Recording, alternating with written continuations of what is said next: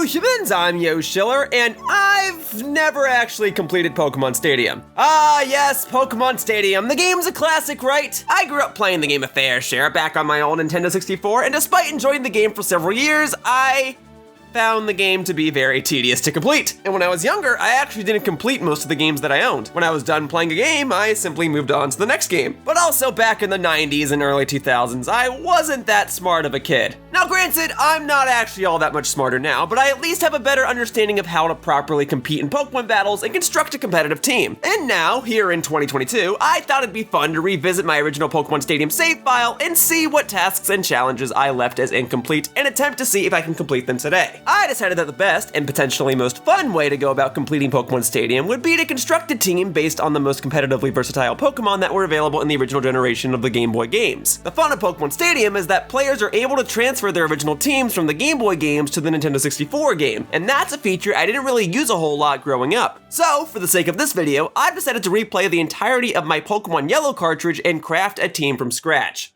Once the team is ready, I would then use that team to take on any and all remaining battles in Pokemon Stadium in hopes of finally completing the game. I also want to point out that I'm trying to do everything as authentically as possible. That is to say, I'm going to avoid using any exploits that exist within the first generation of Pokemon titles that would allow me to gain certain Pokemon or items in less natural ways. See, the original Pokemon games featured a fair share of glitches that would allow players to create teams more easily, and I don't intend to use any of these glitches to my benefit. Pokemon Yellow in particular actually fixed a fair share of these glitches, and that's why I'm using this version of the game rather than Pokemon Red or Blue. Furthermore, I'm going to refrain from any outside help in this game, meaning it's just me. I'm not gonna have any friends come over to my house and trade me their Pokemon, and I'm only gonna stick to what is available within my cartridge of Pokemon Yellow. So if a certain Pokemon, such as Weedle, is naturally inaccessible in Pokemon Yellow, well, then it looks like I'm not catching a Weedle. The idea is that I'm gonna play Pokemon Yellow and complete Pokemon Stadium in a way that the developers likely would have intended. So if I have access to only one TM, I better use that TM on the right Pokemon. If I have access to only one Pokemon one time, then I better make sure I give it the proper moves, so on and so forth. It's my goal to complete these games as authentically as possible. And at this time, I'm not certain what the entirety of this video will look like, but I can only imagine that it will be several hours long. So for your convenience, I've trimmed down my 32 hours or so worth of footage and only included the parts that I thought would be important to this video. And also for your convenience, I shall be providing timestamps in the description down below in case you don't want to see me play Pokemon Yellow and you just want to see me play the Pokemon Stadium challenges. Alright, let's dive into it. Let's kick off the video by seeing where my save file stands in my copy of Pokemon Stadium, and then I'll move on over to Pokemon Yellow so that I may begin creating my new competitive team.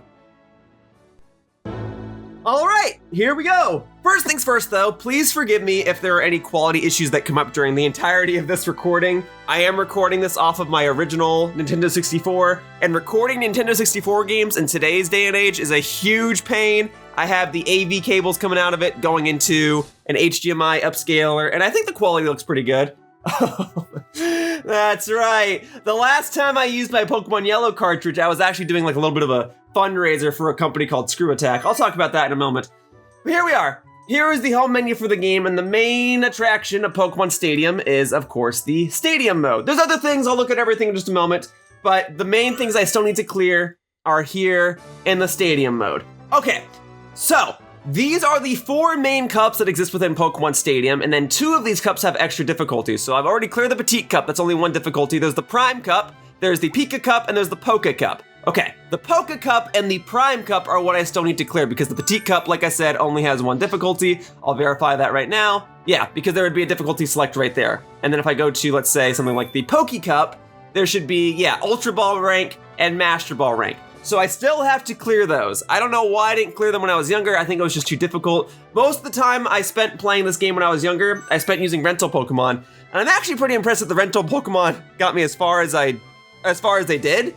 I think with my newfound knowledge as a gamer, I'd be able to do a lot better in today's day and age. But right now, it seems like the main things I have to clear are the Poke Cup and the Prime Cup. 2 difficulties in the Poke Cup, 1 difficulty in the Prime Cup. And then just to verify something else, there's the Gym Leader Castle, which by the way, when I was younger, I had no idea this existed. I just, for some reason, never went to the top left corner of the map, and I just thought the game was just the Stadium mode. I'm not even kidding you. So I didn't transfer Pokemon when I was younger. I only used rental Pokemon. I didn't even use the Gym Leader Castle for the longest time. So I don't know what the heck I did in this game, but eventually, after a year or so of having this game, I did realize there was a gym leader castle, and this is all cleared, so I don't need to do this again. This is the main draw of the game as well. I mean, there's the stadium mode, but this is probably the thing that people remember more is the gym leader castle. For better or for worse, that's already done.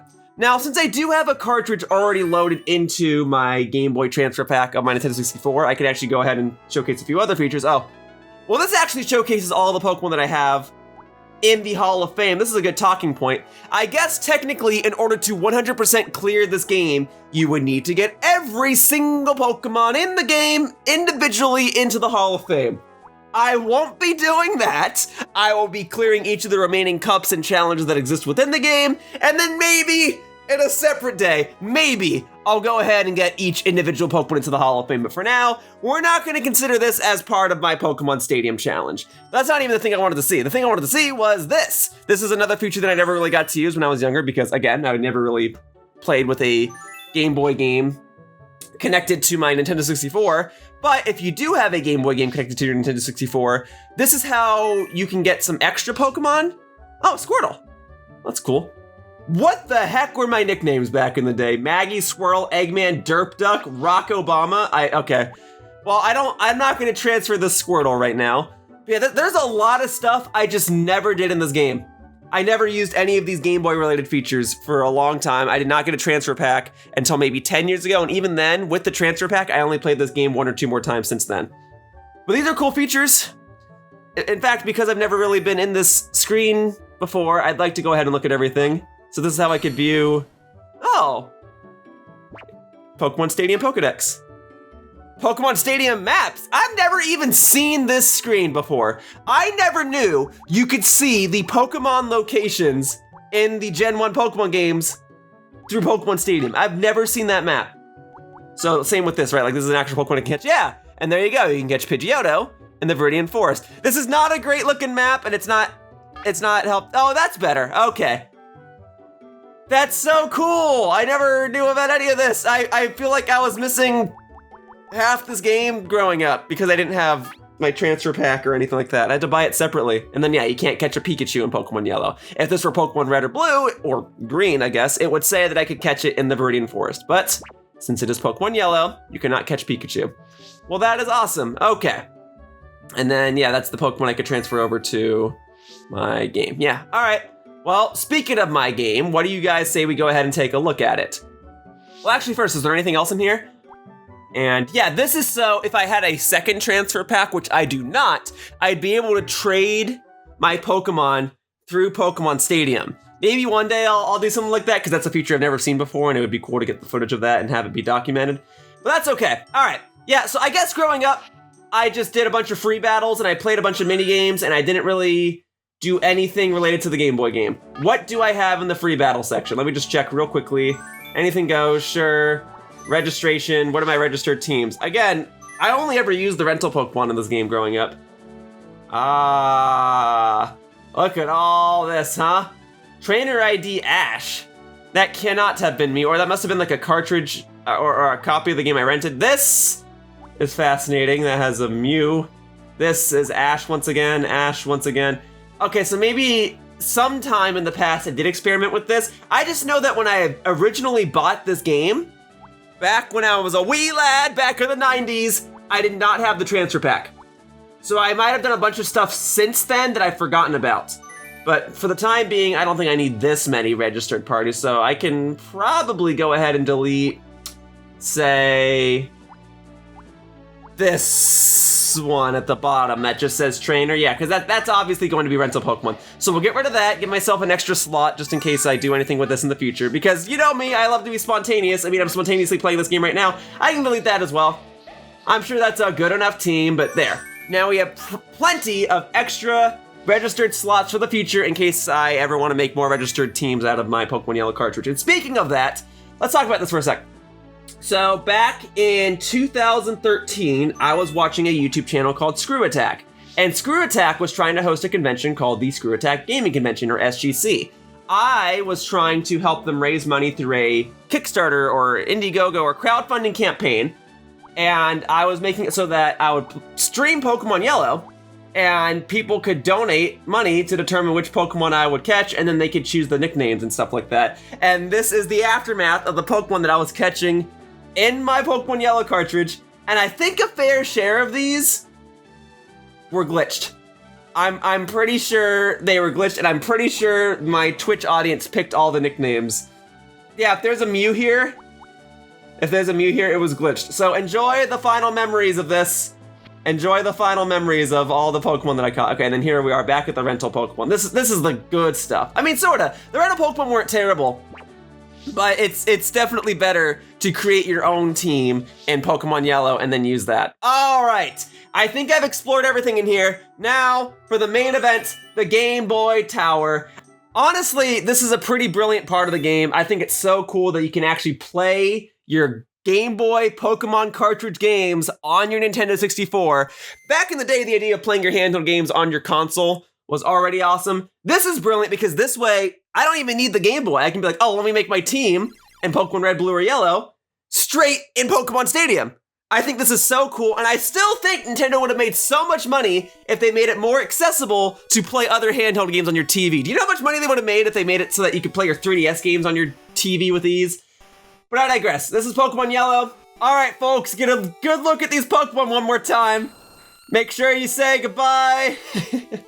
Make sure you say goodbye to Rock Obama. A level 7 Onix. I must have gotten this through some sort of glitch, right? I imagine most of these Pokemon were obtained through glitches. Oh man. Well, make sure you guys get one last good look at these, or how about Link, my Scyther? I got a Scyther? Oh, if it's level 16 though, I probably got that through a glitch as well. Okay, no glitches through this run of the game. That includes you, Chuck Norris. Man, going through this cartridge is like going through a friggin' time capsule. I have not played this in nearly 10 years. All right, from the top, let's make a new save file. Hopefully the video quality is okay. I know that for at least the Pokemon Yellow portion of this video, I have better ways of recording. Hey! I didn't do anything! So like I was saying, from the top, I know that there are better ways to record high quality Game Boy content, but this is what I've got right now, and I think all things considered, the quality isn't so bad. So the fun of Pokemon is that you're able to nickname your Pokemon, right? So I thought a fun naming convention for this go around would be to name all of my Pokemon after M&M flavors, and therefore that makes me... There's no ampersand in Gen 1, huh? That makes me the M&M man! Because I love M&Ms! And since I love M&Ms so much, it only stands to reason that my rival... There you go, now we're talking Skittle. Should the last letter be E or Z? It should be E. Skittles! I mean, I know they're made by the same candy company, but like, come on. If I'm looking forward to M&Ms, and I reach into a bowl of what appears to be M&Ms and it turns out to be Skittles, I'm gonna be really disappointed. Oh yeah, I haven't played this game in maybe 10 years, but it's still buried in the back of my mind. And granted, I've played games like Let's Go and Fire Red since then, but even so, this is a game I simply will refuse to forget. Dude, Professor Oak has to be the luckiest guy on the planet. Dude casually walked into the grass patch just outside of his house and caught the last Pikachu in existence. No sweat, didn't even battle it, just chucked a Pokeball at it and caught the last Pikachu on the planet. Because according to the Pokedex that you guys just saw me access in Pokemon Stadium, there are no other Pikachu available in Pokemon Yellow. Professor Oak just caught the last one right there. So, you know, I played this game before. I know my rival winds up getting this Pokeball and that Pokeball contains an Eevee. And if I had it my way, I'd want the Eevee. But I also know that in the grand scheme of things, he messed up. Because I can at least get another Eevee by the time I get to Celadon City. So instead, Professor Oak will go ahead and give me the last Pikachu remaining in existence. So I get the best of both worlds. So rival, you messed up. You messed up. All right, moment of truth. I gotta nickname the Pikachu. So Pikachu is my main man, my default, right? So it stands to reason that if I'm gonna name all of my Pokemon after M&M flavors, he should be the main flavor. The default. Milk it is. Good job, Milk. All right, now let's go spoil the rival. I'm telling you, Skittles, you messed up. You messed up. I'm about to Thundershock the heck out of you. Let's go. Although, you know Tackle or something, right? So you at least get same type of attack bonus. Ooh, look at that. Oh, we're gonna be fine. Especially if I get that paralysis, we're gonna be fine. Let's go! Almost there, almost there. Tail whip? Oh, that's that's not good. You could actually body me right here. Skittles right here could totally body this milk. If he hits tackle one more time, I'm dead. Oh my god. You messed up! You messed up! You could have taken it there. You could have been the most strategic guy on the planet, but nah. Instead, you got ruined by some milk. There we go. Milk grew to level 6. Good debut battle, Milk. Yeah, now I got my own Tail Whip. You messed up. You could have had a Pokemon that knew Tail Whip and Thundershock. M&M's beating Skittles once again. All right, so now I feel like it'd be most appropriate to start discussing what my battle plan is, what my strategy is for constructing a competitive team in Pokemon Stadium. Well, first things first.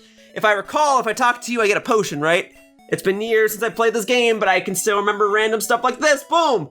Thank you for the potion, which also reminds me, I need to change my text speed. No, there we go, fast. We'll leave the animations on. I know the game's a lot faster if I turn them off, but I mean, I'm gonna be using this as footage, so I may as well showcase some of those attack animations. There we are. All right, 7 minutes into the game, we're off to a good old start. Okay, so I'm gonna try to explain things as though people might not be familiar with the Gen 1 competitive scene. The competitive scene in the first generation of Pokemon games heavily favors Psychic types, and that's because Psychic types only had 2 weaknesses in the first generation of games. That was Ghost and Bug. And the original generation of Pokemon games were programmed incorrectly so that Ghost attacks actually didn't hit Psychic types, and there were only 2 Bug type attacks that could deal damage. And it was like Leech Life and Pin Missile, neither of which are particularly good.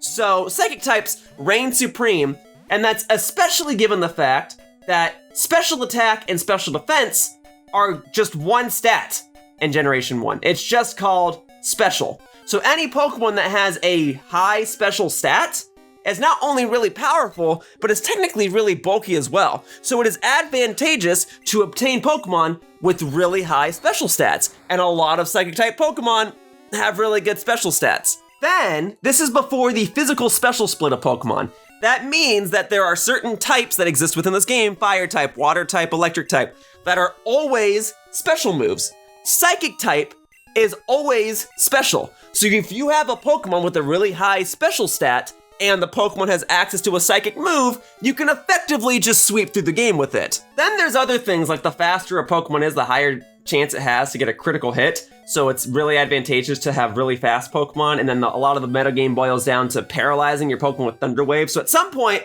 I'm gonna get myself a Jolteon. Jolteon's really fast, and it has access to Thunder Wave, and as soon as I get that Jolteon, I'm not gonna use this Pikachu anymore. I'm using this Pikachu now because that's how I'm starting the game, and it's really good for taking out all these Pidgey. But once I get that Jolteon, this Pikachu's gonna get boxed. I do not have intentions to use this Pikachu to clear the remainder of Pokemon Stadium. But, you know, I'll have it in case I ever do want to use it. If I recall correctly, there's a random old tree. If I go up this path, there's nothing else over here. So I don't know why this is even here. But if you go up to this tree, you can get yourself a potion. So that's handy. I still remember that. I have an extra potion in case I get bodied early on in the game. Now I can heal without having to go to a Pokemon Center or something. Anyway, I was trying to explain before that the best team I can create in a game like this is a team that mainly consists of Psychic types, but not all Psychic types. I'll probably get 2 or 3 Psychic type Pokemon, but after that, I need some Pokemon that will be fast or extremely bulky. So I'm thinking like Starmie, Jolteon, Snorlax, Lapras. I can't get Gengar because I don't have access to trading, which also means I can't get Alakazam. I can get a Mr. Mime. There are certain Pokemon that just absolutely dominate the competitive metagame in Generation 1, and I plan to get a fair share of them. Maybe I'll even get a few extras so I can have some alternates. But as far as this first portion of the game is concerned, my original strategy for the Gen 1 Pokemon games, Red, Blue, or Yellow, was, perfect timing! My strategy was always to catch a Caterpie and evolve it into a Butterfree, because Butterfree gains access to the move Confusion, and that... Come on, Caterpie, you gotta work with me here. Caterpie can evolve into Metapod, which evolves into Butterfree, which learns Confusion, which is extremely useful throughout the game because it's a Psychic-type move. There we go, Caterpie. Bada bing, bada boom. Welcome to the team, you worm caterpillar thingy. Continuing on with my theming of M&M names, you were the second Pokemon I caught, And the second go-to M&M flavor is the peanut M&M. So welcome, Peanut. Welcome to the team. Gen 1 is so interesting to think about because in addition to there being no hold items, so you have to grind for ridiculously long amounts of time, there's also some Pokemon that are just objectively better than others. Like they weren't concerned about properly distributing stats or abilities or whatever to make every Pokemon competitively viable. The framework of the original Pokemon games is, in the beginning of the game, these are the Pokemon you have access to, and then later on in the game, you'll get better Pokemon. Like, compare the stats between Butterfree and Venomoth. Venomoth is literally better in every way, and I might just get one when that time of the game comes. I mean, yeah, I like Butterfree, especially since it has access to confusion. It makes it very useful for the beginning of the game because there's so many poison types and, I guess in this case, fighting types, so I can really sweep through everything and nothing can really stop me. But Butterfree most likely will not stick with me when I actually construct my 6 Pokemon team that's meant for taking on Pokemon Stadium. But as far as the early game goes, Butterfree's probably one of the best things you can get. Nidoking and Nidoqueen aren't terrible Pokemon for in-game playthroughs, but the fact that they're poison type means that they're weak to Psychic, and that means they're not particularly useful to me. Boom! We got level 8 Milk! Oh, Milknose Thunderwave! Oh, you guys are in trouble. You guys are in trouble. I feel like I can confidently take on my rival right now. What's up, man? I've got Milk and Peanuts if you're ready. As a kid, I never did strategies like this. I was definitely one of those kids who played Pokemon, and if a move didn't deal damage, then I didn't want it. And now that I'm an adult, I realize how important moves like Thunder Wave and Growl and Tail Whip actually are. It is integral to me beating Pokemon Stadium, and maybe that's why I didn't beat it when I was younger. Because all I did was spam Thunder Shock or Thunderbolt, and I couldn't beat anything. But now it's like, oh, you gotta use Thunder Wave first. And at least this way, with a paralyzed Eevee whose attack stat has been dropped by 1, I can power through this. Power through. There we go. Goodbye, Eevee. Got my Peanut to level 6. M&M Man defeats Skittles. M&M's all the way, man. I mean, if I did a Skittles playthrough, what would I name my teams? Red? Purple? Nah, M&M's. More fun. They might melt in your mouth, but they'll never melt in your hand, or whatever M&M's slogan used to be. I don't really remember, but point is, I really like M&M's. I think defeating this Caterpie will give enough experience to my own Caterpie to make it level up. Yes, it did! Peanut's now level 7. You know what that means. That means my Peanuts is about to become an even bigger Peanut! Check this out. Boom. This is glorious. The first evolution, guys. I mean, I think that was the idea, right? When they made these original Pokemon games, they gave you these Pokemon at the start of the game because they evolved sooner than others, so you can understand the idea of evolution within the game. But also, this way, because I caught a Caterpie and evolved it into Metapod, now it's a Metapod that knows Tackle. Versus if you catch a wild Metapod like so, perfect timing, right? If you catch a wild Metapod only knows Harden. You catch it as a Caterpie, you can at least have Harden, String Shot, and Tackle. And plus, Harden only raises your regular defense. It does nothing for your special stat. If it did do something for your special stat, Harden would actually be one of the best moves in the game. But since it doesn't, I can do this. No problemo. Goodbye, Metapod. Easy peasy. More experience. Oh, and now my Milk is level 9. That's what I'm talking about. Good Peanuts, good Milk. I think I just need to get Peanut to level 10 because Metapod evolves into Butterfree at level 10, and I think it learns the move Confusion upon evolution. I think it does, or maybe it learns Stun Spore, something upon evolution, but point is, I gotta get it to a Butterfree, and that way I'll have a much easier time getting through the first gym. Which is interesting, because the first gym is Rock type, but none of the Pokemon there actually use Rock type moves, and all the Pokemon there are Ground type, which is the only reason why I can't use Pikachu there. So I have to catch something, and I thought catching Butterfree would be the best option. Ooh, level 9. Ooh, I might even reach level 10 before I even leave the forest. There's only one trainer battle left. No, I mean, there's a couple more wild Pokemon. If I find if I find a wild Pidgeotto, that's good experience. But no need. Go get him, Peanut. The other issue, though, is that I'm actually running out of Thunder Shocks and Tackles, and once that happens, I won't be able to deal damage to anything anymore. I believe I can get past this trainer, beat the trainer, go to Pewter City, heal my Pokemon, and then come back here and fight 1 or 2 more wild Pokemon, and then be good to go. You have a level 10 Caterpie. I don't think it was advantageous to level up your Pokemon that much in the original Pokemon games. I think it was better to evolve your Pokemon as soon as possible. No, that's probably not true. I think Pokemon that evolve through an evolutionary stone, it's beneficial to level them up a lot before you evolve them. But I think in Caterpie's case, there's nothing to be gained. Now, I'm going to go ahead and use a potion. I'm hoping I can harden stall you out. Go ahead and lower my speed. I don't really care about that. I care about being able to defeat you single-handedly, because hopefully I'll get enough experience after doing so to evolve into a beautiful butterfly. Oh man, this is gonna take a little while though. Come on, Peanut, one more tackle, you can do it. There you go. Crush it. There you go. Show that you're superior. Oh, and it wasn't even enough experience to level up. Well, maybe I'll encounter one more Pokemon before I leave, and that'll be just enough experience to get out. Ooh, Metapod versus Metapod. No, I'm switching to Pikachu for this. I'm not stalling that out. I'm almost out of tackles. Here we go. All right, we're gonna go straight into Pikachu. All right, there we go. Boom, baby. Yeah, go ahead, spam that Harden. All right, I got 9 Thunder Shocks. Why did I feel like I only had like 3 Thunder Shocks left? Whatever. Maybe after I defeat this Metapod, I'll get enough experience for my Metapod to evolve, and that will be perfect, and it'll be just in time for me to leave the forest and head to the next town. Boom. Goodbye, Metapod. Okay, tell me that's enough experience. Okay. It was enough experience for Milk to reach level 10.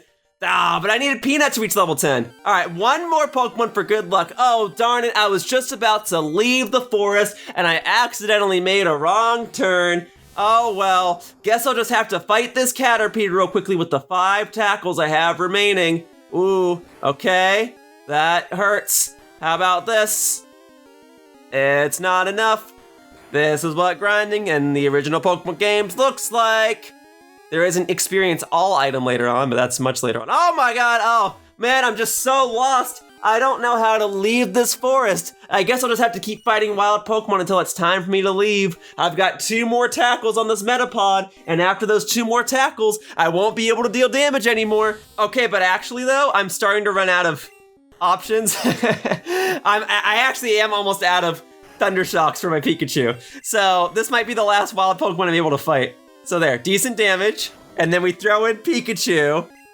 He only has like 2 Thunder Shocks left, right? Let's see. Boom. Okay. And then you use Harden. Oh, I only have 1 Thunder Shock left. This better kill it. Come on. There we go. It's down. Is it enough experience? Finally. Okay, that took a lot longer than I thought. I don't know why I thought it was so close to finally evolving my Metapod, but there we go. Metapod into Butterfree. Cherish this evolution. Cherish the debut of this beautiful butterfly. Cherish the creation of this beloved creature, Butterfree! Peanut the Butterfree, and it did learn confusion upon evolution. All right, time to go sweep the first gym with it. Hey guys, don't mind me. I'm just gonna crush you all with my butterfly. You don't gotta worry about that. You're still light years from facing Brock! That's what you think, kid, but I've got the power of foresight! Here, kid, check this out. Confusion. Welcome to Gen 1. All right, you're faster. Yeah, but I'm also a fully evolved butterfly that knows a psychic type move, and you're confused. Man, Pokemon makes me such a bully. I'm so sorry. But I'm also kind of enjoying the fact that I'm just gonna school on these guys because I now have the knowledge of being an adult in this game. All right, you hurt yourself in confusion, that's good. Butterfree's gonna crush this. Here we go, boom. Nice. All right, Sandshrew, send it on out. Here it is, the rock type gym with a trainer that uses exclusively ground type Pokemon. All right, Brock. Didn't you have your shirt off? I swear he wasn't wearing a shirt in like Pokemon Red and Blue. Maybe they updated that. It's the same pose, but I swear he just wasn't wearing a shirt. All right, we're gonna go straight for Harden first, just in case. Look at me being tactical in the first gym of the game. And then we're gonna go for Harden again, just in case, because I think you're only gonna use Tackle, right? Yeah, there we go. Boom. All right. And then that ought to do it. And then we'll confuse you away. Oh, look at that damage. And you got confused. Oh, I'm getting so lucky. Okay, well, you didn't hurt yourself in confusion, so I guess I'm not that lucky, but this is still doing it. Here we go, boom. Nice, critical hit, I'll take it. Or just say that you hurt yourself in confusion. All right, now here's the big boy. Here's the Rock Obama.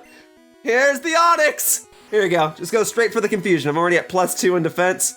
And you're confused. I don't know why I keep getting lucky with this. Bide, oh, okay. I gotta take you out before you can hit me with that. So we'll go straight for Harden, because that way, okay, that way I'm not dealing damage to you. There you go. Yeah, because if Butterfree dies, I can't win because Pikachu can't damage you. So I go for this. And anytime you use Bind, I'm just gonna stop attacking you. Oh, Bind, that's a different move. That's a much more broken move in Gen 1. Well, thank goodness I'm faster than you. Yeah, Bind sucks, Bind's really great. It sucks to be hit by Bind because you can't do anything. You can't switch out, you're stuck in the Bind, and it takes a turn to break free. So if your opponent is faster, you're just stuck in it. So it's actually advantageous to have a Pokemon that knows Bind or Wrap. And I might get something later on, but there we go. First badge done. It took me like an hour? Golly, this is gonna be a long video. So I just unlocked another childhood memory. This specific trainer right here, he says, hey, I met you in Viridian Forest, which is nonsense because you never re-challenge any trainer in this game, but I like the idea. Hey, you know, you're fighting a trainer you fought all over again. But then this specific trainer, he's the only trainer in this game to have a Weedle. And I remember, because I was like, wait, I fought him in Viridian Forest, which trainer was he? I didn't fight anybody that had a Weedle. Because you can't get Weedle in Pokemon Yellow, and that messed me up. I didn't even think about that. I don't know why. I'm glad you could get Caterpie and get a Butterfree that knows Confusion, but it just messed me up that you couldn't get a Weedle. I just thought that was so funny. Oh yeah, and then there's this friggin' guy. This is the guy. This is the guy. Hi, I like shorts. They're comfy and easy to wear. Oh yeah. And then you just engage in a Pokemon battle with him. Great. What's your name? Youngster, that's right. I don't have names yet. Oh, it looks like I lied, folks. This guy has a Weedle too. But my point still stands. When I was younger, I was psyched out by the fact that you couldn't catch a Weedle in Viridian Forest in Pokemon Yellow. And the fact that one other trainer was like, I saw you in the forest. I kept wondering to myself, how do you get a Weedle in this game? And then I learned that you can't. I was like, but I got a Weedle in Pokemon Red, without understanding that there's different available Pokemon in each game, and that was the whole point. I didn't understand that when I was younger. I don't know. Thanks a lot, Weedle. Even if it was in this game, I wouldn't use it anyway, but it's just things to think about. All right, so I'm about to approach Mount Moon, or I am approaching Mount Moon. While I'm inside Mount Moon, I need to obtain a Clefairy, because in this game, you can trade Clefairy for a Mr. Mime. Now, the only issue is that Clefairy, I think, is only found on the bottommost floor of Mount Moon, meaning I have to climb down one of those ladder areas and hunt around for a Clefairy, and I don't have access to repels or anything like that, so I just have to find it naturally. I think it's a 5% chance. It's not terrible, and I can grind on the other Pokemon in the meantime. Oh yeah, before I leave, is it you? No, it's not you. Although I don't really remember why that little clipboard is there, but it's you! You are the Magikarp salesman. I will go ahead and buy this delicate Magikarp off your hands so as to have it. And since it's the third Pokemon I've obtained, I suppose I should name you Triple, because there's a triple chocolate M&M's flavor. You're the third Pokemon I got. You're the triple threat. Pikachu, Butterfree, and Magikarp. We're gonna crush this. All right, so I'm not actually gonna use the Magikarp, but would rather have it than not have it. Anyway, fortunately for me, both Pikachu and Butterfree are actually really good here in Mount Moon, because Pikachu is really strong against the Zubats with its Thunder Shock, and Butterfree is really strong against the Zubats with its Confusion. And then there's also Paris down here, which Butterfree can take care of thanks to Confusion. So I really just have to hunt for a Clefairy. If possible, I would love to get a second one, because that way I could evolve that second one into a Clefable, which, if I recall, is actually a pretty decent Pokemon in Gen 1, because it's kind of bulky, but I mainly need a Clefable because you can trade it for a Mr. Mime, so that way I could have a Psychic type before I get to the third gym. So, and I think Mr. Mime will actually be a pretty crucial member of my team. It would be the first actual member of my team for my Pokemon Stadium competitive team. Oh, frick, I forgot that you were standing right there. All right, so I'm on the bottommost floor, which is where, if it's not the only place Clefairy can spawn, it's the highest chance to have Clefairy spawn. And if nothing else, I can grind against these Zubat with Pikachu and Butterfree. Now, I do not remember if Generation 1 has any form of EV training. If it did, I believe Zubats would give off speed EVs, which is useful. Oh, frick. I'm okay. But anyway, I'm gonna look around here for a Clefairy. The sooner I find one, the better. And then I will move along. And Mr. Mime will soon become the first official member of my M&M Pokemon Stadium team. Come on, tell me this is Clefairy right here. Doggone it. Oh, frick! I realized I didn't fight you. All right, fight you real quickly. No big deal. Extra experience, extra money, all that good stuff. I did just spend a fair share of money on that Magikarp, so it would be nice to get my money back. Aha, see? All right, you see what she has right there? That's what I want. All right, back down to the Clefairy hunting, unless it wants to spawn right now. Paris? Nah, that's okay. I'd rather not have a Parasite right now. In fact, I don't think I'd ever want to have a Parasite. Ever. It's so funny how awful Paris and Parasect have always been, because not only are they 4 times weak to fire and flying, but in later Pokemon games when abilities were added, their ability makes it so that they're actually 5 times weak to fire, and in Gen 1, Poison is super effective to Bug and Grass, which means it's 4 times weak to Poison as well. It's awful. Paris and Parasect, please find better Bugs and Grass types. Butterfree's so much better. Get yourself a Butterfree. Oh man, overworld encounters are such a good feature in modern Pokemon games. I mean, it's all part of the process. Sometimes I have good luck finding a Pokemon, sometimes I don't. But look at that, I've been grinding so much, my Butterfree is now old enough to drive a car. It really puts it into perspective how much easier of a game Let's Go is, huh? Although I am able to grind more easily. Hey, there it is! All right, but now I'm so strong, I feel like if I touch you, I'll kill you, so... Let's go straight for the Sleep Powder.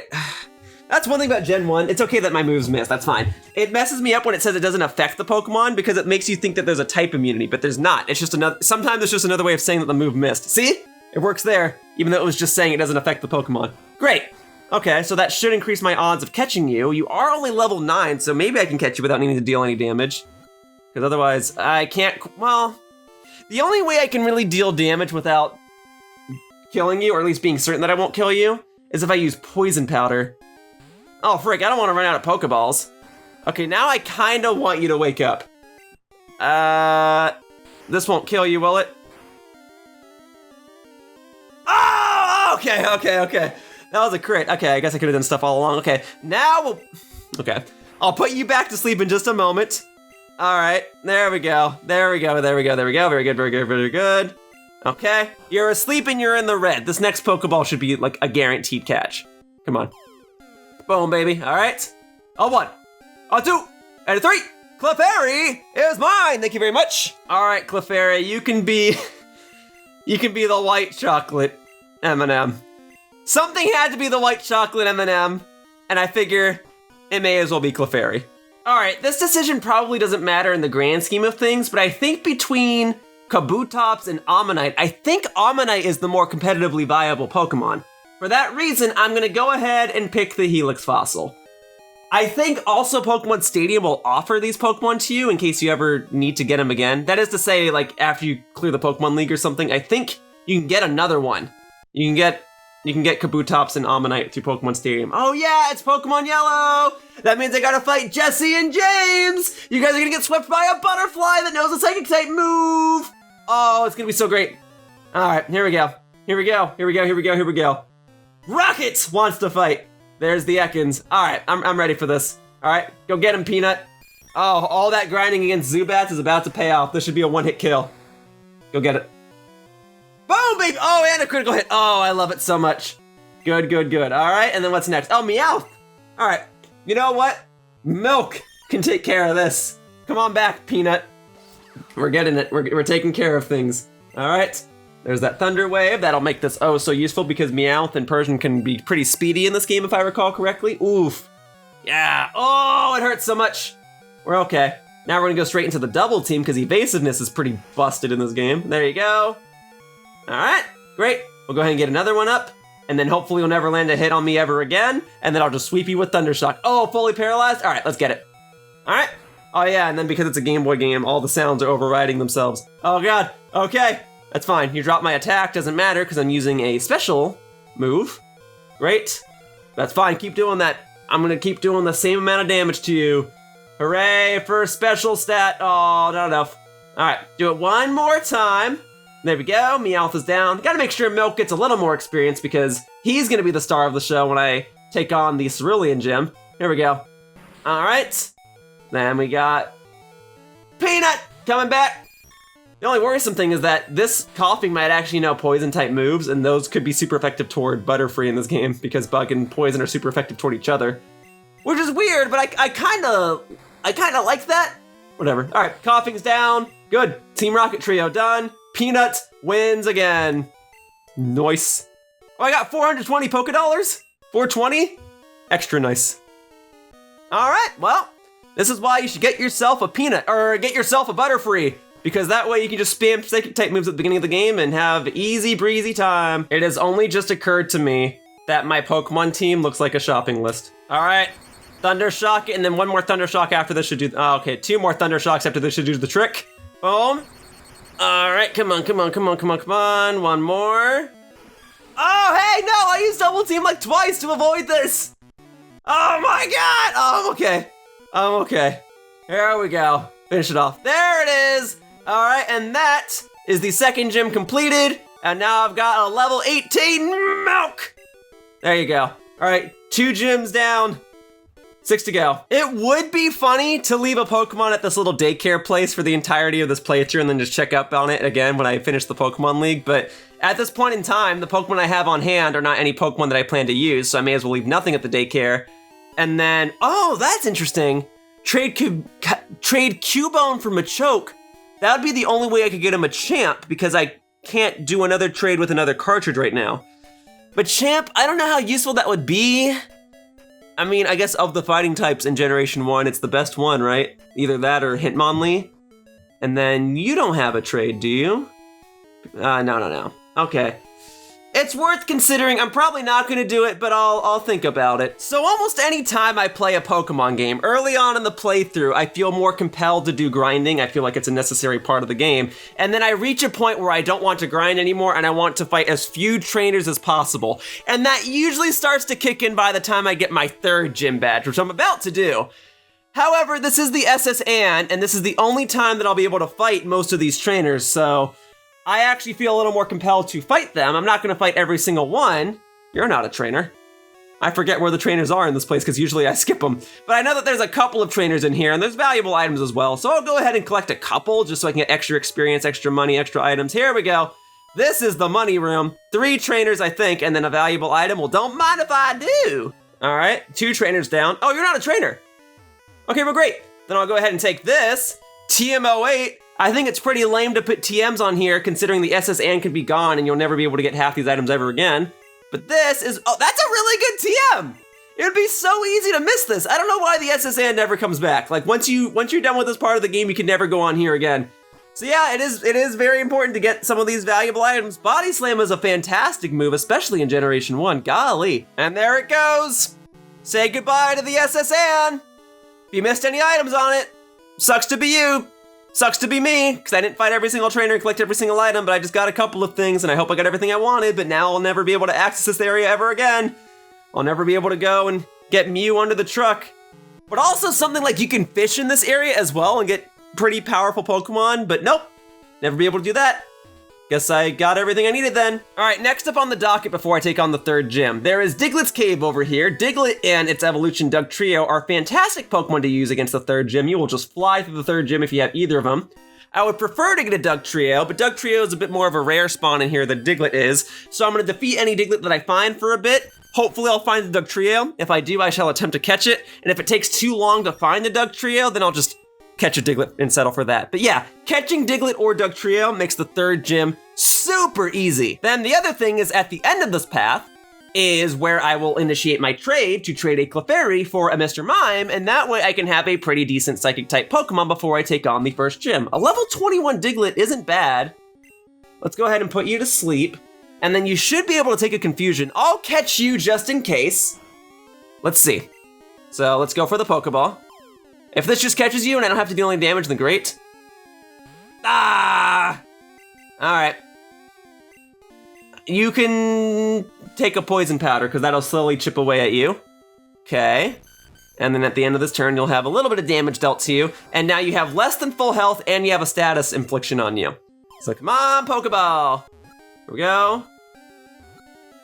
That'll do, just had to do a little bit of damage to you. All right, Diglett, welcome to the team. If I catch a Dugtrio, I will replace you immediately, but for now, level 29 Diglett, I will take it, thank you very much.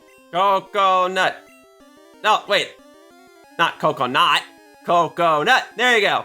Coconut M&Ms. Diglett, welcome aboard. Oh frick, yeah, because I poisoned you. Oh no, I shouldn't have poisoned you. I should have just put you to sleep. No! All right, I made it out of the cave at the cost of having a poisoned Diglett cause my screen to flicker every couple of seconds. Man, am I glad that that feature's not in the game anymore. All right, and then here's where I do my trade. Oh, I guess, it's probably with the kid at the top. You want a Clefairy, don't you? I'm looking for a Clefairy. You want to trade one from Mr. Mime? Yes! Normally, I'll be honest, I don't care for Mr. Mime, but since this is Generation 1, it's pretty darn good. And here, now I can actually show what an in-game trade looks like. So there's your Clefairy. The only unfortunate thing about this is that I can't choose the nickname. I would love to have this Mr. Mime have a nickname that corresponds with the flavor of an M&M, but it also teaches you that you can't change the nickname of a Pokemon that's been traded to you. There you go. You send Mr. Mime. Trainer waves farewell as Mr. Mime is transferred. Wow, trades took a lot longer in Gen 1, didn't they? Or maybe it's the same amount of time. I don't know. But there you go. There's Mr. Mime. One of the only times you'll see me use one. But there you go. I think it's called like Marcel or Murphy or something. It's named after a comedian, I think. Or a famous clown, I think. Clefairy for Mr. Mime. Hey, thanks. Thank you. Oh my god. All right, let's look at Mr. Mime. Miles, named after Miles. But you know what? At least your name starts with an M. I was close enough on that front. There you go. Psychic Pokemon knows Confusion and Barrier, but the important thing is that it knows Confusion.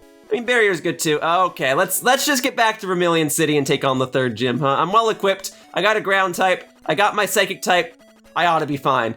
But Miles is now officially the first member of my Pokemon Stadium competitive team. So this'll be great. I should have healed in Pewter City, but whatever, I'm already committed. Going back to Diglett's cave now. Ah! Now, if I recall correctly, Diglett should be able to learn Cut. That's the other reason I wanted to get it real quickly. So that's actually some pretty good game design on Game Freak's part for making it so that you can get a Pokemon that helps you with the gym super quickly and getting a Pokemon super quickly that can help you access the gym in the first place. So boom, there we go. Now the question is, how long do you folks think it's going to take for me to do the trash can puzzle? Let's see, how about this one? Oh, okay. And then it should be an adjacent trash can. Oh yeah, that's what I'm talking about. That only took like 30 seconds. Although I could stand to get some extra experience and extra money from the trainers in here. So, especially since Mr. Mime is now an official member of my team, I plan to use this. So we'll put Mr. Mime in the front and then we'll switch to Coconut or something and start sweeping everybody's teams. I forgot everything in this gym, new Sonic Boom! Ah! Oh my God, okay. All right, well, I would love for Miles to be able to land the KO. Can Miles do it? Sonic Boom I can't even speak. Sonic Boom only does 20 damage. Oh, and I dodged it. Come on, Miles. Crush this Magnemite, it's not Steel type yet. And, woo, enough experience to make you skip a whole level. You're straight to level 12, my good man. Awesome job. All right, Lieutenant Surge. Prepare to die. 10 hot. Welcome to the Vermilion Gym! Will you look at that? A pint-sized challenger! Ha ha ha! You got big and brassy enough to take on me with your pretty power! A Pokemon battle is war! I'll show you civilian! I'll shock you into surrender! Although, if I recall correctly, in the anime, he sounds nothing like that. He has like a deep voice and he's really tall, isn't he? He's like big. He's like 6'8" or something absurd. And then because this is Pokemon Yellow, he only has Raichu. Okay, I would like to have a safe switch over to Diglett. So let's go ahead and send in Magikarp. See, I knew getting this old fish was a good idea. All right, I cannot do anything. I just need you to take out Magikarp, please. Come on, it's so easy. Please, I am the weakest Pokemon in the game. Just take it out. Oh my God. Please. I'm about to have a stroke. Please, just take it out. Thank you. Oh my lordy. It's the easiest Pokemon in the game to defeat and you growled at it 3 times and missed 3 other times. There, and a critical hit. There, now you're super sure that it's dead. I feel like winning now. Okay, Growl is smart, but I think one more dig ought to take you out. There you go, is that enough? Boom, it is, and a critical hit. I will gladly take that, thank you very much. All right, it's 360. Level 13! My Mr. Mime is a teenager! Now it's more deserving of the Mr. in its name. Good job, Miles. Good job, Coconut. And then he's gonna give me the TM for the Thunderbolt.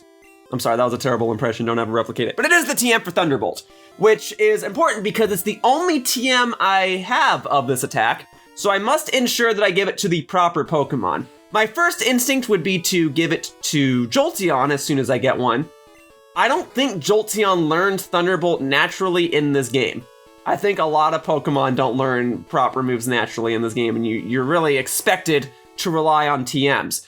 Alternatively, I also want to get a Starmie and a Lapras, and I think they can both learn Thunderbolt, but they can also only both learn it through TMs. So I have to be careful, because there's also the TM for Thunder, and there's only one of that, so something's gonna get Thunderbolt, and something's gonna get Thunder, and I'll really have to see who's gonna get what, but that's just what the developers intended, so that's just how things are gonna have to be for a bit. Back in the day, I didn't know this was how you got Flash. In fact, I don't even think I recalled that Flash was a move in this game. So I actually got through all of Rock Tunnel in the dark, and I think I could still do it to this day, get through Rock Tunnel in the dark, but it is advantageous for me to have the move Flash because lowering my opponent's accuracy could be very crucial to me winning a battle. Let's see. I only have 8 kinds of Pokemon! Alright. Well, I'll go back to the early routes and catch 2 Pokemon real quickly. I guess it gives me an excuse to get these items. Okay, the HP up. And then there's one more item down here. The Moonstone! I don't think I'm gonna use any Pokemon that utilize a Moonstone, but I guess this would be a good opportunity for me to go catch each type of Nidoran. Yeah, I think that's a good idea. Get 1 Nidoran male and 1 Nidoran female just in case. Oh yeah, and while I'm here, I can go ahead and get this. I think he gives you the TM for Sleep Talk, which is not a particularly useful move for me. I mean, if I'm gonna get a Snorlax, my Snorlax will know Rest, and Sleep Talk is useful there, but it's really not that useful. Unless he gives you the TM for Rest, but I think it's the TM for Sleep Talk. There's a lot of weird TMs in this game. Like there's a TM for Payday, but I think only like 3 Pokemon can learn it. It's weird. All right, place your bets. How long do you think it'll take for me to find a Nidoran, male or female? The sooner the better, obviously, because the sooner I can move on to the next task and the less recording space I have to take up. Hey, a Nidoran female! Nice, level 2. I should probably just chuck a Pokeball at it because I'm convinced I will kill it otherwise. Here we go. Just stay on the ball and let's make this easy. Yay! I love it when things just work! You can be Mini, named after those mini M&Ms they sell from time to time. I love just having a handful of those every once in a while. All right, now how long to find the Nidoran male?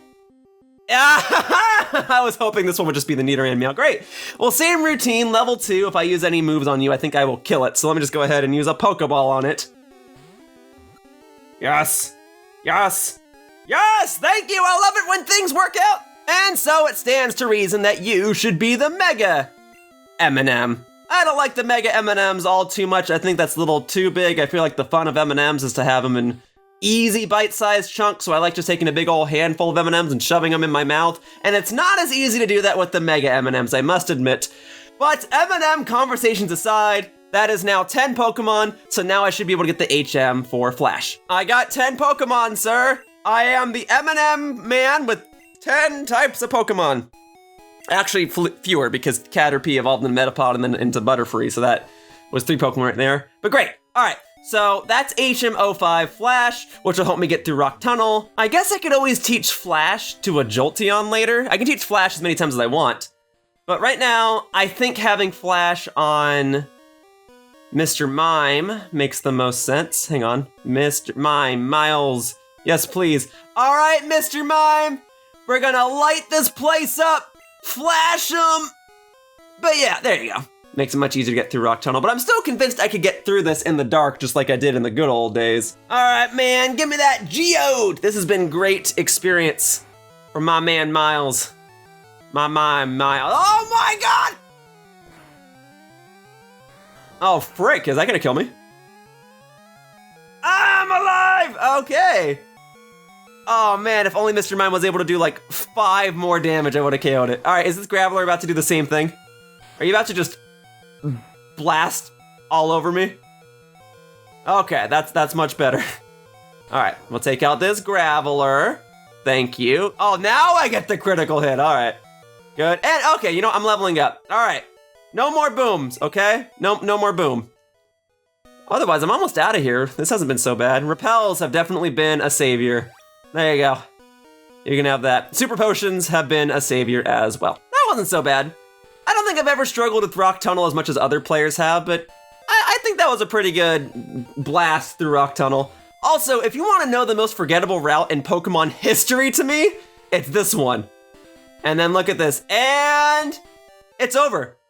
I don't even know what route number that is. I know there's maybe 2 trainers on that route. I couldn't even tell you what Pokemon they use because I don't think I've ever fought them in my life. This was actually a really good route for grinding. Just because there's a lot of poison types in this game, but it makes it easy to grind and it just makes psychic types so powerful. Ooh, sand attack, yes please. All right, let me see. Frank, no, what did I delete? No! No! I mashed A. I mashed A too quickly. I mashed A. I just deleted dig. I effectively just made my Diglett worthless. So it is now my goal to get to the next town, which is Celadon, and then gain access to Saffron City, so I can sooner get back to Vermilion City, so that I can sooner get a replacement Diglett. Doggone it, that's what I get for mashing. The one move I didn't want to delete was dig, and that's accidentally what I wound up doing. Golly, man. Guess I'm gonna have to get myself another coconut. Look, it's not like I need a Diglett or a Dugtrio, but it's a good backup Pokemon to have, right? And it feels a little, I feel bad doing this. I'm gonna have to release this Diglett, so that way I don't get it confused for another Diglett. So we're gonna deposit you. Okay, and then we're gonna release you. Sorry, buddy. If you don't know dig, I just can't, I have no use for you right now. I know you can eventually learn Earthquake, but I don't remember if that's through TM or if that's through level up in this game. All right, let me go spend my money on drinks. And then I gotta give one of each type of drink to the little girl that's over here because she gives you, actually, I think she gives you some pretty good TMs. I think she gives you Hyper Beam or something, doesn't she? Okay. But even so, we gotta get a fresh water, a soda pop, and a lemonade, so I can give these to the security guard so I can cut through Saffron City. And I mean, I'd have to do this at some point anyway. I have to go to Saffron City to progress onward with the game, but I just didn't think I would mess up my Diglett that badly. And we'll get a second soda pop. I guess I could have gotten a second fresh water because it's the cheapest, but I needed to have a second of some drink. So I give one of each type to her. Great. There's your fresh water, ma'am. TM13, we'll see what that is in just a moment. Oh yeah, see? Ice Beam is extremely useful. Okay. And then we'll give you soda pop. Okay. Rock Slide, yeah, these are all fantastic. And the Rock Slide's like the only rock type attacking move in the game. Oh, frick, I bought 2 soda pops, I accidentally gave her another one. Okay, give her a drink. Give her the lemonade. I think the lemonade, you get Hyper Beam. Let's see what this is. It is Tri-Attack. Okay, that's okay. It's not as useful in this game because it counts as a physical move, but it does have the ability to inflict paralysis, burn, and freeze on an enemy. And it's one of the few moves that can inflict freeze on an enemy in this game. So in that regard, it's useful. And also because this is Gen 1, I think it actually is faster for me to go up and down the stairs than it is for me to take the elevator. Later Pokemon games, there's like a separate animation for you to actually go up the stairs. So I feel like it takes longer, but Gen 1, because everything's loading in super quickly, I can just go anywhere I want. And speaking of going anywhere I want, let's go to Saffron City, baby! Let me give this one security guard a soda pop, and that will allow me to sneak right by him. There you go. I can have this drink. Gee, thanks. There you go. And then he's gonna be unsanitary and he's gonna share it with the other guards. So I never have to give anyone another drink ever again. But there you go. At least I got you a soda pop. I got you the good stuff. All right, this time I can at least be a little more strategic because I can throw up a repel. And Dugtrio only spawns as a level 29 Pokemon. So with a level 27 Pokemon in the front of my party, I should be guaranteed to encounter a Dugtrio if I encounter anything at all. And Dugtrio will be a lot more useful because when I catch it, it'll count as another addition to the Pokedex, if that's relevant to me at all. And I mean, Dugtrio being the evolved form of Diglett means that it just is going to be an all-around better Pokemon. So, I don't know if I'll need a Dugtrio. Would rather have it than not have it. Here we are. This should be a Dugtrio if I'm correct. I don't think you can get like a level 27 Diglett in here. Boom! Dugtrio, level 29, right? Is my memory correct? Yeah, it is. All right. So we got Mr. Mime. I don't know if I'll KO it. I don't think I will. I think I should be safe to deal damage to it, but just in case, let's go ahead and flash it. Flash it, Mr. Mime! Flash all 3 of them! All right, yeah, go ahead and use Growl, I don't care. Boom, this should not kill. Oh, I can use another one and get away with it. And if I accidentally KO it, it's not a big deal because I no way I'm gonna reach level 30 right now, so I can just get another one. So boom, Pokeball, great. Actually, I should have checked to see if I could have purchased Great Balls while I was in Celadon City. I think that's where you can start buying them. That's okay. I think I should be able to catch a Pokeball, or I should catch a Dugtrio and a Pokeball, because that's what I used to do when I was younger. Although the ball isn't even shaking. Okay, we're gonna switch over to Peanut, so that way Dig doesn't connect. And then, this is probably a good idea anyway, because I need to put it to sleep or poison it or something. So let's try Sleep first. Okay, give it 1 moment. Okay, Peanut, I need it to connect here. Good, Butterfree. All right, here we go. Item, Pokeball, great. All right, this should catch it. What? All right, guess we're gonna go for Poison Powder next time so I can deal just an itty bitty amount of damage without KOing you. Oh my goodness. Gen 1. All right, we're gonna try one more Pokeball. I'm gonna keep trying Pokeballs till you wake up. Because after that, yeah, it's not even shaking. Because after this, I'm just gonna go and buy Great Balls. I don't know if I need to buy Great Balls, because I don't think... Well, okay, I'm gonna need something to catch Snorlax. I think every other Pokemon I'm gonna want is gonna be given to me. Or it's gonna be in the Safari Zone. Wow, you are asleep for a long time. I forgot that in Gen 1, sleep could last this long. All right, and there you go. Then you have to spend an actual turn waking up. Man, sleep was busted. Okay, so I've got 4 Pokeballs left. Hopefully this will work. Okay, but then the poison will deal a little bit of damage this turn. Okay. Okay, you can actually take another turn of that, and thankfully I can chuck a ball at a Pokemon that's buried underground. And there we go, that's all it took was that little bit of chip damage from the poison for the ball to shake 2 more times. Okay, cool. So, I got the Dugtrio, and since you are the successor to the Diglett I caught earlier, it only makes sense that you are the new and improved Coconut M&M flavor. Welcome to the team, Coconut! All right, now let's get back to the task. Oh, that's right, I poisoned it, which means my screen's gonna keep flickering. Doggone it. All right, let's go get Eevee. So Eevee is one of my favorite Pokemon of all time, and Jolteon actually is my favorite Gen 1 evolution. It just so happens to also be the best one. So since Eevee is one of my favorite Pokemon, and by proxy, Jolteon is one of my favorite Pokemon, it makes the most sense to name Eevee after my favorite M&M flavor, which is the crispy M&M, my all-time favorite candy. I love it so much. Jolteon, crispy, it'll be great. All right, welcome to the team, Crispy. So now I have officially 2 Pokemon that I plan to use in my competitive Pokemon Stadium team, those being Mr. Mime and Jolteon. I admit that I never thought I would have a combination of Mr. Mime and Jolteon on any Pokemon team, but since this is Generation 1, this ought to be handy. Also, I overshot my exit. Give me 1 second. All right, so I may as well evolve my Eevee into a Jolteon now. I don't think there's any moves that Eevee would obtain through level up that would be beneficial to my Jolteon. So I may as well evolve it. Although, if you guys want to see something, you guys can't give a Thunderstone to Pikachu in this game, because it's Pokemon Yellow! So your specific Pikachu will never evolve, which means the only thing you can give a Thunderstone to is an Eevee. So there you go. Here we are, Crispy! My favorite M&M! There you go! Nice! There it is, Jolteon, one of the fastest Pokemon in the game, and by proxy, one of the most useful. And now that I have this new, fresh Electric-type Pokemon, Pikachu, I won't be needing you anymore. Yeah, yeet. Goodbye, Milk. Golly, I forgot that Pikachu sounds so sad. But you know, it's a little symbolic, right? I named my Pikachu Milk, and as you get older, and as you grow more experienced, you don't have as much of a need for milk. Oh yeah, remember this guy? Who could forget this guy? This gym is great, it's full of women! Yeah, you know what else is weird about this gym? The building portrays this gym as being a very horizontal place, but the actual gym is very vertical. Also, normally when I play this gym, when I'm doing a more casual playthrough of this game, I'm actually just kind of speedrunning it, and I actually never fight these trainers here in the middle. But now, since I'm actually benefiting from gaining experience and making my Pokemon strong for the sake of a challenge, I feel more obligated to fight the trainers in the middle, especially because the grass-type Pokemon in this game are often part poison-type. The exceptions are Execute, and Tangela, and Paris.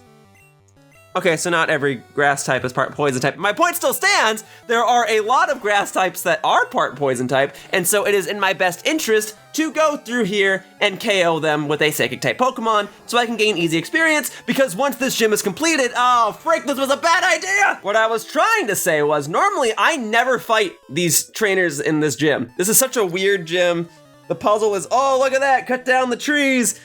You got to the gym leader, good job. But since I won't be able to fight these trainers after I defeat the gym leader, I find it crucial that I fight these trainers now and get whatever experience that I can. Real talk, I don't think I've ever fought this trainer over to the right in my entire life. Because there's 2 trainers on the right side, but only 1 trainer on the left side, and so when I'd casually play this game, I always went to the left side because there were fewer trainers that way. So I have no idea what you even have. Oddish, great. Guess what? I'm gonna send in Jolteon real quickly, and then switch it back out, and then I'm gonna sweep the rest of your team with a Mr. Mime. How does it feel to have this beautiful garden of a gym with all of these luscious grass-type Pokemon, and then a Mime comes in and just wrecks all of it? All right, Erica, what do you think of Mimes? I think Erica would like Mimes. Isn't she normally like really relaxed and chill? I think she would enjoy Mr. Mime. All right, there we go. All right. Oh, frick, not all right. All right. All right, let's go. No, not all right. Oh, all right. All right, finally. Get Mime done. Okay, I'm gonna need another second. Okay, good. Get Mime done. Much better. Easy peasy. Boom. And nobody gained a level up. That's okay, I got a badge. Half of the badges now in the game. Good stuff. All right, important decision. I've decided that Jolteon's gonna be the one to learn Thunderbolt because it can be a lot more useful for the next portion of the single player campaign because I'm about to do the Rocket Hideout. And it doesn't learn another electric type move besides Thunder, and that's at like level 50. And I think I'd rather have it have Thunderbolt than Thunder. So what's important is that it knows Thunderbolt and Thunder Wave, and through level up, it will learn Pin Missile, which is useful for taking on psychic types. All right, and then this is another nugget. TM07, ooh, glad I got this. And what TM might TM07 be? This is Horn Drill. Dude, the TMs in this game were so weird. And then Team Rocket Battle, right? Or specifically Jesse and James Battle. Yeah, here we go. You guys messed up picking poison types as your go-to Pokemon. If you guys really wanted to take over the world, you really should have gone with psychic types. Boom, check this out. So much better with Doug Trio. There it goes. Goodbye, Ekans. Looks like Team Rocket's digging in their own holes again. All right. Oh, they actually do say the line. I wasn't aware. Well, cool. And then if I recall correctly, there's an item down here, right? There's something down here. Yeah, what the heck is this? Iron? Well, don't mind if I do. The best way to counter one of the fastest Pokemon in the game is with another one of the fastest Pokemon in the game, paralyzing it. Although, I think the fastest Pokemon in the game for Generation 1, and I think even Generation 2 by technicality, is Electrode, also an electric type Pokemon that can learn Thunder Wave. However, Jolteon I think is better because its special stat is higher, so you can deal more damage. Okay, Growl, I'm not even worried about that. I was concerned you'd use Slash and get critical hits for days because that is what Persians tend to do. So there we go. Go get him. Done. Cool. Boom. Giovanni. Defeated! All right. So, Gen 1! I mean, granted, this is a problem in other Pokemon games too, but Gen 1 is a lot more obnoxious. Let's see. Which TM is this? Mega Drain? No, I should hang on to that, shouldn't I? No, I can't give this to Butterfree. I mean, you know, maybe Butterfree will be a useful Pokemon for me in the future. Horn Drill? I'm probably never gonna use this TM. Oh, I feel so dirty tossing a TM though. Like I could toss the Water Stone and get another one, but I bought the Water Stone because I know that I'm gonna get Staryu in the future. Gen 1, I love you, but oh man. So many decisions are a product of the time, huh? And I think the fastest way out of here is to go to this floor. I don't remember. Note to self, the best place to grind for experience for Psychic type Pokemon is this tower because the Ghost type Pokemon can't do anything to you. Oh, and then I can just keep healing right there. Oh, it's so perfect! And then what is this? A nugget? Well, don't mind if I do! Oh, okay. That's the first time I've seen myself pick up an item and then immediately encounter a wild Pokemon afterward. But it doesn't matter because it's not like you can do anything. Oh, I genuinely forgot that you fight Jesse and James here. I remember there were like 2 Team Rocket battles that you normally do in here. I forgot this is where you fight Jesse and James. This one feels weird because it's so soon after the last battle I just did with them. Oh, whatever. I'm ready for a repeat performance. Gen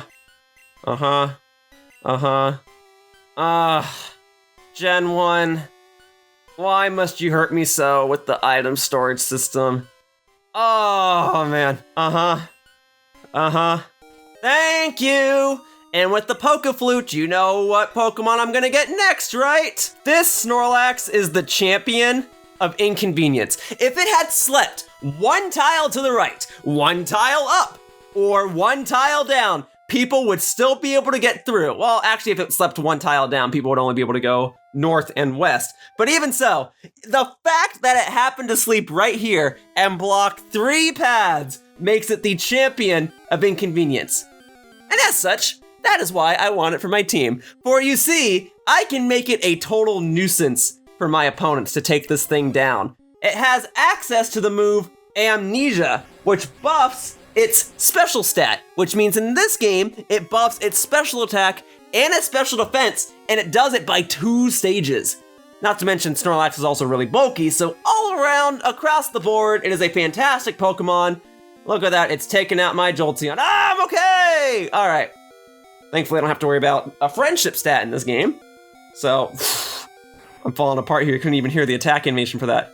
Oh yeah, and it has access to rest, which isn't as useful in this game because it takes a turn to wake up from sleep, but that's still a very useful move for a Pokemon that's as bulky as Snorlax. So I may as well take this opportunity to lower your accuracy some more so you don't take out my Jolteon right here. And there it is, there's the Amnesia, which means my Thunderbolt will actually start to do less, which is good for me because it should make it easier to catch you. And you know, it's kind of funny because the way Amnesia works in this game is now kind of how Calm Mind works in Pokemon Legends Arceus, which is the most recent Pokemon game at the time of this recording. No, Jolteon, that's not the time I wanted you to get a critical hit. Ah, no! Ah! I guess I could reset my game and go back to the previous save point, but that's okay. That's okay. It's not cheating to reload a save. You know, it's and there's one other Snorlax that I still have a chance to catch. Oh, that's not how that was supposed to go at all. All right, well, we'll try the other Snorlax, and if I accidentally KO that one, then I'll reset. But hopefully it won't come to that. In the grand scheme of things, it actually would be faster for me to get to the next town by taking the cycling road here. But 1, I never got the bicycle. I could go and get it, doesn't matter. I'm not getting it. And 2, I want to take the eastern route because I want to get the experience and the money from fighting the trainers, because grinding in this game will become progressively more difficult after a certain point, and a lot of the trainers on the eastern side of the Kanto region have water and flying type Pokemon, which is great for gaining experience for Jolteon right here. Okay, but first things first, I'm gonna start out by lowering your accuracy, and you hit anyway. I should be able to take the hit. Oh my god, okay, well, then we better go straight for an attack, huh? I don't know if paralyzing you is the best idea because you're just gonna use rest anyway. There's the Amnesia, okay. Now, as long as I don't get another critical hit right here, you should be able to survive this easy peasy, easily peasily. And you missed, okay, that's good. Come on, let's keep it going.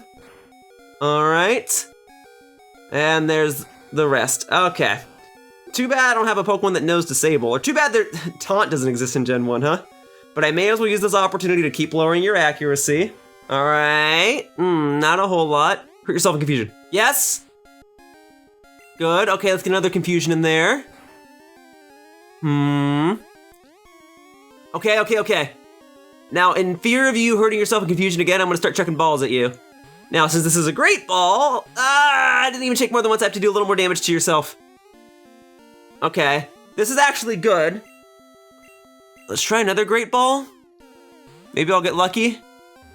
Oh? Hey, I did get lucky! I love it when I'm lucky! Alright, I got the other Snorlax! I don't have to reset my save file! Thank you! Thank you so much!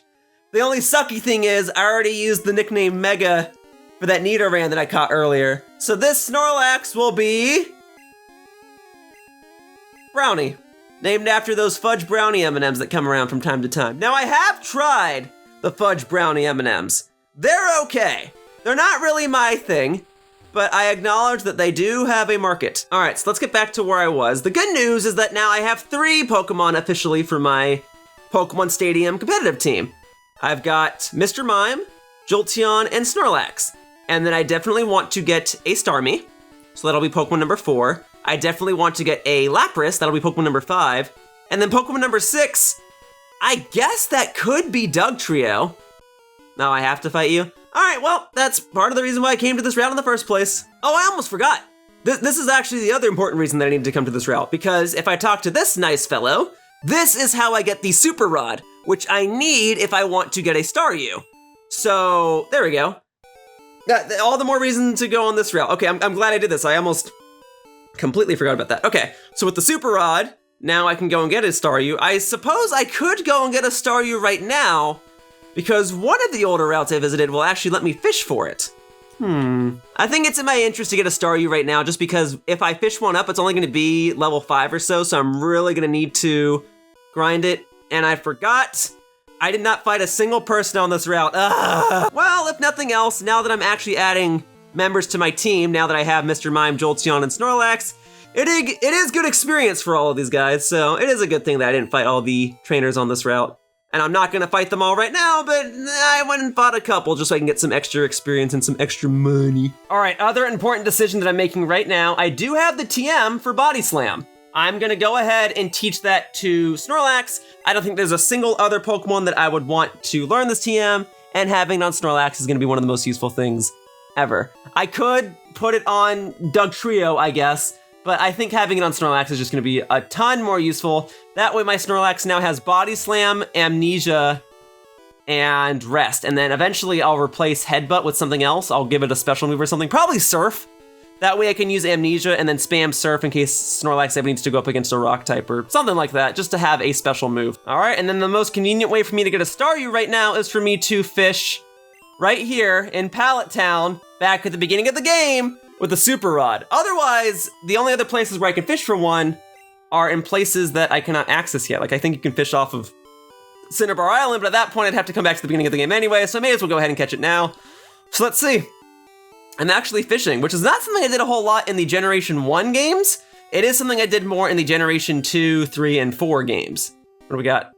Yeah, first try! There we go!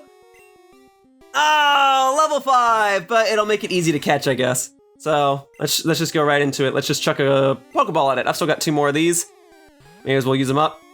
Okay, and boom! Staryu catch. Great. So Staryu evolves with a Water Stone. I will wait till Staryu learns Recover, because that's one of the only other moves it learns through level up. So I will wait till it learns the move Recover, then I will evolve it. And it learns Recover like in the level 30s or the level 40s. So as for the nickname, look, it's not my favorite flavor of M&M, but it's a pretty big one. And I know a lot of people who love coffee. I'm not a coffee guy. Definitely not my thing, but coffee makes people go fast, right? It gives them energy, and Staryu is a fast Pokemon full of energy. I think it's not a Pokemon I've used very often, Staryu or Starmie, but without a doubt, it's one of the best Pokemon in the game at this time, so it makes the most sense to have one for my Pokemon Stadium competitive team. Yeah, my team's coming together, so I basically just need a Lapras at this point, and then I'll be pretty good to go. All right, well, this is exactly why I wanted to go on this route. Was to fight the trainers. At this point, because I already got the Super Rod, I could have just gone down Cycling Road and avoided trainer battles, but no. It's a necessary part of the game. Gotta fight the trainers, fight all the birds, send in the starfish, switch to the electric spiky evolution, and then sweep the team. It's all part of the process to complete Pokemon Stadium. And what might this lovely item be? TM20! Yes, please, this is... This is Rage. It's really not that great of a move. So up next is the Safari Zone, which actually features a lot of useful Pokemon that are competitively viable. However, I'm a bit hesitant to rely on the fact that I would be catching any of the Pokemon from the Safari Zone because they're all so rare and they're all so hard to catch. One of the most useful Pokemon in here is Tauros. If I happen to see a Tauros, I'm gonna try to catch it and I will incorporate it onto my team, but I was kind of banking on the fact that I wouldn't find the Tauros. Anything else in here, though? I'll name them all after M&M flavors, and then we'll see how it all goes. I just wish the Safari Zone had its own theme rather than the evolution theme. Oh, hey, a Cubone! Okay, it would be in my best interest to catch this Cubone, just in case I ever want to do that trade, to trade for a Machoke and get him a champ. So let's try my luck. Come on, Safari Zone's just all luck. And that's my tactic, is to chuck a Safari Ball and hope for the best, so I'm glad that that worked out. However, even if I don't plan on keeping this Cubone, I still have to give it a nickname based off of an M&M flavor, so let's see what I've got left. Of course, there's Pretzel. You kind of remind me of a pretzel. However, I'm afraid to say that I don't have the best memories of the Pretzel M&M, because the Pretzel M&M is what replaced the Crispy M&M on the market for the longest time, and that was a real shame because Crispy M&Ms are my absolute favorite, and they got taken off the market and were replaced with the Pretzel M&M. Crispy M&Ms used to come in the blue packaging, and their mascot was the orange M&M character, and then they retconned all of that, and now the blue M&M packaging is for the Pretzel M&M, and they retconned the orange M&M character to be the Pretzel character, but then they brought Crispy M&Ms back. Hang on, what is this, TM? Give me one moment, I'll continue with this M&M rant in just a sec. This egg, it's not that useful of a move. Anyway, all this to say, I hold a little bit of a grudge against the Pretzel M&Ms because they replaced my favorite Crispy M&Ms for a while. But that doesn't mean that they're bad, and that doesn't mean that Cubone being nicknamed Pretzel is bad. It is an M&M flavor, and I do like pretzels regularly. I just feel a little burned by the fact that Pretzel M&Ms even dared to take the spotlight that was Crispy M&Ms. But I suppose we're in the best timeline now, for you see, we have access to both Pretzel M&Ms and Crispy M&Ms, and hey, this is an Execute. So Execute evolves into Exeggutor, which is a powerful grass psychic-type Pokemon that becomes one of the most useful Pokemon in the game. And I suppose I'll go ahead and catch it just like that. Bada bing, bada boom. Candy corn. It's not an M&M flavor I've ever tried, but it apparently is a flavor of M&M. Just doing whatever flavor M&Ms I can. Anyway, Exeggutor is one of the most useful Pokemon in the game. It's very, very good. I do not intend to use one. I'm already using Starmie. I suppose I could use both, but then I would have Exeggutor, Mr. Mime, and Starmie, and while that would actually be quite the powerhouse team for taking on Pokemon Stadium, at this point in time, I plan to use other Pokemon. Hey, a Rhyhorn though! Rhyhorn evolves into Rhydon, which actually is a pretty useful Pokemon. Let's see if I can catch this. Don't quite plan to use this either, but again, it's nice just to have backup Pokemon, and I mean, I'm already here. I already caught it. Great. Just totally taking advantage of the fact that I'm in the Safari Zone. I'm loving this. Wild Cherry. It's not a flavor I've tried. As a matter of fact, I haven't tried most flavors of M&Ms. I know, some M&M fan I am, right? The Safari Zone is more like item management simulator, if nothing else. I think my inventory is full again. Inventory management simulator, the Safari Zone. All right, what don't I'm always hesitant to sell or toss elixirs because I know I can't buy them. I guess I can toss the escape rope because my Dugtrio already knows dig anyway, if I really need it.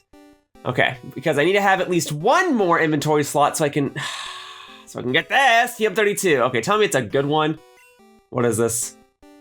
If it's not good, maybe I'll just toss it now. This. Oh, whoa, that is a good one. Okay.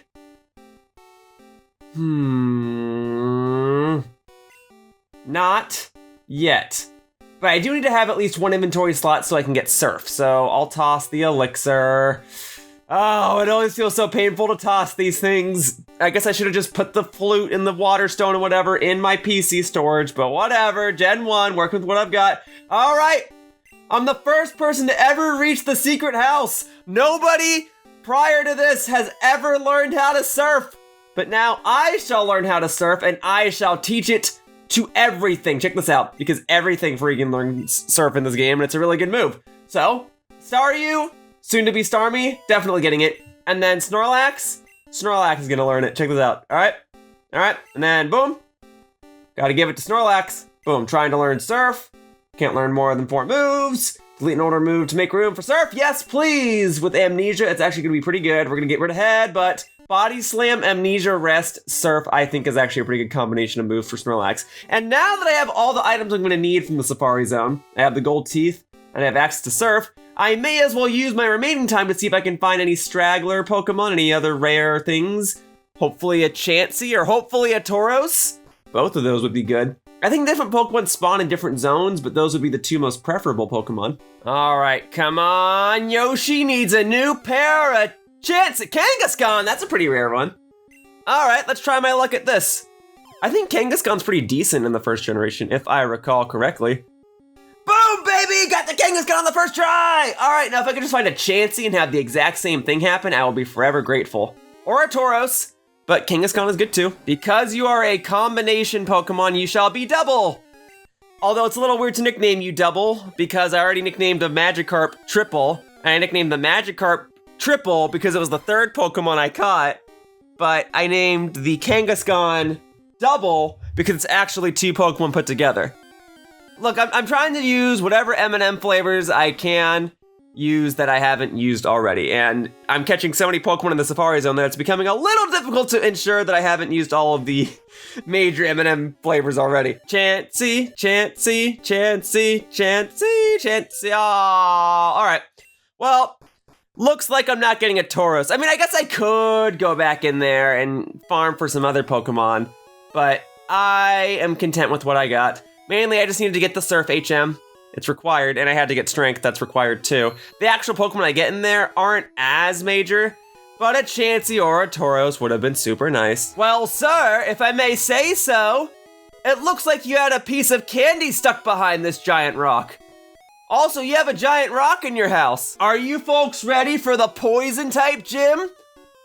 Are you folks ready for me to fight all sorts of Poison Gym Leader Pokemon? Because nothing says a Poison Gym like one of the first trainers using Psychic-type Pokemon. I guess I'm being a little harsh. I actually quite like the idea of a gym having trainers that don't match the exact theming of the gym, like them having more than just Poison-type Pokemon. But it's weird because there are so many Poison-type Pokemon in this game. There are a lot. So why do they have trainers that use Psychic-type Pokemon in this gym? I almost wonder if it's a mistake. So I actually quite like that you can kind of see the invisible walls. I admit that my screen resolution's kind of blurry because it's upscaling a Nintendo 64 game.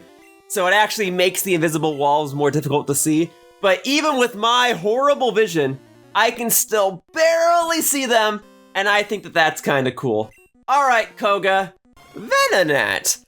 I forgot that his team was different in this game too. I know he has a Venomoth, that is his main thing, but I swear in the other Pokemon games, he has, I want to say like 4 Pokemon, and then one of them's a Weezing, and I think in this game he just has Venonat and a bunch of Venonats and a Venomoth, I think. And then we're gonna take down this Venonat. Thank you. All right, boom. And then, yeah, Venomoth. Dude really had 3 Venonat and 1 Venomoth. Didn't he have a Weezing in Pokemon Red and Blue? Am I crazy in thinking that? I don't remember anything anymore. But the good news is, because it's a Poison-type gym, that means you're gonna get utterly destroyed by Psychic types and Ground types. Let's switch to this real quickly. All right, Toxic. This is actually dangerous for me to switch to, because Poison is super effective to bug in this game. But also, hey, I made it a point earlier to mention how Venomoth was superior to Butterfree in every way! Look at this. This Venomoth is just casually using Psychic and it's about to one-hit KO me. Ah! That's okay. That's not a big deal. All right, so now we go into Snorlax, try to get this big boy some experience, and then we'll go ahead and crush the gym. Oh, Leech Life. That's cute. Let's see how much that does. Whew! I'm 19 levels below you, and that only did 16 health. Man, oh yeah, and the poison, I was about to say, I'm such a dummy. I was about to say Snorlax can't get poisoned. This is Generation 1, of course Snorlax can get poisoned. But because Generation 1, Leech Life is still horrible. Although it is working out that Toxic is missing. All right, awesome. Good job, Snorlax. I didn't even need to use a Psychic type against that Venomoth, although nothing leveled up from the experience, so that's rather unfortunate. I've decided, since I've already got Surf, and since I already have the Super Rod, that I'm gonna try one more bout at the Safari Zone, and I'm gonna attempt to try and get me a Dratini, because I love Dragonite. So if I recall, as long as you fish, hey Nugget, as long as you fish in the center here of the Safari Zone, I think Dratini has a 10% chance of showing up when you use the Super Rod, which is higher chances than finding Chansey or Kangaskhan. And I already found and caught a Kangaskhan. Not a Chansey, though. Oh, am I gonna do it, guys? Dratini, first try. Here we go. Please, let's do it. Let's do it. Let's do it. There it is, guys. Dratini, first try. Freaking crushed it. Since the Safari Zone is based on the number of steps you take, and I'm not moving around, I can technically spend as long as I want trying to fish for this Dratini. I'll try for like 30 minutes, and then I'll probably move on to a Dragonair. I think that's even more rare than Dratini. All right, well, let's just go ahead and get this then. Hey, what? Gen 1? Okay. So, no! Gen 1! Alright, well, I think Dragonair is more rare than Dratini. And the fact that I found a Dragonair already is hopefully a sign of good things to come. Hey, another one! Alright, time for a rematch. Okay, so I can't just chuck a ball at you. So we'll start with the rock, because the rock makes you easier to catch but more likely to run away. No! No! Darn it! Alright, come on. Third time's the charm. Please. Give me another one. That sucks that I can't just chuck the ball at it. No! This is the most fishing I've ever done in a Gen 1 Pokemon game. Yay! Okay, good. Good. I was gonna say, how am I gonna find 2 Dragonair back-to-back before I even find the Dratini? Frick! Catching a Dratini should be easier. It's lower level and it's, you know, I'm not gonna miss the Pokeball. Frick, but it's not, don't tell me I gotta throw a rock at you. My luck in the Safari Zone has always boiled down to just me just chucking balls at something until it catches it. Come on. Oh! Yay! Alright, I didn't have to change anything. I got Dratini! Alright, woohoo! The only unfortunate thing is that in Generation 1, Dratini takes the longest to fully evolve into its final form at level 55, but I will gladly take it as a backup option just in case. As for a nickname, you seem like a honey nut. There you go, honey nut. It's not a flavor of M&M that I've ever tried, but it is my favorite kind of Cheerio. All right, one more Dratini for good luck. Come on, please. Just one more. Boom, baby, that's what I'm talking about! All right, now I gotta make sure I actually catch it. All right, come on. So we do boom, please. All right, well, last time I just chucked balls at it till I caught it, right? I almost never use bait or rocks in the Safari Zone. I just chuck a ball and hope for the best. I know that there is like some algorithm, like, oh, if you throw rocks twice, or you throw bait on the first turn or something, you have a higher chance of catching. There we go! Yay! Extra Dratini for good luck! I shall also nickname this one Honey Nut. For you see, all Dratini that I catch shall be nicknamed Honey Nut. Next, I need a Pokemon that can learn Fly, so I can easily fly back to Saffron City, and the easiest thing I can get that can learn Fly right now is a Doodoo. Let's see if I can get a Doodoo. Doodoo! Alright, Doodoo, you're coming with me. You might not have wings, but you're not a flightless bird, that's for sure. Doodoo! This Doodoo will be classic. No, classic mix. This Doodoo is classic mix. We're really scraping the bottom of the barrel for the M&M nicknames, huh? Yay!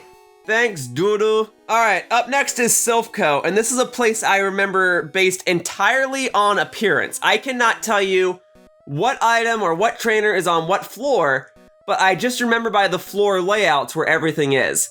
So for that reason alone, I should be able to essentially speedrun the Silphco building. So yeah, the second floor doesn't really matter all too much. This floor is going to be where everything comes to an end. This floor is the one where I get the card key, because no, it's not. Sorry, I messed up. The floor where you get the card key is the one that has a rocket trainer right at the very bottom of a narrow hallway. Yeah, here it is, it's this. So we go back over to the left. I don't recall these floors being so wide. I feel like this floor is wider than the floors that are below it, but great. So then we have to go on this, and then we head back down, and then we go and fight you, and I have to fight you, but that's not a big deal. But I have to admit, as far as game design goes, it's a pretty cheap shot to hide the card key down here. All right, and then we go ahead and get this. Boom, got the card key, and now I have access to go wherever I want, including Up to this guy's back! Show Team Rocket a little respect. No, I don't want it! All right, so I need to relocate to where the healing area is in the Silph Co building. If I recall correctly, the healing area, at least as I've played this game, has always been right before the rival battle. And I do want to go ahead and grab a few items real quickly. TM09? Ooh, tell me this one was worth it. Please be something useful, like Thunder or Fire Blast or something. What do we got? This? Take the, it's not terrible, but it's not the most useful thing. Okay, well, I at least know how to get to the rival battle. I gotta go back down a floor or two, and then if I just kind of reverse engineer things and work backwards, I can get over to the healing area. So, let's go to the first floor and work my way from the ground up. So we're heading on down. Right, purely out of visual memory, I remember that the warp pad to the left of this door gets me to the rival battle area, which means if I go to the warp pad that's to the left of that, that should bring me to the healing area. Look, I'm a very forgetful man. I forget a lot of things. My memory's not great, but this should take me to the rival area. Oh, I'm so good. And then that means this area over to the left should take me to the healing area. But I'm gonna be honest with you guys. I've never actually done this in reverse. Usually I'm running around the Silph Co building and I get to the healing area first, and then from the healing area, I go to the rival room. So yeah, I'm actually not used to going to the healing area this way. Great, and then I should be able to open this door and boom, here's the healing area. Nice, nice, nice, nice. Yeah, I've always approached this room from the right first, but cool, great. Yeah, I don't think there's anything more for me to gain by going this way. This is just a way out. But I guess I can go ahead and fight this Team Rocket Grunt for a few extra experience points and some extra cash. All right, so this room is important because not only does it have the rival battle in it, but it also is the room where I can get the only Lapras in the game. So I have to make sure that I talk to the guy over to the left, and I made sure to have an extra spot in my party just to ensure that I can get this Lapras in my party. Because once I have the Lapras, my team will be pretty much ready to go. All right, you would start with Sand Slash, the one thing that I can't paralyze. Ugh. All right, I gotta admit, this rival battle back in the day was always the one that gave me the most trouble. Uh-oh.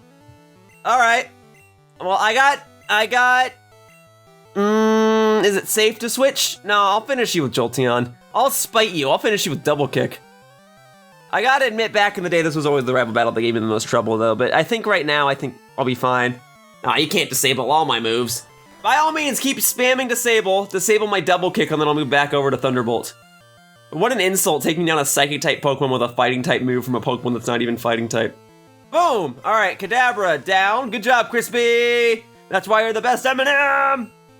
Ah, you also chose Jolteon. I think that is a smart pick. So growing up, I'd seen the rival use different evolutions, but I never actually knew what triggered which evolution he would get until recently. I only learned, I want to say maybe, oh, I got a critical hit, great. I only learned maybe like 2 or 3 years ago that the evolution he gets is based on whether or not you fight him on the route on the way to the Pokemon League before you go to Pewter City. That optional rival fight where he only has 2 Pokemon, where it's only like a Spearow and a Eevee. If you don't fight him there, then he gets Vaporeon or Flareon. I actually think that's kind of cool. And then I think something has to do with whether or not he beats you at Oak's Lab. But yeah, since I fought him, and I've beaten him every single time, and I've done every single rival fight, he'll always have a Jolteon. Anyway, enough about Jolteon. It's time to get good old Lapras, and I've been saving a special nickname for this Lapras. There is a flavor of M&M called Snowball, which is also not a flavor I've tried, but I figure the nickname Snowball is very fitting for a Lapras, and outside of M&M flavors, it's just kind of cute. Snowball's a nice pet name, I like to think. And then I believe this is the last time that I fight Jesse and James in the game. And then I fight Giovanni here, and then I fight him again in like 30 minutes. And then that's the last time I fight him. Well, great, Jesse and James, I'm ready to take you on. Look, I've been fighting Poison-type Pokemon for the past, I want to say hour and a half. Let's do this. There's the Weezing. You know, in the grand scheme of things, I guess it makes more sense that they took Weezing away from Koga because I'm fighting your Weezing right here.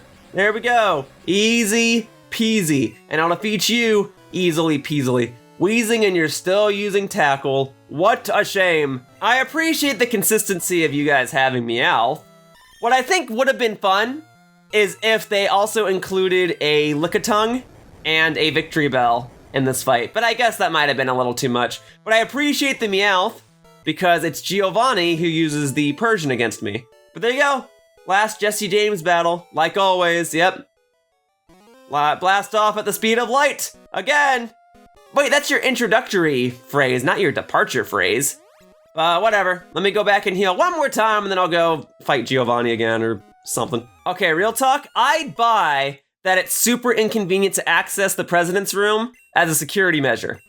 All right, I'd buy that. If it's not a security measure, imagine if you actually did need to have a meeting in this room. It's like, oh, the president's office is on the top floor, but if you need to speak to him, you need to go through the teleportation pad that's on the second floor, that's right behind the wall that needs the card key to get to it, and then you take that teleportation pad up to another small room where there's another guy there standing with a Lapras, and then you go to the teleportation pad that's in the bottom part of that room, and then that'll take you down to a hallway. Just go right down the hallway, and then go up to the door, and that'll take you to the president's room.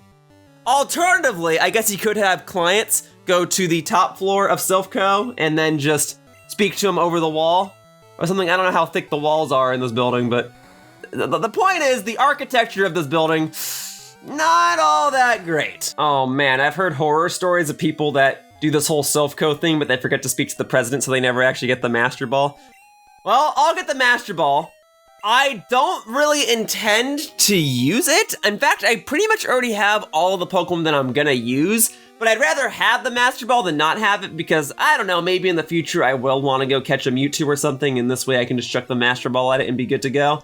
But otherwise, yeah, I have everything that I'm gonna want. I know there's other characters I can probably battle and other items I can probably get, but as far as Silphco is concerned as a whole, I'm good. I'm done. I'm ready just to go back down and take on the Saffron City Gym. So whereas I have the general understanding and layout of Silphco memorized, I don't have the slightest clue which tile gets me over to Sabrina so that I can fight her. I always just keep going until I somehow wind up in the center. Haunter, hey! Hey, they have psychic trainers in the poison gym and poison trainers in the psychic gym. I think you guys need to trade places. Hooray for first generation so you don't have levitate and I can hit you with ground type moves. Yeah, and now I think at level 27, yes, Staryu can learn recover, which is a very good move. So now that Staryu knows recover, there's no other moves that I really needed to learn through level up, which means after this battle, I'm gonna go ahead and finally give it a Water Stone and turn it into Starmie, which is one of the most broken Pokemon in Generation 1, and I shall use it to my advantage. All right, I've been hanging on to this Water Stone for a while. It's been taking up a slot in my inventory, and I've been running out of inventory space for a while, but now it's nice to finally have that extra space, and it's nice to finally have an OP Psychic-type Pokemon. Mr. Mime has been helpful, but with Starmie here, this'll be great. And when I get that TM for Psychic, oh, it'll be a super powerhouse. Now I need to figure out how to navigate through the rest of this gym. And then this one, and there we go, I did it. I have no idea what route or path I took to get here, but I'm saving just so that I do not have to do it again. Also, wow, 9 hours, huh? It took me 9 hours to get 6 badges, not even 6 badges yet. I guess I have been grinding a while. Okay, let's take on the Psychic Gym, which could technically be the toughest gym, but because it's Pokemon Yellow, if I recall, she only has 3 Pokemon and it's the Abra line. I think it's Abracadabra, Alakazam. Yeah, but I think if you play Red or Blue, she actually has a competently powerful team, like an Alakazam, a Mr. Mime, and I wanna say she has like an Exeggutor or something. Maybe I'm wrong about that one, but she's definitely stronger in Red and Blue. Basically, Pokemon Yellow is easy mode, that's all I'm really trying to say. But that's fine with me. And then we get the TM for Psychic, which is debatably the most powerful move in the- Wait, that's not Psychic! Psy-Wave? I don't want Psy-Wave, I want Psychic! Then where do you get the TM for Psychic? This building? Ah, Mr. Psychic's house, I should have known! So you have the TM for Psychic. That therefore makes you more powerful than the gym leader. All right, well, in any case, the TM for Psychic is debatably the most useful and most powerful TM in the game, and I'm gonna go ahead and teach that to my Staryu / Starmie, because it does not learn the move Psychic through level up. In fact, it doesn't learn any damage dealing Psychic type moves through level up in Generation 1. So by teaching it Psychic, I will now proceed to make it the most broken Pokemon in the game. What do you say we have a little bit of a trial run? We go ahead and use my new Psychic powers at the gym beside the Psychic Gym. The Fighting Dojo. Yeah, I'm using a Psychic Pokemon in the Fighting Dojo. I'm about to crush this place. Here we go. Bring it on, Black Belt.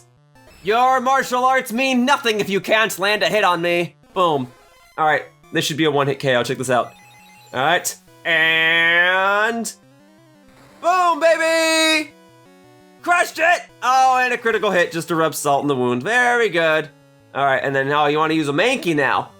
I imagine this will not be close. Here we go. And then we can do boom, baby! Look at that. Press A to win. The move Psychic. All right, let's go 3 for 3. Primeape, oh yeah. A stronger Mankey, but still a fighting type at the end of the day, and that means you're weak to Psychic. So let me use the Psychic move, the Psychic attack from my Psychic type Pokemon. Aww. Oh yeah, that's another thing. The move Psychic also lowers the special stat of an opponent. That's busted. Makes them weaker and more defenseless. But I'll finish you off with Surf. And then Primeape is down! Great, there we go. Folks, you have just witnessed why Starmie is among the most broken Pokemon in the first generation of games. With just Surf and Psychic, I can take on pretty much anything. I could teach Starmie Thunderbolt or Thunder as well, but I already used my Thunderbolt TM on Jolteon, and I need to save the Thunder TM for Lapras when I do get it. And now I'm presented with a choice. I can either pick Hitmonlee or Hitmonchan. I have always liked Hitmonchan more. I think it's the one on the right. However, being more tactical, I am playing Pokemon Yellow right now with the intention of creating the best teams that I can in order to complete Pokemon Stadium. And I believe Hitmonlee is the more competitively viable Pokemon. So for that reason, I shall pick Hitmonlee. And then your nickname. Apparently there were jalapeno M&Ms, as you guys can probably assume. Oh, frick! Oh, okay, cool. As you guys can assume, I've never tried the jalapeno M&Ms. I also want to point out, this game was pretty good about making it so that if your party was full, Pokemon just got warped straight to the PC. I swear there were still instances in the Generation 4 Pokemon games, Diamond and Pearl, where if your party was full and you were supposed to be given a Pokemon, the characters would be like, no, oh no, you gotta make sure you have an empty slot in your party if you want to get this Pokemon. But Generation 1 actually has the upper hand there and allows you to just get extra Pokemon even when your party's full. Well, that's handy. Anyway, I don't really plan to use Hitmonlee, but I have it in case I do need it. It's probably, that and Machamp are probably the two best fighting type Pokemon in this game, right? And if I ever did need a Hitmonchan in this game, fortunately, I can always breed a Hitmonlee or a Hitmonchan in Generation 2 Pokemon games, get a Tyrogue, and then evolve it into a Hitmonchan. I already fought you. Oh, okay. Yeah, it's weird. Hitmonlee and Hitmonchan were previously unrelated, and then Gen 2 created Tyrogue, and then forced them to be related. So if I need a Hitmonchan, it's actually easier for me to go and get that than it would be for me to get a Kabuto. Oh, I haven't fought you. Than it would be for me to get a Kabuto or an Ammonite, because in order to get those, I would still need to get a whole different fossil. All right, so let's go ahead and throw one of these up. I don't know how useful it's gonna be, but I think it'll be useful. All I need right now is to get the TM for Thunder from the power plant. I don't need to catch Zapdos right now. It would be beneficial to catch an Electrode, because Electrode's the fastest Pokemon in the game. Could be nice to have as a backup. And then, you are one lonesome trainer down here. Are your Pokemon gonna be higher level than the other Pokemon trainers on the route? Because you're in a more inaccessible place? Let's see. Oh, they actually are. All right. Well, hey, I'll take you out real quickly. Lickitung! Lickitung! All right, Lickitung. Hey, I gotta be honest, I don't even remember this trainer being here, but I will gladly defeat you, especially if you're using a Lickitung. Oh my goodness. All right, we're okay. I was surprised Supersonic even hit. I swear Supersonic like never hits in this game. All right, defeated the Pokemaniac. Great, thank you for the extra experience and the extra money. All right, Operation Grab the Thunder TM and potentially an Electrode is a go. Carbos, that's good. I guess extra items in here are useful. And I can start actually applying these stat boosters. So Carbos, I believe, boosts the special stat. That would be good for, oh, speed. Carbos is speed, that's good, that's fine. I'm glad I gave that to Starmie and not Snorlax by accident. Starmie having a boosted speed stat, it's only beneficial. Great. And then the whole thing with the power plant is that some of these items are, well, items, and some are Electrode. Or actually, most of them are Voltorb. But 1 or 2 of them are Electrode. And I would like to try to catch the Electrode. Now, I don't want to catch the Voltorb. I mean, I suppose I could catch a Voltorb, but I would rather get the Electrode. But let's see what I can do to you. Down here are 2 items, and I recall one of them is a trap, and the other one is an authentic item. I believe this one's the authentic. No, it's a Voltorb! Or, well, wait, maybe it's an Electrode. 1 or 2 of these are Electrode, I swear. Ah, but this one's a Voltorb. All right, then what was the item? Team Thunder. Oh, okay. Is this Thunder? Let's see what this is. This is Reflect. That's not bad, but that's not what I came here for. Mr. Mime would benefit from learning it, but we're gonna pass on that. Okay, so Operation Collect the TM for Thunder and potentially an Electrode continues. Ah, frick!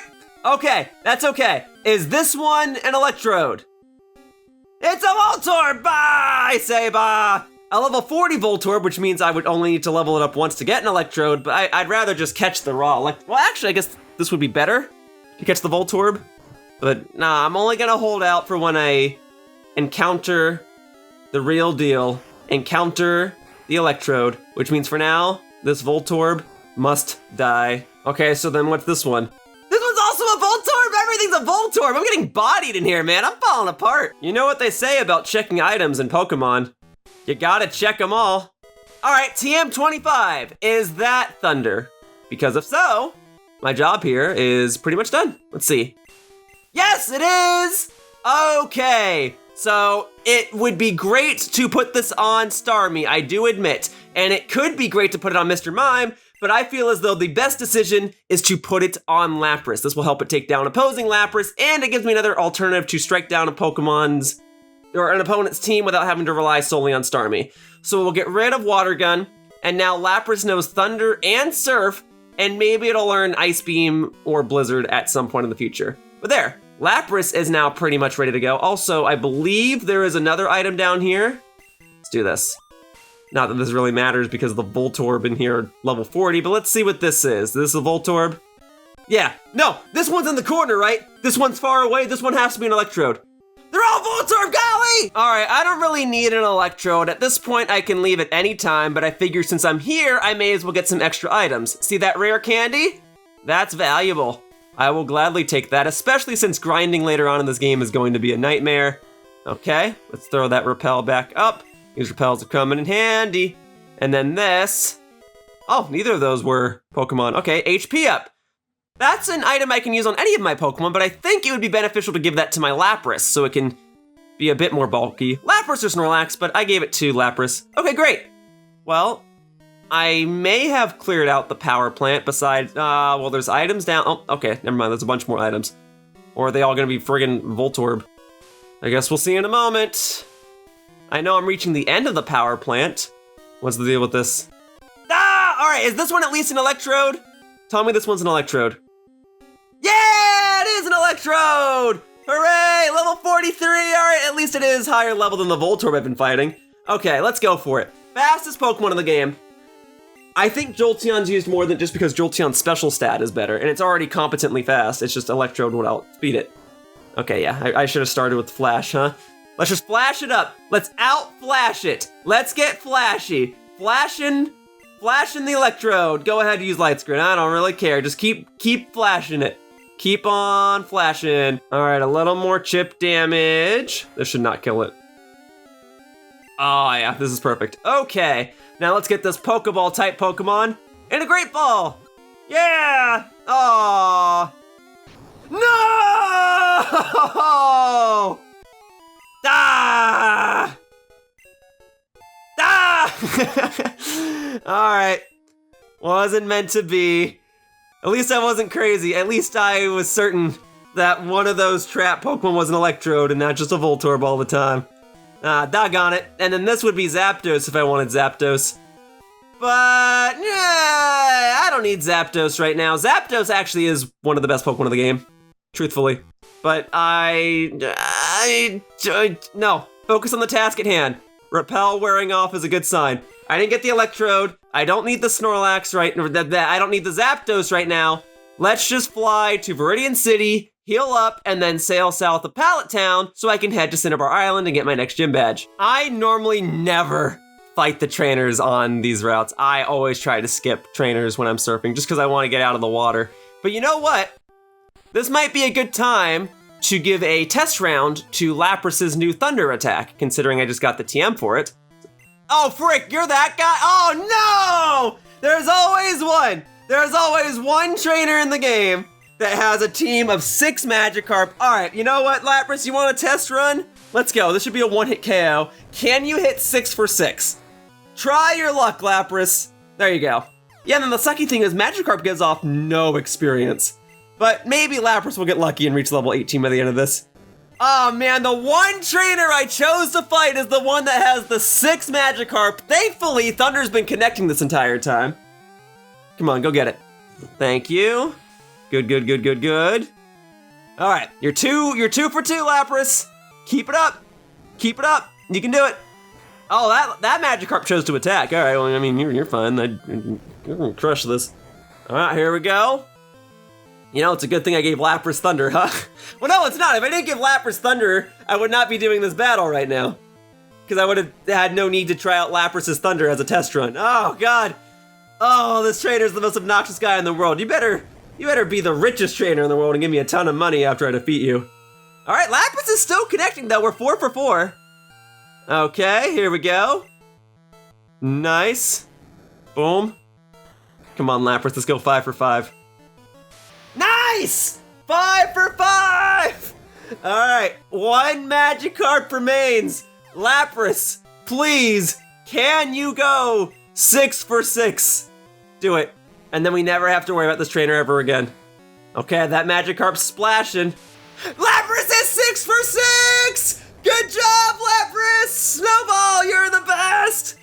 I'm so sorry that had to be your debut battle, but I'm so happy that you hit with every single Thunder. If you could just do that for the rest of this playthrough, that would be great. But for now, let's get you into a real battle. Here we are. Lapras is 7 for 7 right now. What the freak happened? I am so thankful. Can we go 8 for 8? All right, tail whip, that doesn't matter. That doesn't matter. Come on, Lapras. Ah, it was only a matter of time before you missed. Ah, now you're confused. Lapras, can you pull through this? Yeah, pulling through! It's okay that you missed the previous turn because you just got through confusion and still connected. Oh, why did that one kill? All right, we'll kill it with Surf. Why didn't that KO it? That's so weird. Wow, that did a lot. I do not remember Horn Attack dealing. Oh my goodness. Lapras, Snowball, you can do it. I know you can do it. You'll be fine. We'll try again in a moment. Okay. Surf it up. No. Okay. All right, we're in the clear. This will KO it, right? I mean, I know it is 11 levels higher than me. Okay, good. Okay, in order to clear this gym, I have to do Pokemon trivia. You can't just fight the trainers directly. Oh, what if I don't want to do the trivia? What if I just want to fight you? Oh man, I'm not good at trivia. Oh, Pokemon quiz, get it right in the door, open to the next room, get it wrong and you face the trainer. Okay. Here we go. Caterpie evolved into Butterfree. Yeah, it sure does. Wait, no, that's wrong. Caterpie evolves into Metapod, not Butterfree. Can I still fight you? Okay, good, that's all I really cared about. In all honesty though, I actually have always wanted to go onto a trivia game show. But I haven't had much luck in that department. Maybe one of these days. All right, this next dude doesn't even have a trivia door. You're not even blocking anything. What are you even doing here? You know, you're kind of mismatched, huh? Nobody has to fight you. I'm just fighting you so I can get some extra experience because I benefit from the fact that I'm trying to level up a water-type Pokemon anyway. All right, so one trivia question was phrased incorrectly, and the second guy didn't even have a trivia question. Can I just fight you, dude? Can we just skip to the fight? All right. Oh man, I'll try the trivia question. There are 9 certified league badges. Yeah, there are 9. There's always 9. What? There's not 9 badges? Oh no. I gotta fight the trainer now.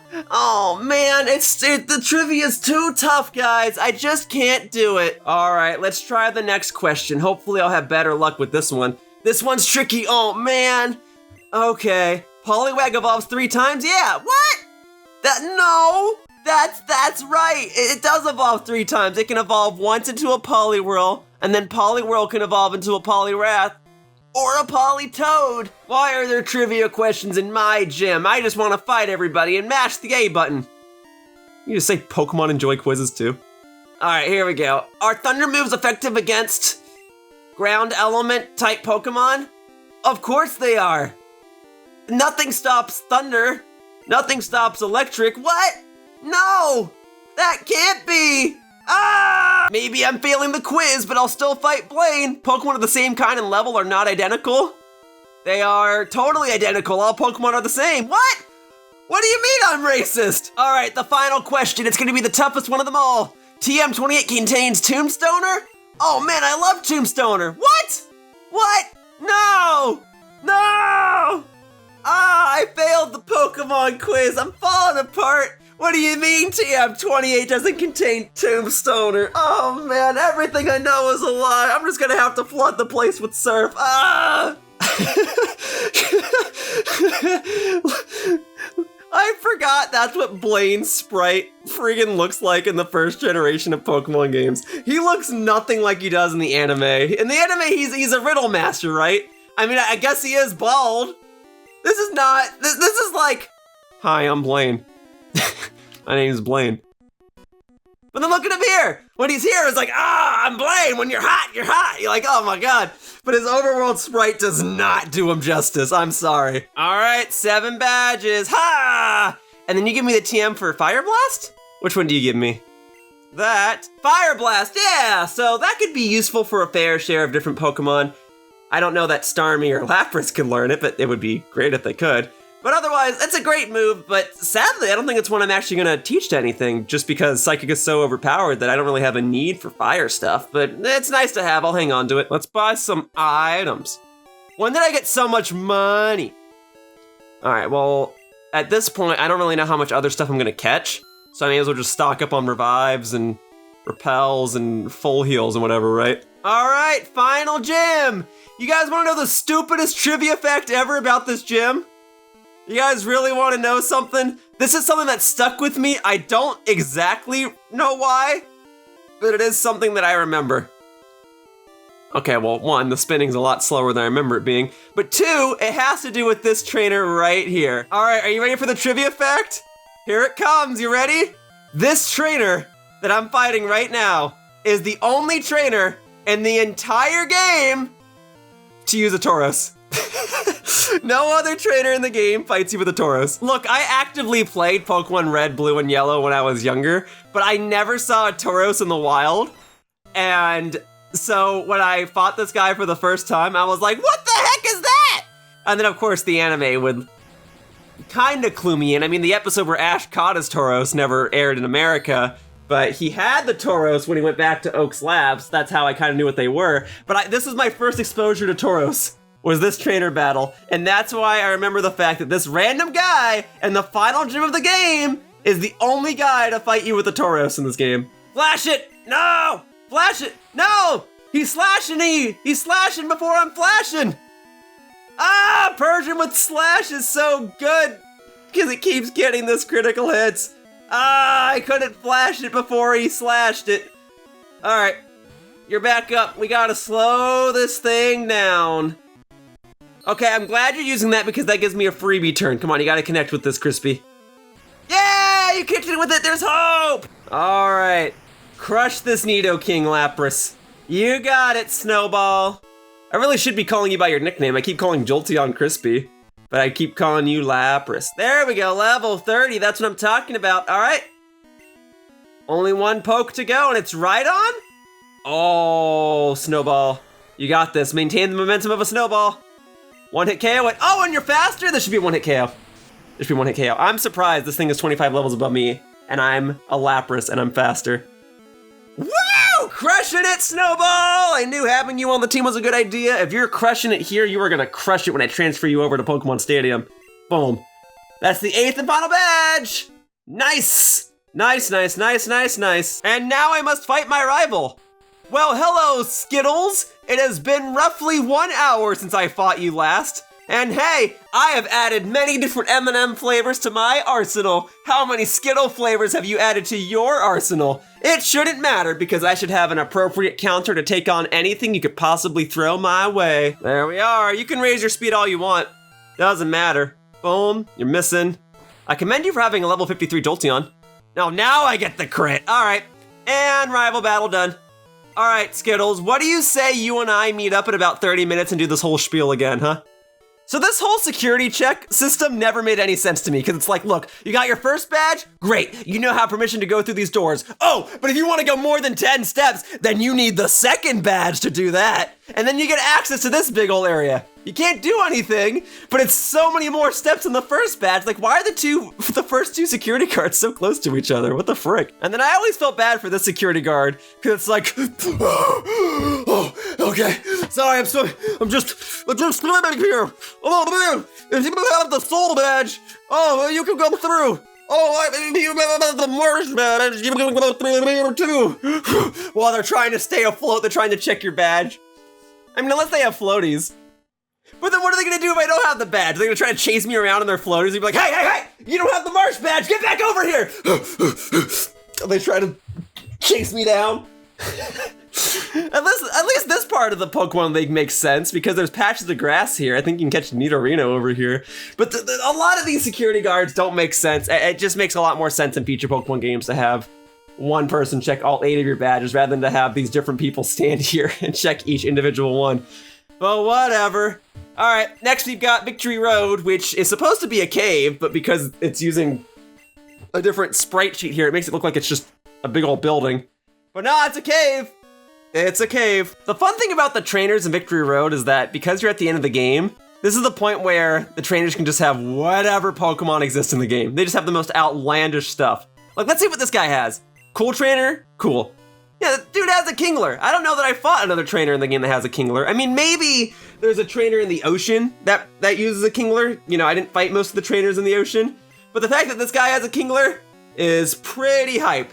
You don't really know what the trainers in Victory Road are ever gonna use, and I kind of both... Oh, whoa, Guillotine, careful there, buddy.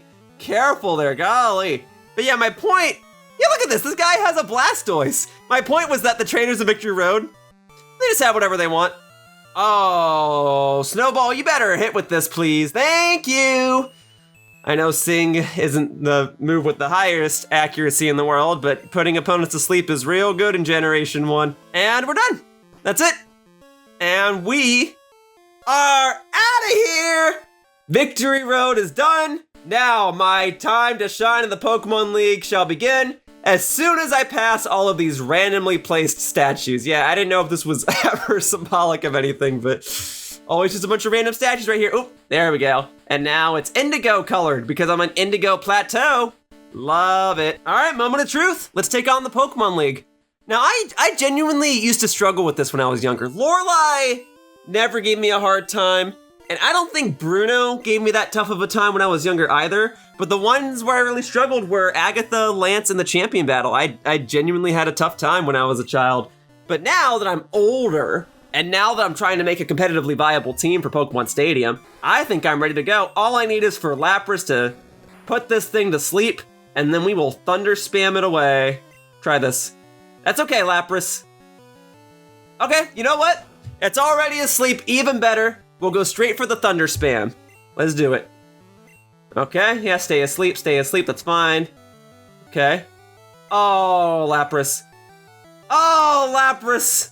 All right, come on, there we go, that's much better. I was gonna say, remember when I was training you on the way to Cinnabar Island and you hit 8 times in a row or something like that? That's much better. Yeah, I really need to bank on you taking out this Slowbro. Slowbro actually would have been a very good Pokemon for me to use as well, but I've already opted for Starmie. They're both water psychic type Pokemon with really high special stats, but Starmie favors speed, so I went with Starmie instead. There really is a triangle. It's Jinx, Exeggutor, and then Starmie, and you can interchange Starmie and Slowbro.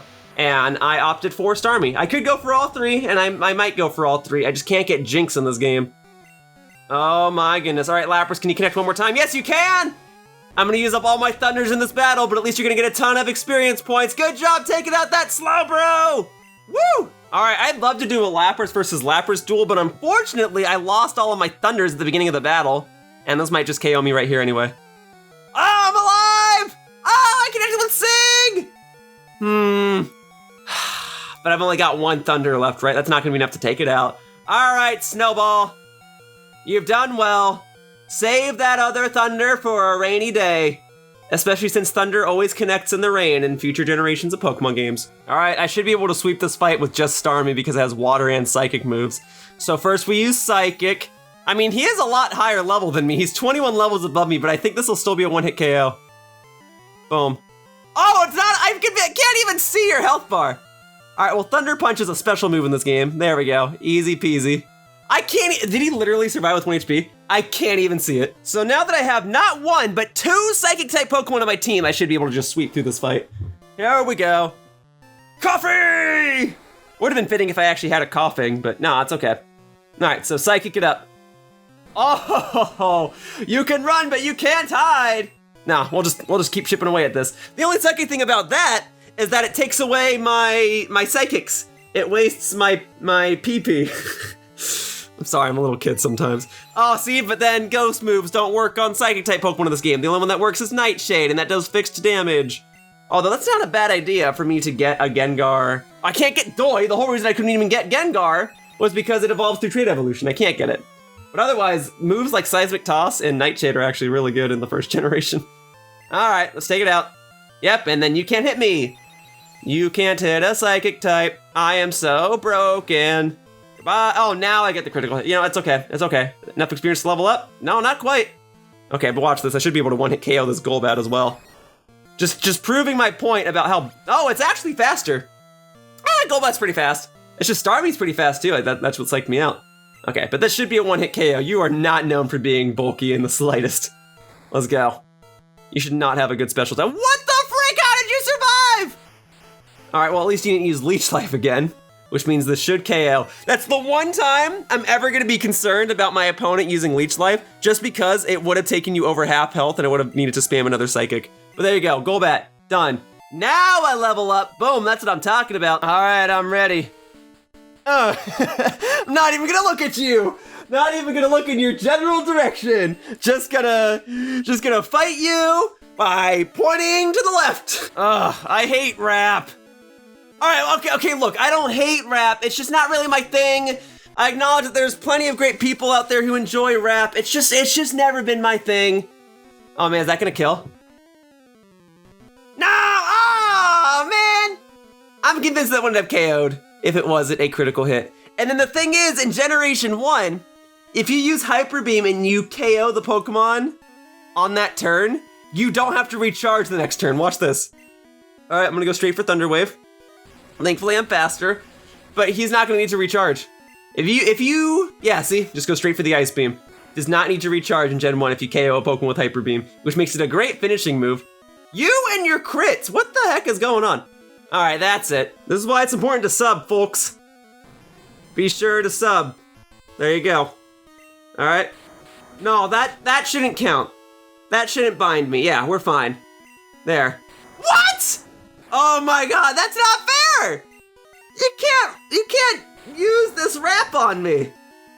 See, this is why I'm more of a rock guy. Aerodactyl, now that's a Pokemon I didn't even consider getting, but it is okay in Generation 1 if I recall correctly. It's really fast. Hyper Beam's really strong. Is that gonna KO me? Yay, I knew using Barrier earlier was a good idea. All right. And then you need to use this turn to recharge. Very good, but then you're probably just gonna use it next turn, KO me, and then because you KO'd me, oh. Can I take this? I can, great. Let's see if this gets the KO. No, frick! And that's gonna KO me. And then you're not gonna need to recharge next turn. Oh, and then you're fast and everything. You could just spam Hyper Beam if you wanted to, golly. Okay, well, let's see if Jolteon's faster. Although you're 21 levels above me and you're one of the fastest things in the game. Ah, nope, this was a dumb idea. Bye, Jolteon. Sorry. But that's the point, right? You can just go to town with Hyper Beam. All right, time to send in something bulky. Let's go, Snowball. You should be able to take this. 156 health, you're fine. All right, just go straight for the Surf. Oh, man. Okay. Did not think he was going to do that. All right, this should KO. Excellent. Very good. Aerodactyl is down. Level 38, perfect, which means I am now going to learn Ice Beam, which is awesome. Okay, I just have to decide if I want to get rid of Confuse Ray or Sing. I think it's better to have Sing. Confuse Ray is more likely to hit, but putting opponents to sleep in Generation 1 is so useful. And Ice Beam came in just in time because I can use that against the one Pokemon where this would be extremely useful. Dragonite! Dragonite, how would you like to be the test subject for my new Ice Beam? Is that going to KO? Yes, it is. So let's try this again, shall we? How would you like to be the test subject for my Ice Beam? This time I'm going straight into Ice Beam. I'm not even going to go for Sing. All right, there we go. Woof! All right, the good news is, though, that did 70 damage, so I should be able to take another one of those. Nice! Nice! Like ice, because it's Ice Beam. Whoa, I'm alive. There you go. Crush this Dragonite. Turn it into an icicle, and then just crush it. There we go. Great. Yeah, my team is coming together, and I am loving it. All right, one battle remains. Oh, that's right, I'm not looking at you. Nope, not looking at you. All right, Skittles, it's been 30 minutes. I'm ready for that rematch. Let's do it. Oh, but you missed it, though. My Lapras knows Ice Beam now, and it's working out pretty well for me. But I'll tell you what, Skittles, this will be a good test battle because you have a varied team. So if my team can competently take down your team, then my team should be well equipped to take on any challenges that come my way in Pokemon Stadium. Right, that's the whole reason I'm even playing this game right now. All right. Starting off with Sand Slash, you freaking would. It's the one thing I can't paralyze. Okay. Then we're gonna go straight to Snorlax. Because Snorlax is bulky. What's up? Fury Swipes, that should hopefully do not a whole lot. Oh, actually decent damage. I mean, it's not a whole lot in the grand scheme of things, but it's doing 16 per hit. All right. Let's go for the Amnesia. So that way Snorlax can take this Sand Slash out with Surf. Oh, I might need to use Rest at some point. Okay, we'll get the Amnesia. My Surf power is now boosted, and then when you send in your next Pokemon, Exeggutor or something, I'll be good to go. But we're gonna go straight for the Rest. And then fortunately, because this is Pokemon Yellow, I can use the Pokeflute in my pockets to immediately wake up Snorlax. I won't be able to do this in Pokemon Stadium, so I can't count on this, but also I believe in Pokemon Stadium, sleep has been fixed. That is to say, you can be only asleep for 2 or 3 turns in Pokemon Stadium, but in this game you can be asleep for 6, I think, which is absurd. All right, we're good as long as I'm not poisoned. Great, okay. Now let's see if a Surf takes you. Let's go one more. Woo! If you just had Earthquake the whole time, why didn't you just go for that? I didn't change anything. Oh, it hurts so much. If I was faster than you, I would go for Rest, but I am not.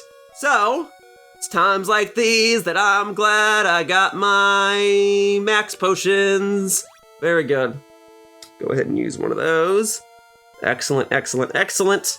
All right, what do you got now? Fury Swipes. Okay. Well, I'm glad you're not going for Earthquake again. Woo! You are really proven to be a pain here, Sand Slash. Golly. I didn't think I was going to struggle so much on a Sand... Why are you hitting so much with... He's got so much damage off of Fury Swipes! I know you're like 30 levels above me, but that's ridiculous! I'm starting to think that this team may not be competent enough to take on Pokemon Stadium. Oh my god! Alright, you know what? I'm just gonna have to live with the fact that I'm poisoned. I should be thankful that you used that and not Fury Swipes, right? And the good news is, even if you used Earthquake right now, I should be able to survive. That's gonna be like nothing. Great. Alright, this should hopefully be a one-hit KO. Golly! At least my Pokemon will level up from this fight, so they will be stronger and more prepared to take on the Pokemon Stadium, and that did not take you out. Doggone it. Alright, we'll go straight for the full restore, because you're gonna heal, right? You're not gonna heal. Are you gonna get the poison again? Okay, you got a critical hit, but not the poison. I'm okay with that in this instance. If you poison me now, that would suck, but it's not a huge deal. Yeah, okay, that's fine. Can't always be lucky. Here we go, boom. So now that Sand Slash is done. Great. All right, and then Alakazam. All right. This is why I wanted to boost my special stat so much with the move Amnesia. So now what I'm gonna do, I'm gonna go straight for the full restore, and we're gonna see how much damage you deal to me directly. We're going straight for recover, that's fine with me. Okay? Let's get one more Amnesia going, and I should be able to take this hit. And then with another Amnesia boost, I should be perfectly fine for the rest. Oh, I am fine. That did 51, and now I just boosted my special stat twice. Great. Kinesis. That lowers my accuracy. That's not a huge deal. Body Slam should deal a decent chunk. Yes! Thank you! Because I boosted my special stat to be able to resist damage from you. I'm using physical attacks, and you have, like, no physical defense. Boom! All right, Alakazam's done! Snorlax, Brownie, you are crushing it. Thank you very much. All right, and then Exeggutor. Yep. And then once Exeggutor is down, I'll be good for the rest of this battle. This is exactly why I wanted my special stat up so high. So Stomp. Oh, you actually do know a physical attack, but it shouldn't do that much. Okay. I only did a decent amount because you're 26 levels above me. Although I did a lot less than I was hoping I would have. Okay. Woo! Stomp can't flinch in Generation 1, right? Ooh, Paralysis! Oh, that was so integral right now. Okay. I could go for Rest, but it would still take me 2 turns to pull that off. So I may as well just go straight up healing right now. Fully paralyzed. Love to see it. Okay. We're just gonna keep going for... Oh, that's right. You lowered my accuracy. Oh, come on, man.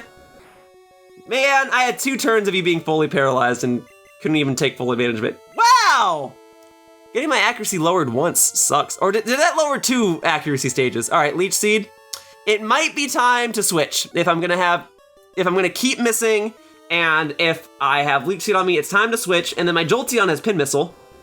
Okay. I can't take another one of those. All right, we're just gonna go straight for Pin Missile. What? Okay, I got really lucky there. All right. There we go, Pin Missile to deal with those pesky psychic types. Boom. 3 hits, good. All right, thank goodness you missed. Although I guess if you connected with that, I would have just used my Poke Flute anyway. Come on, here we go. Only 2 hits. Is that gonna KO? Come on, stop at 3, stop at 3. Okay! No! Yes! Yes, okay, this has been a roller coaster of emotions. There we go. Pin Missile takes out Exeggutor. All right. Whew. Not enough to level up, that's okay.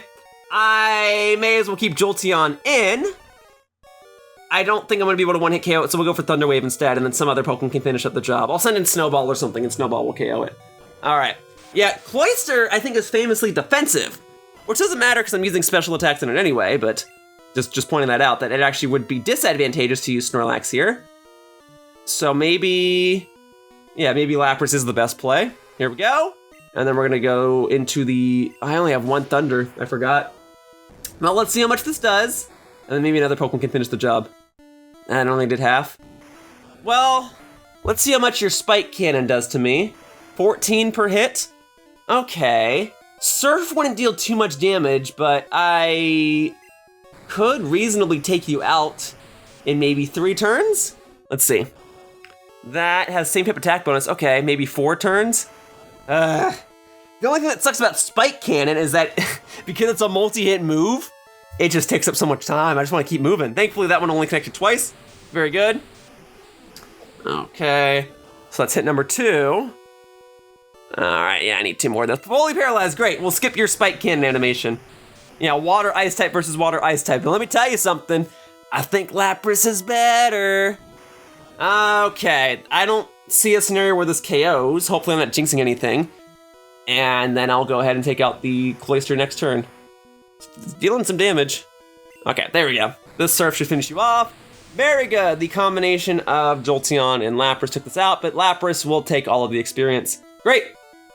Okay, so Cloyster's down, so that should only leave, what is it, Arcanine and Jolteon remaining? I think is what it is. Boom, level 39, love to see it. So if Arcanine's up next, or Ninetales, sorry, Ninetales in this game. Okay, well then I will leave Lapras in. Great. Okay. You are 24 levels above me. It shouldn't be too big of a deal. I mean, I don't know, that Dragonite out there was KOing me with Fire Blast, but I feel pretty confident. Oh, not Fire Spin! Ah! I can't do anything. I cannot do anything. Thank goodness this was adjusted in subsequent Pokemon games. All right, we're just gonna have to hope for the best. Go for Sing. All right, he missed. And I missed. I should have just gone for Surf. Should have just gone for Surf. That's okay. I've got plenty of other oh, and he got the critical hit. You know what? Thank you. You're putting me out of my misery. All right, we're gonna go into... Who else wants a chance? Who wants to go around? All right, we'll go for Brownie. He knows Surf. And this way, if I raise my stats with Amnesia, I'll be well equipped to take on the Jolteon right afterward too. That's kind of why I was hesitant to throw in Starmie right now. But also, I guess I could have thrown in Dugtrio. Dugtrio would have been good against both these Pokemon. I just hate Fire Spin. Okay.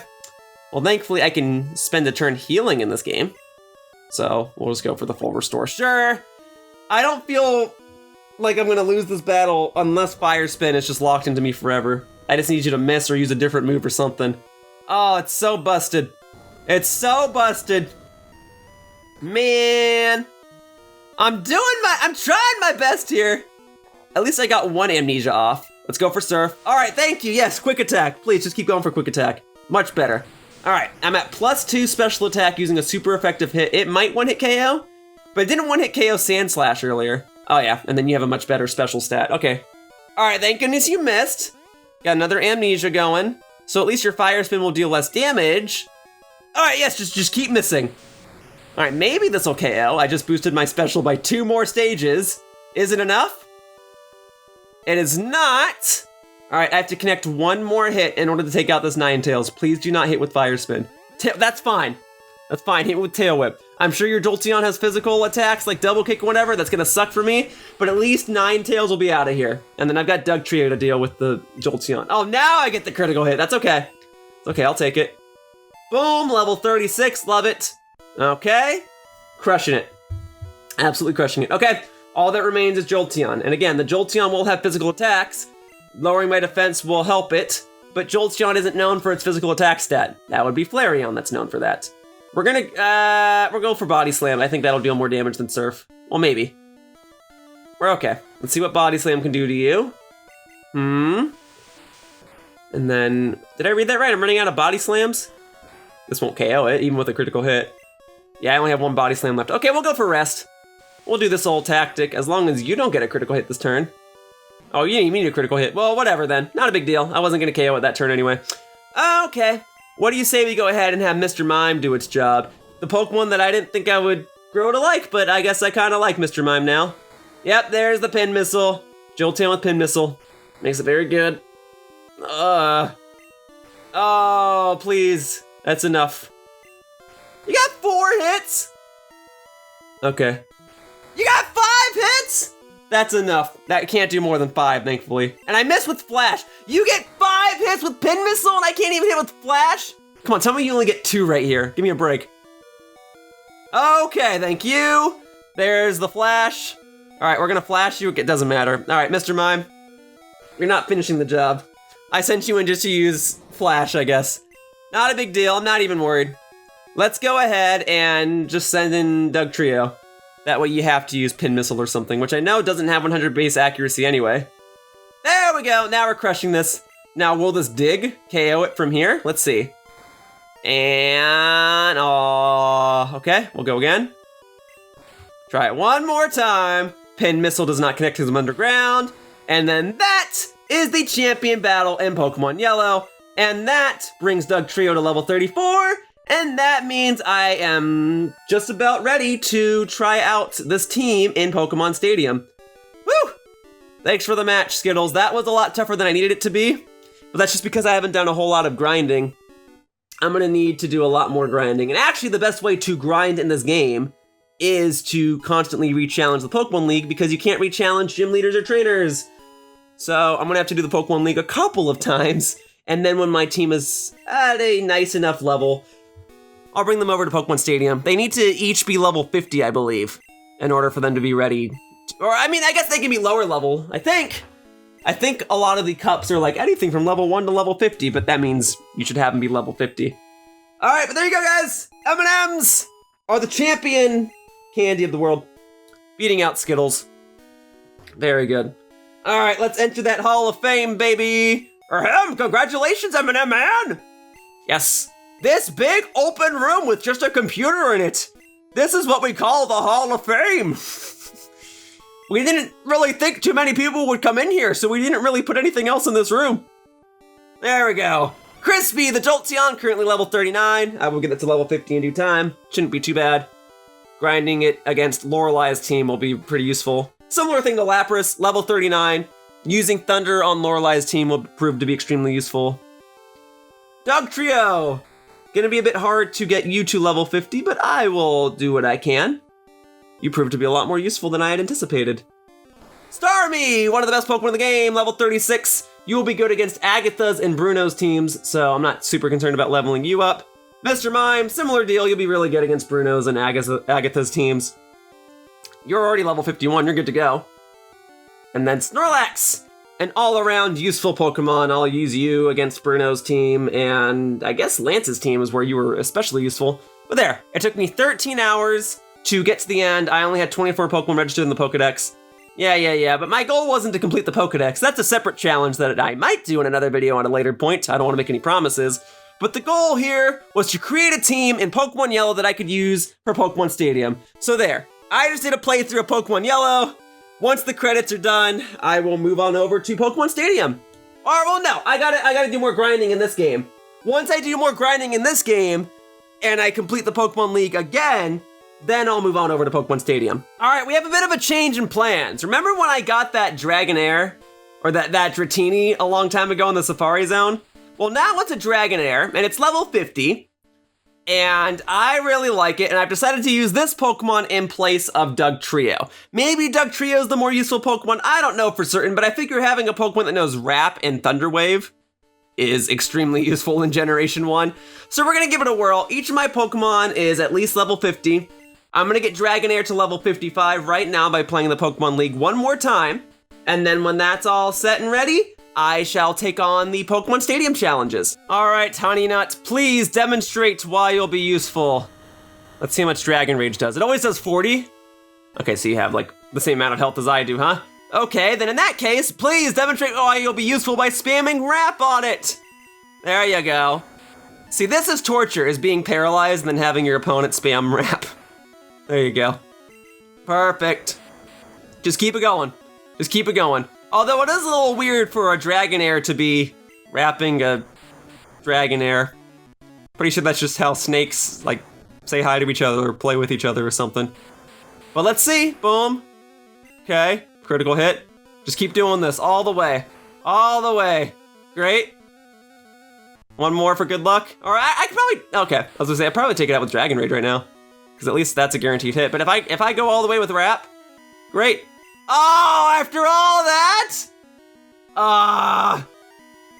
Okay, forget it. We're gonna switch to another Pokemon. We're gonna speed this up. So the plan was to go through the Pokemon League and ideally have Honeynut here gain enough experience so that it could evolve into a Dragonite, but it's still only level 50 and I'm on the Lance fight.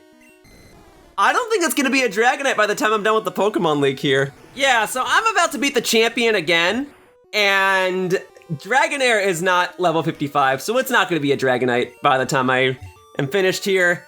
But you know what, that's okay.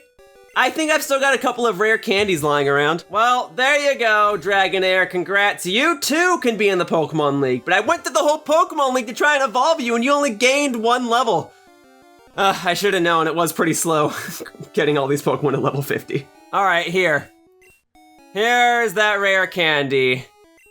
All right, level 55, trying to learn Hyper Beam. You know what? Yes, I do want that because I don't actually think Dragon Rage will prove to be all that useful, and I can spam Hyper Beam and KO opponents with it and then be able to use Hyper Beam again, especially since my attack stat's 101. May as well use that to my advantage for something that's not just Wrap, right? So I can use Leer and then use Hyper Beam. That's kind of what I'm feeling. Okay, use Leer, then use Hyper Beam. We're good to go. Okay, and bada bing, bada boom, the final Pokemon of my Pokemon Stadium competitive team is about to be here. Say hello to Honeynut, the Dragonite. Oh, Dragonite. One of my favorite Pokemon of all time. Now, which Pokemon do I like more, Dragonite or Eevee? I think I said earlier that Eevee was my favorite Pokemon, right? For Gen 1? It might just be Dragonite. Look at that. Look at how good those stats are. I feel more comfortable using a Dragonite than a Dugtrio, especially since Dragonite has resistances to water and grass, and it has an immunity to ground. So that's useful. And then Lapras, looking good. Okay, so I believe in order to actually be able to use these Pokemon in Pokemon Stadium, I need to place them in a PC. So in order to make it easily accessible, I will deposit them into box number 2. Oh man, remember the first generation when you had to change boxes? I'm thankful that I never ran into a situation where my box was full. Okay, so Dragonite. Oh, I actually need to ensure that I have 1 Pokemon remaining, and that's partially why I made sure to catch an extra Dratini back when I was in the Safari Zone, because I figured if there was going to be any Pokemon that I wanted to be stuck with in my party, I will gladly take a Dratini. So I need to go back to the first box and withdraw that real quickly. Final preparations, just showcasing this all right now so you all know it's authentic. There you go. Okay, there we go. Extra Honey Nut. Thank you. And then we change this back to box number 2. Yes, please. Boom. Got plenty of space in both boxes. Then we deposit coffee. There we go. Dragonite, Lapras, Jolteon, Mr. Mime, Starmie, and Snorlax. All those Pokemon are now in my PC box. Dratini's with me. Here's hoping you'll be a good luck charm, Dratini. All right, I've been playing this game for 17 hours and I've been getting up to stretch and drink water and whatever, use the restroom and whatnot. But now, that was all just the preposition of this task. That was all for me just to be prepared. Okay? And just as a precaution, let me change back to the first box so that if I ever catch any more Pokemon, they go in the first box instead of the second box. The second box shall exclusively be my Pokemon team.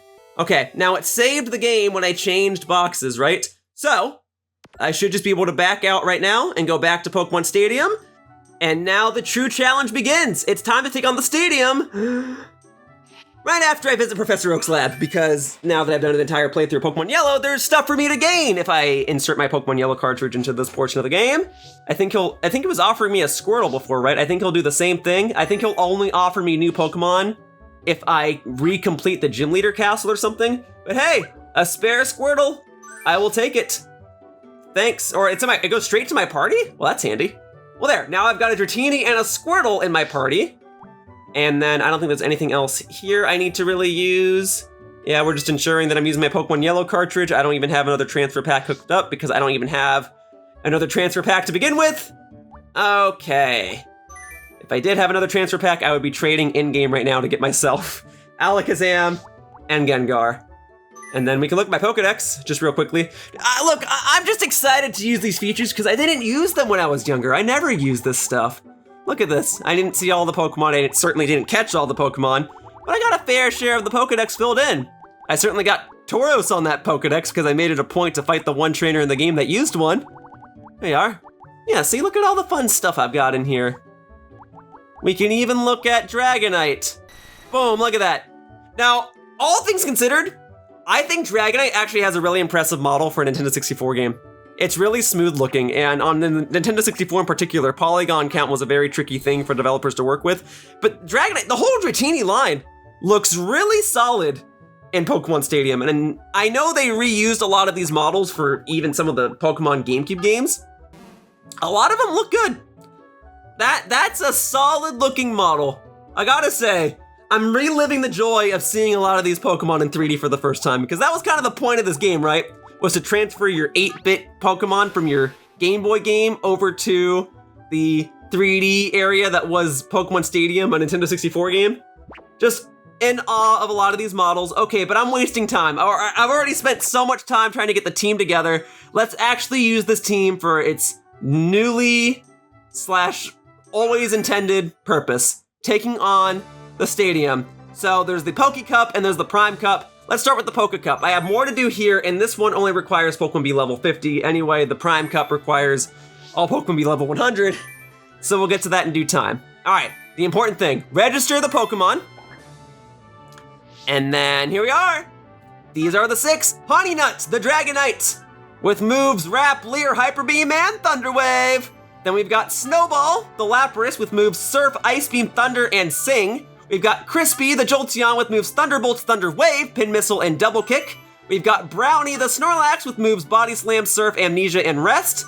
We've got Miles, the Mr. Mime, Confusion, Substitute, Barrier, and Flash are its moves. I also didn't get to choose the nickname for that one. And then we've got Starmie, or Coffee the Starmie, with moves Psychic, Surf, Harden, and Recover. That is a solid looking team, and now once I register it here, it'll be here forever. I don't gotta worry about something happening to my Pokemon Yellow cartridge, so that's why I decided to register it first. And plus, I need to get these Pokemon to level 100, so I'll register them again separately when they're all level 100 when it's time for me to take on the Prime Cup. But for now, the Poke Cup is ready to go. I'm ready. We'll go ahead and use my newly registered team. Boom. I guess these were the registered teams I used in the past. I have got no memories of them, but I'll have new memories with this team. Let's crush it. All right, guys, we're getting into it. We're getting into the nitty gritty. This is exciting. Oh, this is a psychic type sweep if I've ever seen one. Poison and fighting types, I'm about to crush him. And his Pokemon are differently leveled, huh? All right, Mr. Mime for sure. Without a doubt, Mr. Mime and Starmie.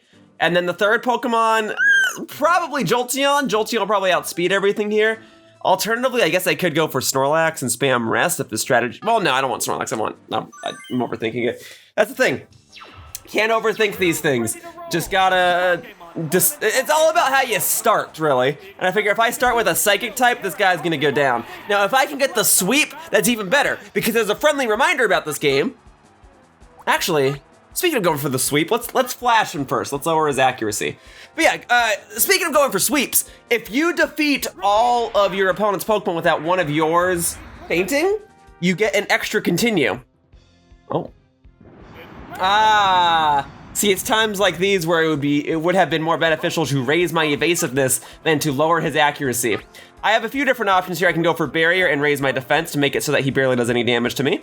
I could have gone for Substitute, but he might have broken the Substitute, so it kind of would have been a waste of time.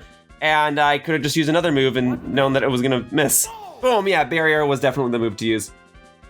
Yeah, so in this game, you have to defeat 8 trainers in a row without losing once. However, if you defeat an opponent without a Pokemon fainting, you get an extra continue, so you can try again if you lose a battle. And I do foresee myself losing a battle. Okay, I had a feeling I was gonna go for Dig again.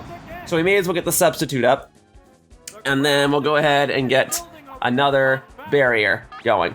Raise my defense even more, so he shouldn't even break the Substitute at this point. So, hey, what happened to my Substitute? Tell me that's just like how the animation plays out. What'll it do?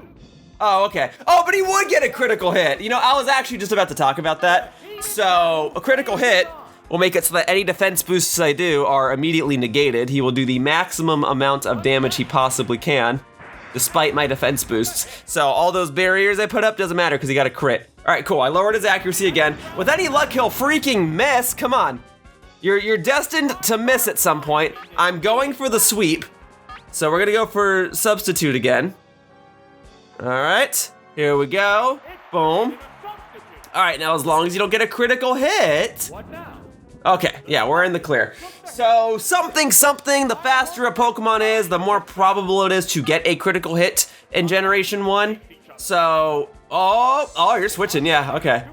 So something along the lines of, if a Pokemon is slower, then you generally don't have to worry as much about getting critical hits. The normal critical hit ratio, I believe, is 6.25%. Every Pokemon and every attack has a 6.25% of getting a critical hit at minimum. Let's go for Confusion again. Him switching means that those flashes I did against him don't mean anything. But I did exactly half his health with the previous Confusion. This should take out the other half. Boom, baby! Yeah, so every attack at minimum has a 6.25% chance of getting a critical hit, but the faster a Pokemon is, the higher that chance is, and then moves with a high critical hit ratio, such as Slash, or... Is it the only Gen 1 move with a high critical hit ratio? We'll even some moves such as that, or Razor Leaf. Here, let's flash it. Let's flash that Poliwhirl. Poliwrath.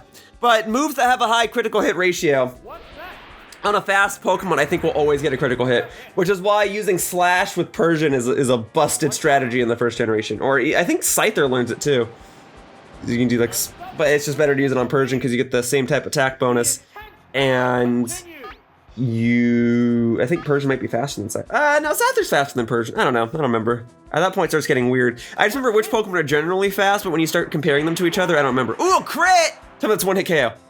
Boom, baby! Are we gonna get that Mr. Mime sweep? Mr. Mime sweep. Now, again, because he switched out that Machoke, those accuracy drops that I did to it aren't gonna matter, or it means that his accuracy is gonna be reset. So, he might go for Dig, he might not. I think my safest play is to switch to Starmie in preparation of him going for Dig again, and then I just get a free turn to switch. And my Starmie knows Harden anyway, so even if I'm faster, I can just use Harden on the first turn, and then use Psychic on the second turn, and maybe Psychic will one-hit KO him. Starmie's Psychic will deal more damage than Mr. Mind Confusion. Okay, yeah, so I picked a move that checked for him to use Dig or pretty much any other move. Having two Psychic types has its advantages, and I am going to use that to my benefit. There we go. So even if he gets a crit though, it shouldn't be a one-hit KO. It wasn't particularly strong. There we go, so that did 35, we're fine. Well, okay, I boosted my defense by 1. Okay, let's just use Psychic. I boosted my defense by 1, that means the average hit probably does about 70, which means, oh, actually, if you got a critical hit, it might have been a one-hit KO. But speaking of one-hit KOs, can I get it? One-hit KO. Boom, baby! Starmie crushing it. Took down a Machoke that was 3 levels higher than it, but all things considered, I suppose it was just a Machoke. Very good. All right, so we got that first perfect. The more continues I get, the better. Apparently, I struggled with this challenge when I was younger, but I was only using rental Pokemon when I was younger. But now that I have the Pokemon that I want with the moves that I want, this should be a cinch. It might not even be that much of a challenge. That would be a best case scenario. I'm more than willing to fly through this, especially considering I already put 30-something hours into Pokemon Yellow. All right, so some more poison types. Very good. So, all right, Mr. Mime and Starmie for sure. And then the grass types are a little concerning for Starmie. I think I'm gonna go Snorlax for the last one.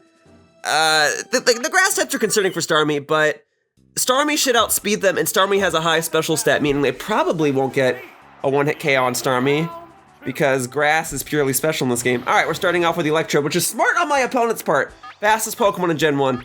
Okay, well, then, if you're gonna start by presumably setting something up, oh no, you're going straight for an attack. Hopefully it misses! Yay! Luck is in my favor, but hopefully you'll keep missing. Here we go, I gotta go for those sweeps. I have to. Now, what I don't know is if all the Pokemon on my opponent's side will always have these weird levels. Because I swear if you do this with rentals only, all of the opponent's Pokemon are only level 50, or maybe I'm making that up. But they can only be a maximum of 55. Yes, he missed again. Cool. Great, I was able to get my substitute off. That's the idea, is to help your opponent misses the first turn, get a sub off, and then hope they never hit again. Okay. So, I mean, I can go for Barrier or Confusion at this point. It doesn't necessarily matter. It's which I think is going to be in the back. Barrier is probably not super useful because it's got Pokemon that are using special moves in the back. So I'm going straight for the Confusion. And then this might not do too much. I did 40.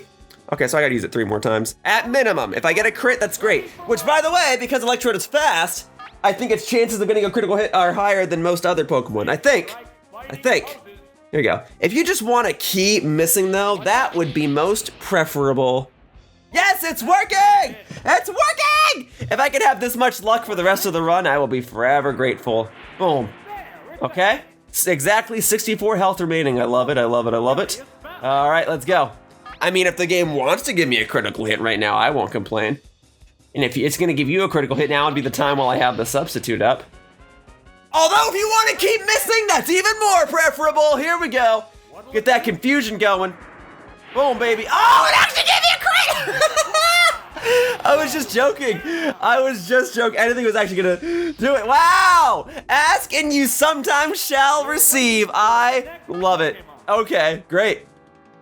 Great. Well, let's go for that sweep. Oh, Tangelace. Yeah, the one grass type that you have that's not weak to Psychic. All right, well, I'm sure the strategy remains the same. I've already got the substitute up, and I might even be faster between Tangela and Mr. Mime. Okay. I mean, I guess I am 3 levels above. Not that just 3 levels makes too much of a difference. Let's see, so 33 damage. Yeah, oh, growth. That's a really good move in Gen 1. I mean, Amnesia is better, but growth is useful. Boosting your special basically means my attacks will be weaker and your attacks are stronger at the same time.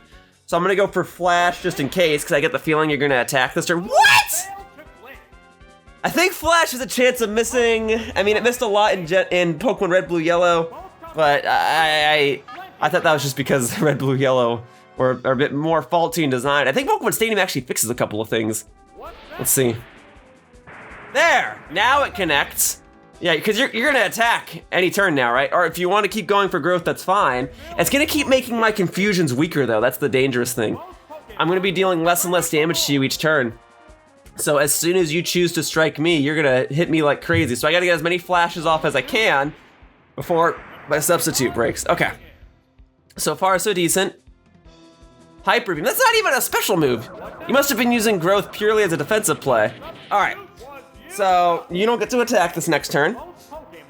I think it's in my best interest to switch.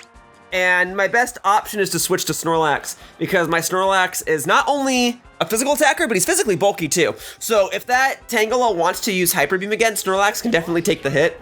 And because it boosted its special so many times, my Mr. Mime is barely gonna deal any damage unless I get a critical hit. So we'll go to Snorlax, I get a free switch because you have to spend this turn recharging, because that's how Hyper Beam works in Generation 1.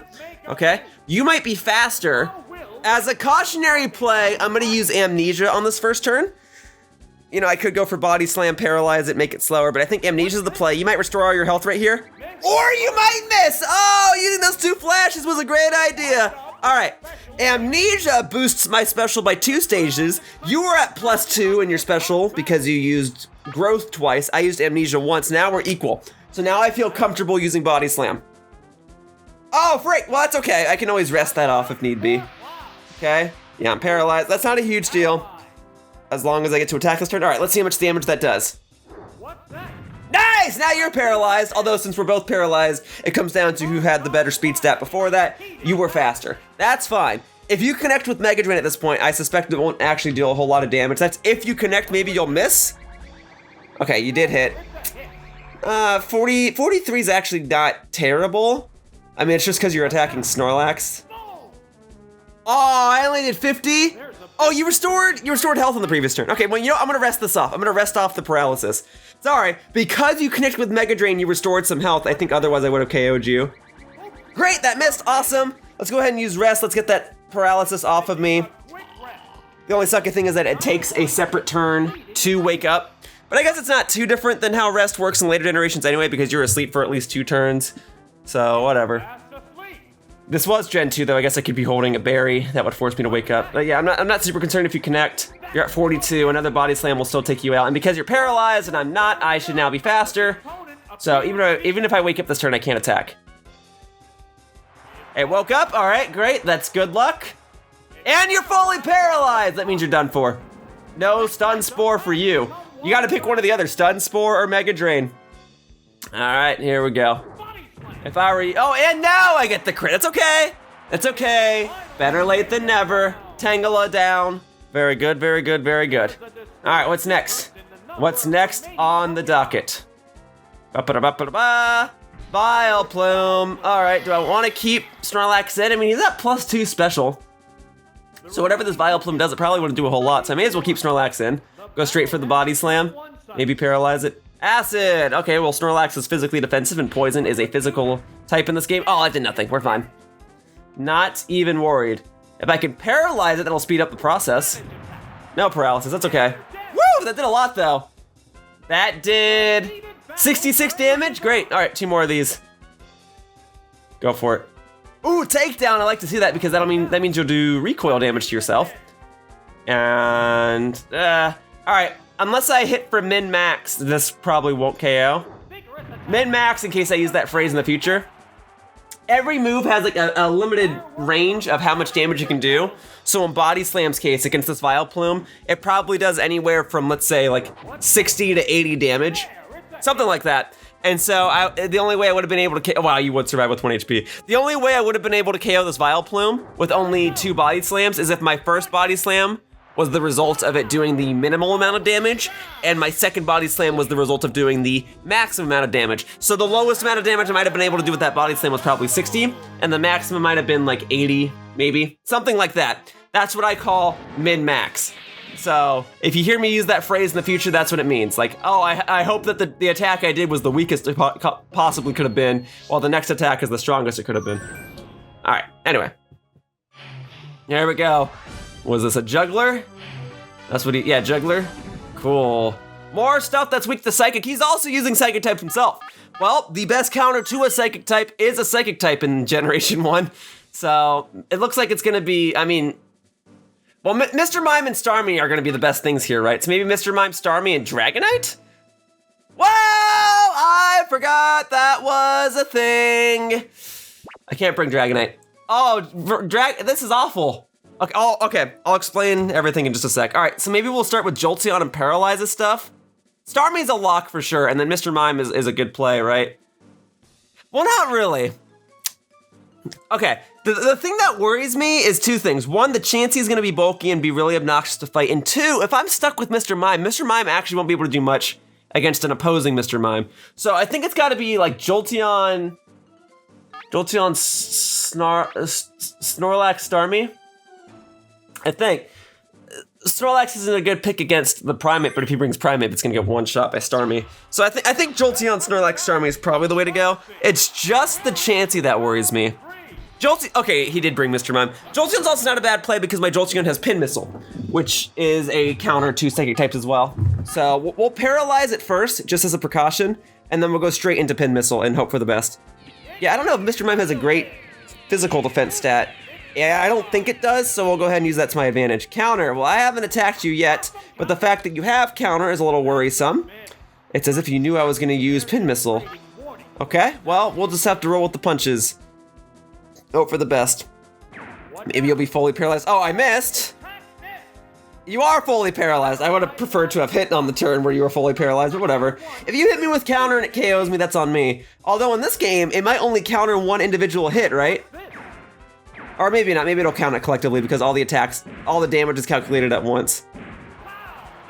That's pretty good. Although I had to hit 4 times to deal that damage. Oh, you are fully paralyzed, okay. All right, this is working in my favor. I've been quite lucky throughout this run so far. We're gonna go again and hope for the best. All right. I think it hits 3 at minimum. Oh, 2 at minimum. Oh, definitely 2 at minimum. Never mind, I'm just used to it hitting 3. 3 has been the lucky number. Let's see. Ice Punch! We're okay. Oh, I did like nothing. All right. Yeah, that only did 27. Great, if you want to keep going for Metronome, that's preferable. I'll go for Pin Missile again. It just needs to connect. Oh, you're switching. It's fine with me. The rest of my Pokemon can definitely take you out. What do we got? There it is. There's the Chansey. All right, well, at least I've already got Jolteon on the field, so I can go straight for a Paralysis with Thunder Wave, and then I might switch over to Snorlax. Critical hit, nice. Yeah, I gotta paralyze it for sure. And then Chansey traditional. Oh, I have Double Kick. That's okay. We're okay. We're in business. We're in business. So Chansey traditionally has a very high HP stat and a decent special stat in Generation 1, but its physical defense, I believe, is very low. That's why I wanted to switch to Snorlax. That's a problem. Okay, good. Just saying, thankfully, he doesn't have great accuracy. I just had to hope for the best. Okay, we're gonna go for Double Kick then. Now, Jolteon doesn't have a great physical attack stat either, but this will deal more damage than Thunderbolt, I think. So let's see, put that Double Kick to good use. Oh, good use indeed! All right. It's okay if you connect here. I'd rather you didn't, but it's not a huge deal if you do. It's agony because it hangs on that animation for so long before it tells you whether or not it connected. I mean, maybe there's people who play this game that can tell you, oh, if the animation lasts for that long, it means it missed, but it's just pain having to wait to see the aftermath. All right, Chansey's down. That was the big threat I was concerned about. I don't think he has Golem in the back because I feel like he would have sent that in if that were the case. Even if he did, Starmie would take care of it, or even Snorlax because Snorlax knows Surf. Hypno! It's Hypno! Alright, I mean, no doubt I'm gonna win this battle. Can I get the perfect, though? That's the question. Let's get that perfect. So, same routine, we're gonna go for Thunder Wave first, and then we're gonna Pin Missile it. Thunder Wave will guarantee that any of my Pokemon in the back will be faster if I choose to switch, including Snorlax, and it makes it so that you have a chance of not attacking every single turn, such as this one! Thank you for having a proper demonstration, Hypno. Thank you for demonstrating the effects of paralysis. Alright. And yeah, I'd rather be fighting a Hypno than an Alakazam. You are the inferior Psychic type. Frick! I am missing. And that might be a guaranteed hit in Generation 1. I think its accuracy is rather reasonable. Oh, okay, never mind. I'm lucking out. Let's get that Jolteon sweep. Let's keep it going. All right, pin missile, you gotta connect here. Here we go. And then we do boom. All right, yeah, if it plays more than one needle, it means it connected, although only hitting twice isn't great, especially, okay, so each, okay, fully paralyzed, great. Sorry, there's a lot of things going on. So each missile only does 15. So if I hit 3 times, that's 45 damage. I would have to hit, oh my God. It's only a matter, that's gonna connect, right? It's only a matter of time before it finally connects. All right, I'm getting lucky and unlucky. It's evening out. I'm missing with my pin missiles, or when I do connect, it only hits twice, but you're missing with hypnosis, so this is fine. I mean, the whole reason I even have pin missile on Jolteon is to deal with psychic types. So I'm glad it's coming into play here. Okay, that's finally gonna connect now, right? I'm just waiting for that to connect, at which point I will switch. There it is, yeah. All right, I don't think I wanna play with that, because it takes me a turn to wake up, so maybe now's the time I switch into another Pokemon. Who's it gonna be? Is it gonna be my Snorlax, who likes sleeping anyway? Oh, Jolteon opens its eyes when you switch it out? Okay. Well, it's Starmie. I was gonna do this bit where it's like, oh, do you know what I'm gonna switch to, Snorlax or Starmie? You can't tell. No, it's just Starmie. Although Snorlax would have taken this hit better, but Starmie still took like a pro, that only did 30. Great. Okay, so Hypno might have a decent special attack stat, or special stat, so it might still take a 2-hit KO to knock it out here, but that's okay. If the only thing it can do is Mega Punch me and that only does 30 damage, I'm fine. Oh yeah, okay, we'll take it out the next turn for sure. Blizzard, all right. Well, that shouldn't do too much. Okay, did that do more than the Mega Punch? I think it did. I mean, it should have. I think it has higher base power, and then Hypno has a better special stat than physical stat. All right, well, this is why Starmie's busted, because it learns Recover, and that's exactly why I wanted to make sure that Staryu knew Recover before I evolved it. Boom. Nothing. Yeah, you can't do anything to this Starmie. That's why, if you're going to use a Psychic type, it's better to get one that's dual-typed, such as Starmie, Exeggutor, or Jinx. Those are the big 3. Starmie in particular is the one I like because it learns Recover, and I think it's the fastest. It has to be the fastest of those 3. Exeggutor is not fast, and I don't think Jinx is particularly fast either. Otherwise, using plain old Alakazam is good too, but I don't have access to that. So here we go. Back to the Mr. Mom. Great, can I do 40 damage with Surf? I think I can. I think Hypno has a higher special stat than Mr. Mime, so I think if I just use Surf here, I should be able to take you out. And even if it doesn't take you out, I don't think you can learn a 1-hit KO move. I don't think there's a way you can even knock down 127 of my health in one turn. This should just take you out and I should get another perfect. Great! Bye, Mr. Mime! Alright, that worked out. That's just the concern, is fighting an opponent that has a bunch of Psychic type Pokemon. It's like, well, I have to bring Starmie. Starmie is a counter to Psychic types. I'm glad that worked out as well as it did. Got the perfect, got an extra continue. If I could get a perfect every single battle, that would be awesome. Boom. 3 badges. Nice. Oh, I never explained that 155 level limit, did I? Okay, it's like this. All of my Pokemon have levels. Add up the levels. If they surpass 155, you can't use that team, which makes it hard to use Dragonite. But in this battle, I want to use Starmie, Lapras, Dragonite, because that's the only combination I can do that won't surpass 155. So it's actually disadvantageous for me to have put my Jolteon to level 51, because now it means I'll never have it on a team with Dragonite. I can't, because I only have 2 other Pokemon that are level 50. So that makes it difficult to use Dragonite, because Dragonite can only be obtained at level 55. Dragonair evolves into Dragonite at 55. So I messed up. I didn't think about that. For other cups, that won't matter because every Pokemon will be level 100 anyway. Oh, frick! You're starting off with double team? I shouldn't have been so adamant about using Dragonite. I just thought it would be a useful Pokemon. Great. Alright, please connect. My odds are very, very low, but yeah. I didn't bring Jolteon to this fight. I couldn't, like I just said, I can't bring Jolteon and Dragonite to the same fight because I have no combination that would, no! I kinda just wanna forfeit this battle. Use up one of my continues just to speed up the process. I don't wanna have to deal with all this. This is supposed to be my strategy. This is how I get perfect, except I don't have double team, I have flash. I have no way to force you to switch, huh?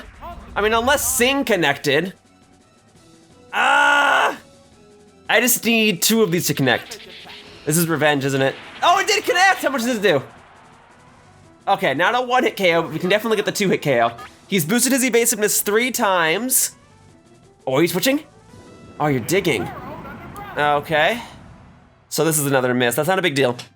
In fact, this gives me a good opportunity to switch to Dragonite because Dragonite's part flying type anyway, so the dig won't connect. And Dragonite's moves, I mean, it doesn't know Thunder, but it has moves with better accuracy. If it can just connect with one, I'll be okay. In fact, my Dragonite has Hyper Beam. Because it's Generation 1, if I KO a Pokemon on the turn where I use Hyper Beam, I won't have to recharge it. So this works out really well. So use Dig, it can't connect because I'm part flying type. Great. Now I just need Hyper Beam to connect. I'd love to use Thunder Wave, but I just gotta go straight for the Hyper Beam, right? Because you're not gonna use Dig anymore. And there's no point in using Thunder Wave, I just need Hyper Beam to connect once and then I'll take you out. That didn't do much. Dragonite can take a few more hits. All right, Dragonite, showcase your use. Take it out with Hyper Beam, don't miss. Ah, I was afraid that was gonna happen. That's okay. We'll go again this. Whoa! If you miss with Hyper Beam, you have to recharge? That's not correct in red, blue, yellow. That must be an adjustment. Pokemon Stadium does change a few things, that's for sure. I didn't know that was one of them. I didn't know if you missed with Hyper Beam in Pokemon Stadium, you still have to recharge. That's okay, I can still take 3 more strengths. So Dragonite, you got 3 more chances to connect with Hyper Beam. This is your chance. All right, this is probably the one battle where you're gonna be useful. Okay, and then you can't do anything this turn. So you'll only have 1 more chance afterward to connect with Hyper Beam. Dragonite, I'm trying to show your usefulness. You have a really good attack stat. Do I dare go for Hyper Beam again? Because if I miss, then it's 2 turns, and then Dragonite goes down, and then I feel like I have to. Because if it connects, I get a freebie. Okay. Dragonite, you gotta connect here, buddy. Please. I'm going all in on this. Yeah! And a critical hit! I didn't need the critical hit, but I'm glad I got it. Good job, Dragonite, you contributed! All right. Not even worried, because even if Dragonite goes down here, yeah, I've got stuff to take out the rest of his team. You have a water ice type, I have a water ice type. Mine's better because it's Lapras. What? Hey, no! No! The point of using Hyper Beam on that turn was to KO the okay, at least Dragonite probably won't go down this turn. I gotta switch him out of there anyway, because I can't chance you knowing Ice Beam or Blizzard. The point of using Hyper Beam was to KO the Pokemon, and if you KO a Pokemon on the turn where you use Hyper Beam, you're not supposed to recharge. I guess Pokemon Stadium did that too. I guess Hyper Beam got super nerfed, and I am glad I switched. All right, Dragonite, you had your 1 chance of fame. Critical hit Ice Beam did like nothing, thank goodness. Okay. Sing or Thunder, it doesn't matter. All right, double team. This evasiveness strategy is gonna be the end of me. This probably is why I was unable to beat it as a kid. I don't have any memories of these battles, but I probably got to this guy and kept missing. Ooh! But not only did I connect, I got the paralysis, which means I'm faster from now on. It also means I can't use Sing, but it doesn't matter. I'm just gonna go straight for the Thunder. There we go. Come on, we can connect this. We'll be through the thick of it. Yeah. And then the more turns I miss, the more difficult this battle is gonna be because he'll keep using Double Team, which increases my odds of missing, which only makes things more and more difficult. Come on. The sooner you hit, the better. The shorter the battle is. He's gonna keep going for Double Team. I can't do anything else. It's gonna get max evasiveness, and I'm never gonna hit. I don't have any Pokemon that knows Swift. That's the way to get around this. Swift is a lot more useful in Generation 1 because it's the only move that cannot miss, even if a Pokemon uses Fly or Dig. I remember that. At least that's true for Pokemon Stadium. So gotta keep going. Fully paralyzed, that's a plus, because it means you're not using Double Team this turn, but I still only have like a 30% chance to connect. But a 30% chance, I mean, that's roughly 1 in 3. Come on. Although just because it's 1 in 3 doesn't mean I'll connect on the 3rd turn I use it. Some people think that, oh, 1 in 3 means that every 3rd time I'll connect. And it's like, no, that's not how probability works. You know, when you bet on a roulette wheel, you have a 1 in 32 chance that the wheel will land on your number? But it doesn't mean if you pick the same number every single time that after 32 attempts it'll finally land on your number. I have a hard time explaining probability to people sometimes. I hope everything I said just makes sense. This is my last Thunder, it needs to connect. Come on! Otherwise we're going for Ice Beam and that is not gonna do a lot of damage. Thank you! Or I guess I would have gone for Surf because it's water ice. Ice resists ice. Okay, I shouldn't need Thunder anymore. You had ground types in the back, right? So Ice Beam or Surf ought to be good. You had a Kabutops. Oh, Thunder actually would have been great, but Surf will hit for the neutral damage. So, Surf was up, right? I hit up on my C buttons. Come on. The sooner we take this out, the better. Come on, come on, come on, come on. Don't miss, don't miss, don't miss. We really need this first hit to connect. Oh my god. This would be a bigger deal if he had one-hit KO moves. Oh, he's got Slash, though. That is a pretty big deal. No! Come on, Lapras! Oh, double team and Slash. That is a pretty good Gen 1 strategy. All right, how much does that do? Okay, you gotta connect the next one, Lapras, and then you win. You might be able to take another Slash. Let's see. How much did that do? Yeah, it's always gonna get a critical hit, isn't it? Okay, Lapras, please just connect. Your previous hit showed that you can deal more than half its health. Yes, and you got a crit. All right, the perfect streak continues, and I got to use Dragonite in that battle, and Lapras for that matter. Woo! All right, it's a good thing I kept Lapras at level 50. If I had leveled up Lapras or Starmie or even Dragonite one more time, or I couldn't level up Dragonite one more time, I wouldn't have been able to enter it because the level cap is 55 per Pokemon. But if I had leveled up Lapras or Starmie one more time, I wouldn't be able to use Dragonite at all. Hey, you're one of those ghost type trainers, right? Medium, yep, and there's the Gengar. All right, well, you got 2 poison types, so Starmie is a lock. Starmie is all, oh, you got 3 poison types. All right, then it's gotta be Mr. Mime, Starmie, and then Jolteon. The only other use of Pokemon would be Lapras.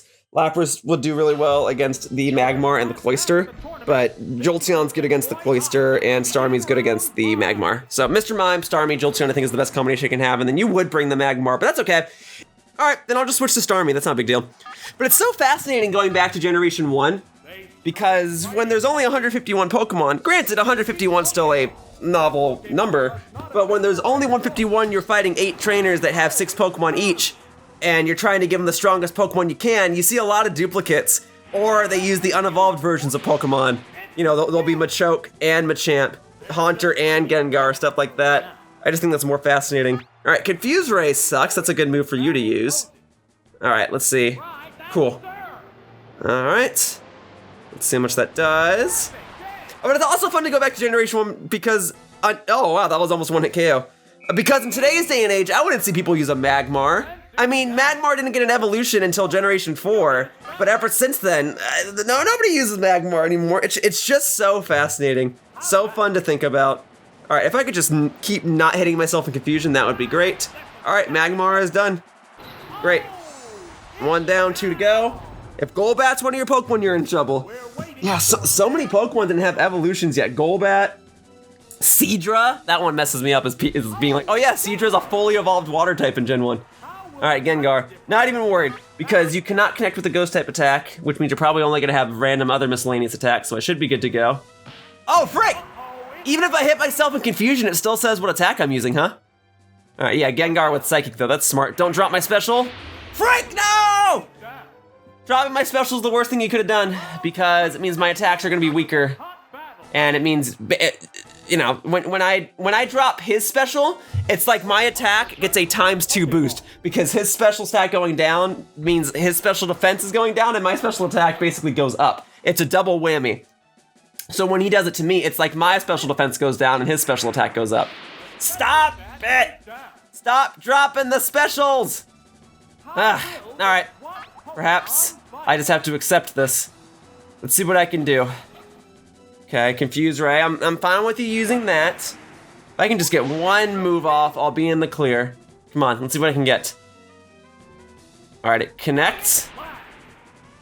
Alright, sorry, I should wait to say it connects because I've seen it miss already. Alright, now that I've hit with one of those, let's go back to Starmie. If you could please not drop my special again, that would be great. Okay. Otherwise, having Mr. Mime out is actually preferable because I would love to hide behind a substitute so you can't use Confuse Ray. Okay, he didn't use Confuse Ray this turn. Please don't drop my special. Frick! You didn't drop my special though. All right, you got that critical hit out of your system? Good. Okay, this is why we have recover. So I'll go straight for the recover and then I'll go psychic for the next turn because I can't chance these things. I don't know what he's gonna have in the back. Here we go. Nightshade, okay, that'll do 50. I can take another Nightshade as a result. Oh, he missed! Oh, using Flash paid off! All right, in that case, we'll go straight for the psychic.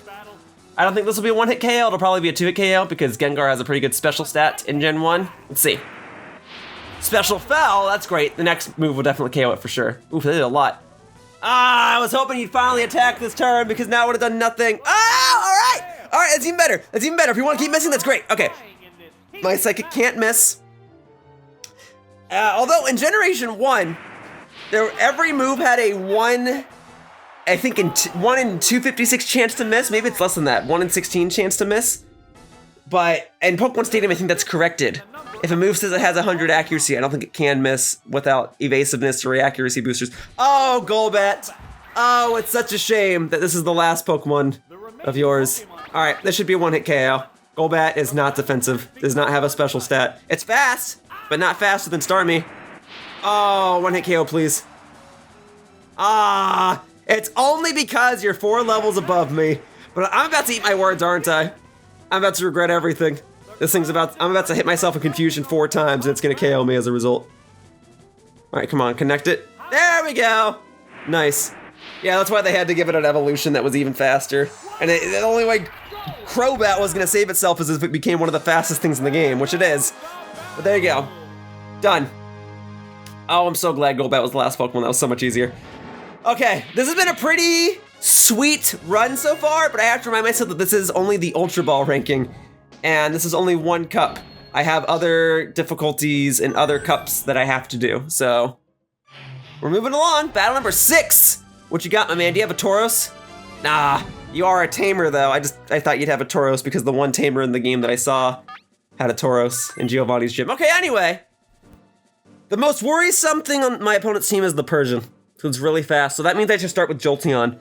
Then probably Mr. Mime, Starmie in the back. Lapras would actually be good here too, because Lapras would check the Charizard, the Sandslash, and the Venusaur.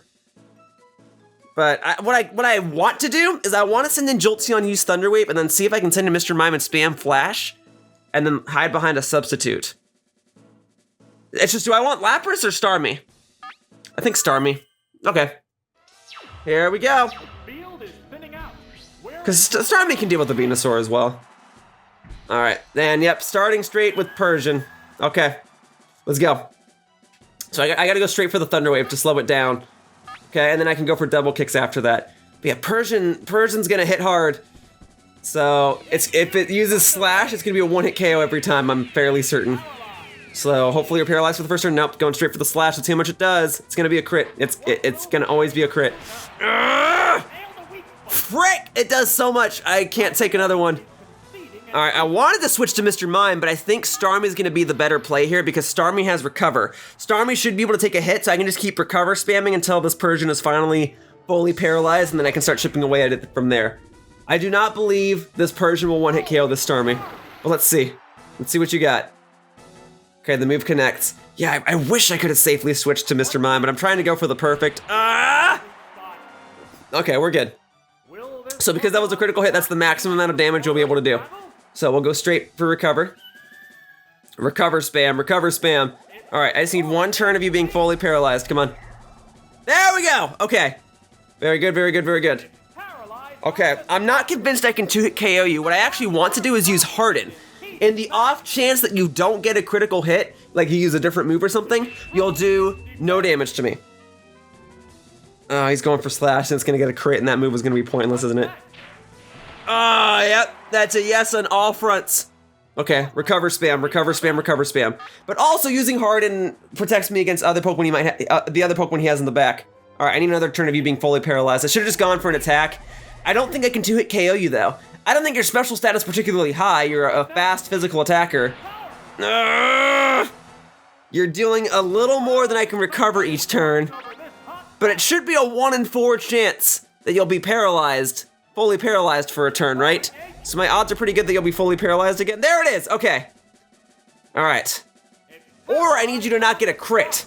I don't think that's gonna happen though. All right, I think it's time to go on the offensive. Psychic is gonna be the best move I can use.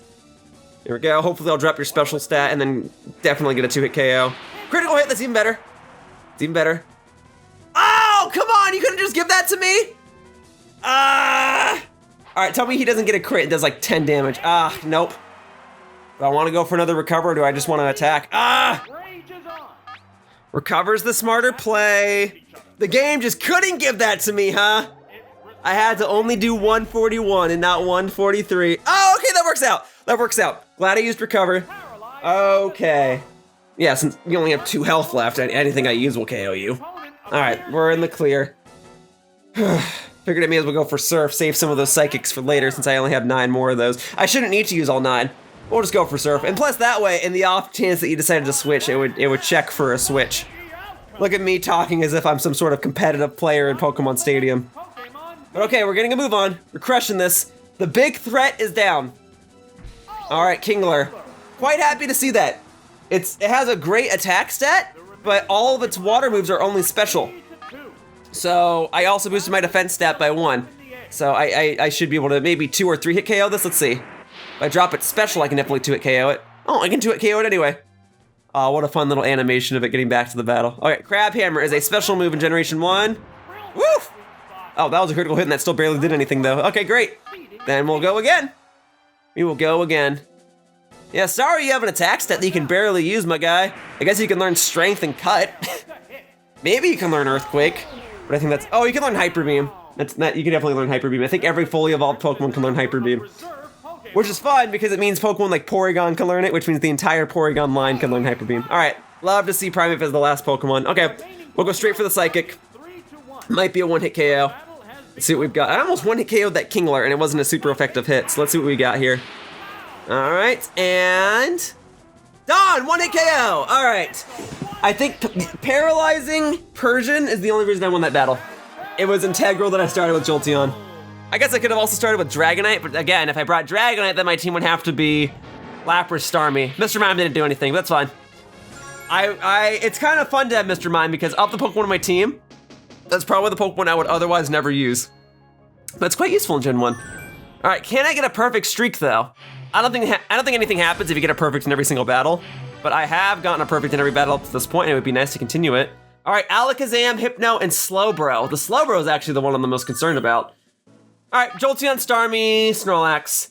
Jolteon paralyzes, Starmie, if it comes down to it, can out-Psychic the Psychic types, and Snorlax can use his physical stat to take him out. That's what I'm thinking. Jolteon, Starmie, Snorlax. But I have to start with Jolteon. Jolteon's a starter Pokemon. It's a little punny because it evolves from Eevee, which is a starter Pokemon now. But all right, sorry with Alakazam. We'll go straight for the Thunder Wave, and then we'll try to Pin Missile it. I could also just go straight into Snorlax. We'll see. Paralysis for sure. All right, there. Let's see what Alakazam's doing. Side Beam. Okay, would rather see that than Psychic. There we go. It's just a weaker Psychic. There we go. All right, I don't like being confused though. Maybe switching is the better play here. So we'll go straight into Snorlax.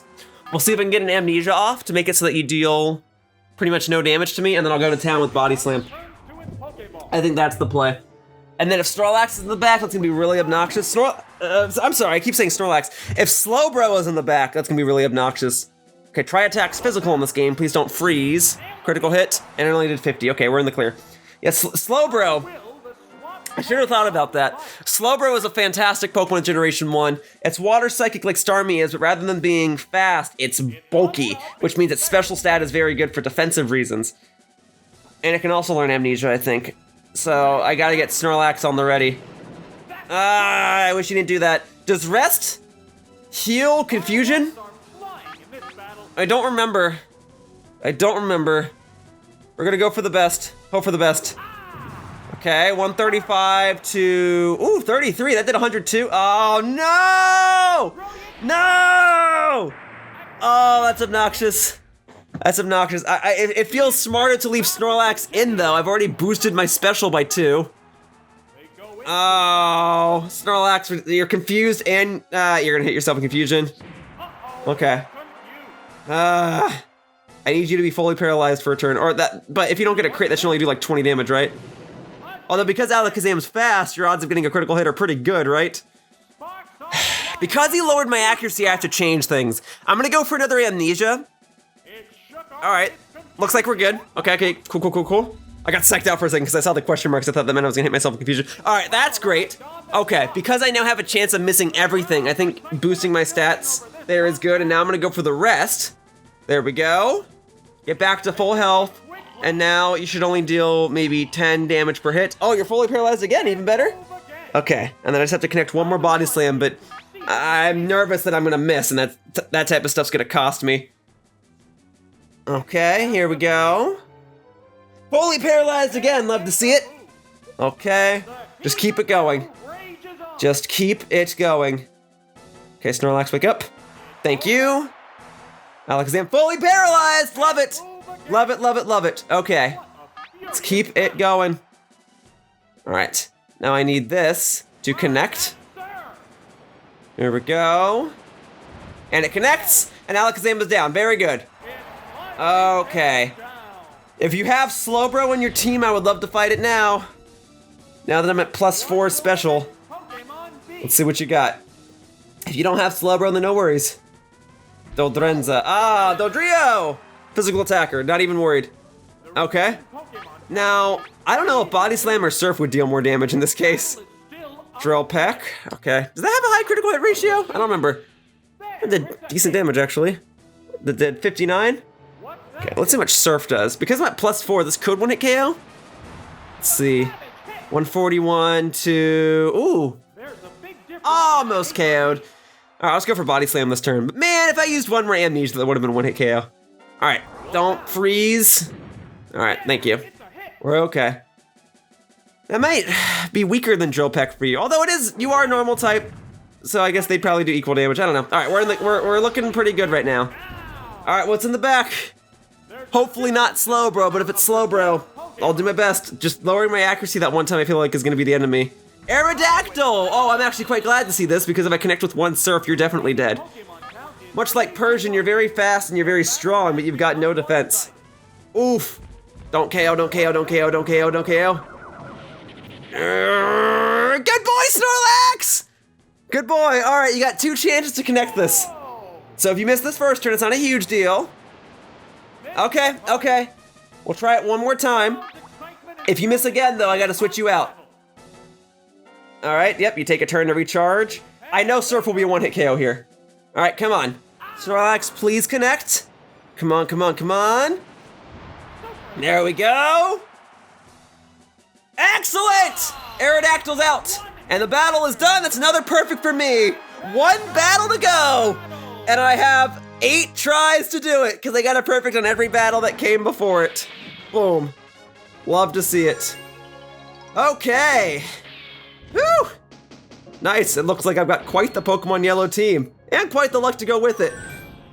Let's do it. 1 battle to go for the Poke Cup Ultra Ball rank. Aha, I'm not super worried about this team actually. No psychic types. Okay. Aha, see though? See what they did? His Dragonite's level 55, which means everything else has to be level 50, so Dragonite can pair with anything. Fascinating. Okay. So I'm thinking Mr. Mime, Starmie, Jolteon. Because Starmie and Mr. Mime check the Nidoking. Jolteon checks pretty much everything else. The Electrode's a little bit of a concern. Mr. Mime, Starmie, Jolteon. Oh, I guess I should have started with Jolteon. That's okay, because he could have started with Nidoking, right? Hopefully he starts with Nidoking and I can just take it out with Mr. Mime right here. Start with Flareon, okay. Show me that big floofy tail. All right, not too worried. So Flareon's best stat is its physical attack stat, which works against it in Generation 1, because in Generation 1, Fire is purely special. Even then, Flareon's had a bit of bad luck, because even when Fire-type moves did become physical, the only Fire-type physical move it gained access to was Fire Fang for the longest time, so I'm not worried about fighting a Flareon. I am gonna go ahead and switch Pokemon to something that will deal more damage. I don't mind that you used Barrier there because I don't plan on using any physical moves this battle. So we'll go straight into Starmie, and let's see what you plan to do. Body Slam. Okay. Didn't get paralyzed, that's fantastic actually.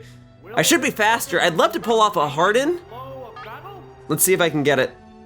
So we do Harden. All right. This way, even if you paralyze me, you'll be dealing pretty much no damage to me. I gotta admit that I did some decent damage. Okay. Thankfully, I am faster. All right, we gotta go for Recover. I probably could use another Harden and not die, but I think Recover's the smarter play here, just in case you get a critical hit. Gotta think about those critical hits a lot because they're gonna happen a lot in first generation. Oh, he missed! Oh, that one flash came into play. Okay, we're in business. All right, let's go for the surf. Let's get it on. Okay? All right, your special stat is decent. It's probably a 2-hit KO, but if I could 1-hit KO you, that's even better. Let's see. Yeah, now I don't 1-hit KO, that's okay. Body slam, please don't paralyze, please don't paralyze, please don't paralyze, please don't paralyze, please don't paralyze. Okay, great, and not a crit either. Very good. Gonna be honest, I think if it got a critical hit, that might have been a 1-hit KO. I would have felt a little embarrassed to lose to this Flareon. Or as it's nicknamed, Flareon. Flareon. Okay, Flareon's out. Nice. Okay, we're in business. I got one Harden up, and he's got 2 Pokemon in the back. I'd love to see that Nidoking, but I don't think he's gonna use it right now. He had no Psychic types. Dragonite, there it is. Okay. You are a physical attacker that can learn a fair share of special attacks. I should be good either way. The best thing I can do is use Psychic. So you'll resist Surf. Hopefully I can drop your special with this. Let's see. Did not drop its special. That did 52. That did a lot less than I had hoped. Let's see. Uh-oh, I didn't know you'd know Thunder! Oh no! Oh, I still think I can win this battle, but there goes my perfect streak. Oh, I didn't know you'd know Thunder. Alright, we'll go to Jolteon and we'll use Thunder Wave. Okay. That's a shame. That's okay though. I can't do anything about that. That was gonna be a 1-hit KO. Alright, we'll go for Thunder Wave. That's smart to teach your Dragonite Thunder. I gave it to my Lapras to make it more versatile, but if I had another Thunder team, I would have given it to Dragonite. Probably. Oh hey, fully paralyzed, love to see it. Okay, so the play here is to go to Mr. Mime, because Mr. Mime has actually between Jolteon and Mr. Mime, I don't know who has the better special stat. I think Mr. Mime does, but even so, I need to start using Flash on it. Yeah, I gotta start flashing this Dragonite if I want to beat it. Let's go. Uh-oh. Mr. Mime, can you take this? You're okay, you're okay. Woo! That did a lot, though. But thankfully, it needs to recharge this next turn. So, and unfortunately, I don't have enough HP to use a substitute. It looks like Flash is the play. Gotta hope for the best. I could go for Barrier, but that Hyper Beam did a lot. I think setting up Barrier isn't gonna do anything. Okay, here we go. So, even if you take out Mr. Mime, lowering your accuracy will help so that Jolteon can go in and finish the job. All right, I can't play for perfects anymore, so I just gotta play to win. All right, here we go. Go for another Flash, hope for the best. Hopefully you'll miss, because as I've established in a previous battle, no! Okay! Even if Hyper Beam misses, you still have to recharge. So hopefully you use Hyper Beam and you miss. That's kind of what I'm banking on. Your other move was Thunder, which has a chance to miss. So I'll just keep using Flash. I'll just keep flashing you. Boom. Okay. Very good. Dragon Rage, that'll KO me. Because that always does 40. I'm in trouble. Oh no, I missed! Okay, I'm okay. Okay, in case he has Nidoking in the back, I need to keep Mr. Mime alive. But Nidoking might outspeed Mr. Mime, but Jolteon will definitely lose to it. I only have Pin Missile and Double Kick to attack it. Pin Missile will be my best odds, and it won't do that much damage. Even though Bug is super effective to poison in Gen 1. Okay, I love seeing that. All right, my odds are okay. I lowered your accuracy twice. Thunderbolt hits for neutral damage. Gonna hope for the best. It's the best thing I got. All right, let's see what we got here. Boom. Let's see if raising my Jolteon to level 51 instead of 50 helps. Okay, that'll only do 40. That puts me at 99 health if it connects. It did miss! Okay, that's good. I just have to hope that your last Pokemon isn't Nidoking. I don't remember what else you had. I think you had like a Scyther? I would love to see the Scyther. Let's see. What do we got? What do we got? What do we got? Okay, almost there. Hyper Beam, tell me it misses. Tell me it misses. We're in business, folks! All right, Time to get that degree and graduate from business school. Here we go. All right, just to spite you, I'm KOing you with double kick. Boom. Oh, I shouldn't have tried to spite you. Oh, I didn't think that was only gonna do 8 damage. Okay, I gotta stop playing dumb. Oh my God, that only did 8? I thought for sure that would KO. Okay, let's stop messing around then. Whew, it's a good thing I kept Mr. Mime alive, because if one move barely did any damage to that Dragonite, I don't think Pin Missile will do anything to a Nidoking. All right, let's see what you got in the back. Pinsir! Quite happy to see this. I should outspeed it. As a precaution, I probably should throw a Thunder Wave up on it in case it takes out Jolteon here. Mr. Mime will be faster if I paralyze it.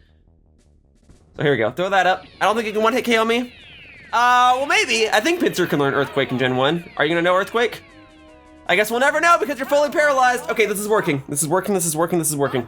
Okay, and we're gonna go straight for the Thunderbolt. Here we go. Hoping for the best. This shouldn't be a one-hit KO, maybe a 2-hit KO though. I don't think Pinsir has a great special stat. 2-hit KO for sure.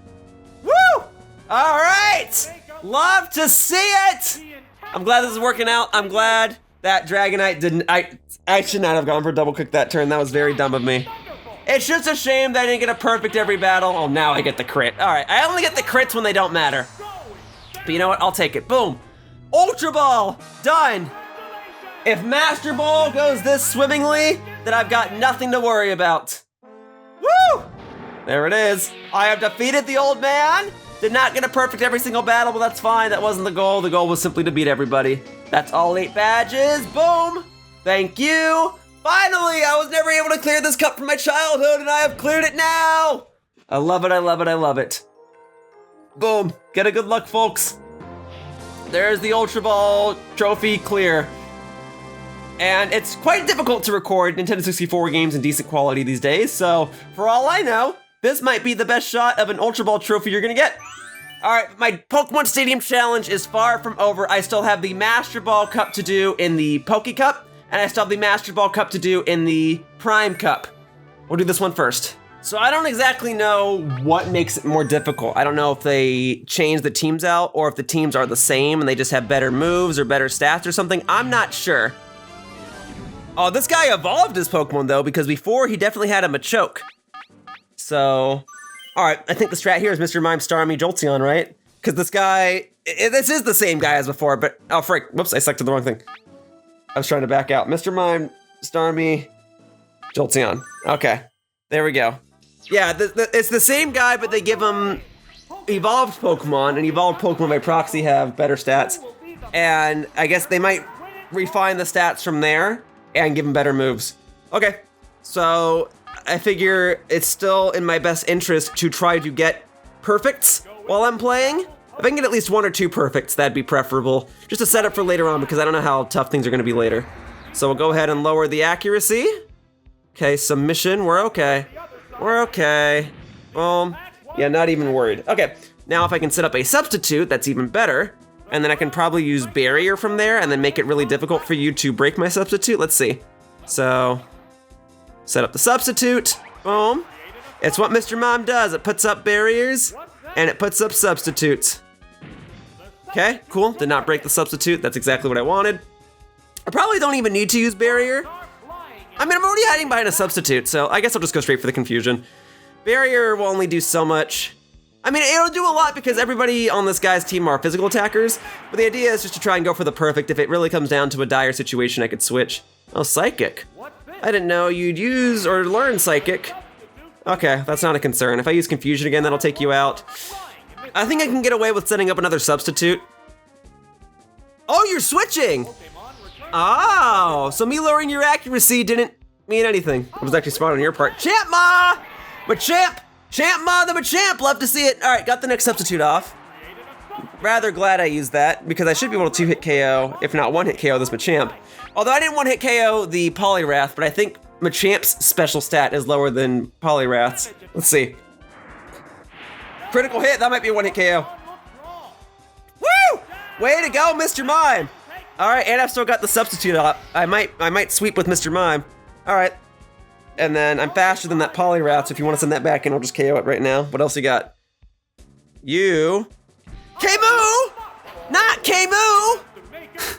Nah, we're good. We're in the clear. All right, so maybe it's for the better that I never used barrier. I didn't really need to. You might break my substitute right here, but this should be a 2-hit KO. Let's see. So, boom, boom. All right. Yeah, 2-hit KO. That's fine. Pretty bulky. There's the sludge. Boom. Okay, substitute broke. Not a big deal. We KO you here, and then as I established, I'm already faster than the Poliwrath, so I'll just take that out next turn. There we go. Bada bing. Bada boom. Goodbye, K-Moo. Or is it K-Ma? Because clearly what you're doing is you're taking the last letter or last few letters of each Pokemon's nickname and you're switching them to the front. So instead of being Muck, it's Kama. So I think it's Kama. Here's Wrath Poly! Here we go. I'm ready. I'm ready. Here we go. Mr. Mime sweep. You love to see it. There you go. Bada bing! Bada boom! Nice! So lowering your accuracy never mattered, but that's okay. I was able to set up a substitute and go for that strategy, showing the usefulness of Mr. Mime. In any case, I think this all psychic type is much more useful than Hypno.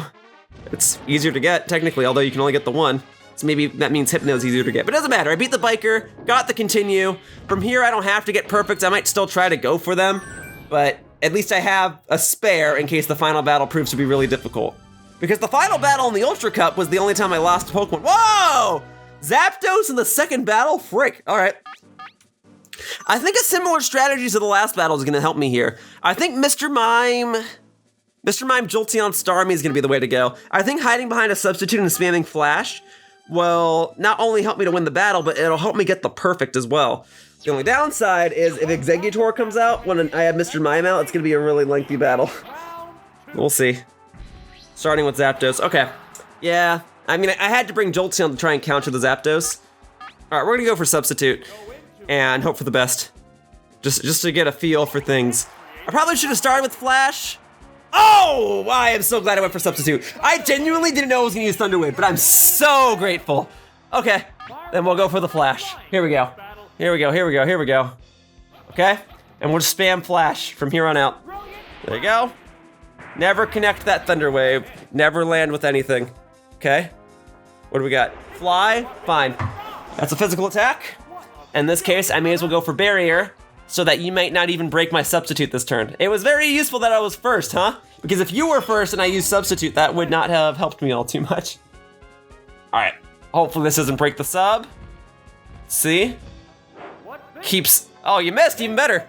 Keeps psyching me out when the substitute isn't actually there. I'm too used to the later generations. Okay, now it's there. Switching, okay. That was smart. And then we've got, Exeggutor. Okay, well, if nothing else, I can use Flash on you a bunch of times and make it really, really obnoxious. I mean, all things considered, this guy has a good team if he has Zapdos and Exeggutor on it. And all things considered, I could have gone and got myself a Zapdos too. Zapdos is a fantastic competitive Pokemon, but I figured whatever roles I was gonna do with it would already be filled with Jolteon anyway, and it was just easier to get a Jolteon. I could go back to the power plant. You know, I did go in there a little bit to get the TM for Thunder. Oh, let's see. That's a physical attack. And it misses, great. Okay, keep it going. Because I only did 24 damage to this thing, so this is going to be really, really obnoxious. Maybe you'll switch it back out. It's kind of a win-win for me. If you switch it back out, I can focus on attacking something else. If you don't switch it back out, I pretty much have to use all my confusions on you. Let's see. Hopefully you keep missing, and if you hit, it shouldn't break the sub. Okay, we're good, we're okay. We're fine. Okay. Just gonna hope for the best here. Gonna make this as obnoxious for you as possible. This is exactly what I was hoping to avoid, but that's okay. Battles like these happen, and it turns into a war of attrition. And in Generation 1, it's not unheard of for battles to be that way. When psychic types were reigning supreme, sometimes the only way for psychic types to take each other out was through wars of attrition. So, okay. We'll just keep it going. Keep making this obnoxious for you, okay? If I could confuse you, that would speed up this process. You got a crit, that does speed up the process, but not by much. Let's see. Okay. Missed, okay. We'll just keep this up. We'll just keep doing this. Maybe the AI will get tired of it. I don't know, I'm a little convinced the AI, oh, it is switching out, oh wow. Okay, that's working out for me. It's times like these. I already made this joke earlier. It's times like these where I wish I had double team instead of flash. It's not even a joke, it's just a statement. Ooh, a crit. Nice. Okay. Yeah, because double team at least makes it so that even if he switches, he'll still have a hard time hitting me. But alas, it is what it is. And because it's generation 1, oh, Swift, okay, wouldn't that matter? Because it's generation 1, I am actually unable to remove the move Flash off of this Mr. Mime, and I can't get another Mr. Mime because the only one you get is from a trade. I would only have 2 options at that point. I would have to... The only way I'd be able to use another Mr. Mime without replaying the game would be to transfer one from a Generation 2 game, or I could transfer this Mr. Mime to a Generation 2 game and use the move deleter there, because there's a move deleter in Gen 2 but not in Gen 1. Although, I don't think you can trade a Pokemon that knows an HM. No, that's not the rule either. You can trade a Pokemon that knows an HM, you just can't trade one that knows Surf, I think is what it is. Because that's a failsafe to make it so that you can't get stuck on an island. Or maybe you flat out can't trade a Pokemon that knows an HM at all, I don't know. I think it's just Surf. But yeah, the only way I'd be able to get Flash off of this Mr. Mime is to transfer it to a Generation 2 game and use the move deleter there. Anyway, back to the War of Attrition stuff. Let's see what we got here. More flashing. Gotta be flashy, always be flashing. ABF, always be flashing. Here we go, Egg Bomb. You know, at this point, if I knew the battle was gonna be like this, I would have ordered food or made food in the background. That would be a funny idea, like, oh, these Pokemon Stadium battles take so long, I'm gonna go make myself a sandwich. But that's okay. That's the other sucky thing. Oh, critical hit, I mean, that's helping. That's the other sucky thing is that Gen 1, there's no timer. They didn't add a timer till Gen 5, I think. Oh, man. Timers were the best things that these games ever added. At this point, I might even just cut ahead. If it's taking too long to showcase this, I'll probably just wind up cutting ahead. Oh, I'm so glad I used Substitute there so you can hit with Stun Spore. Oh, that was integral. That just means I always have to keep the Substitute up. Although this is likely the last Substitute I'll even be able to have up because my health is getting on the lower end, so he needs to keep missing. Thankfully, my Substitute can take at least 2 hits. Let's see. Yeah, alright. Yeah, so Exeggutor is the hardest counter to my team. It's the biggest threat I could possibly face. I'm so glad it's finally done, though.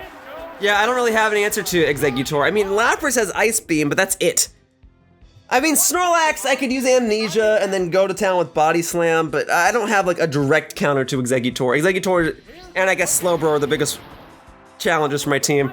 Alright, I get a guaranteed move this turn because you still have to break the Substitute. So yeah, you're gonna break the Substitute right here. I went for Flash. Figured I may as well lower your accuracy once because I'm about to switch here. So I figured using Flash would help me be able to switch more effectively. Even if you connect, it's not a big deal.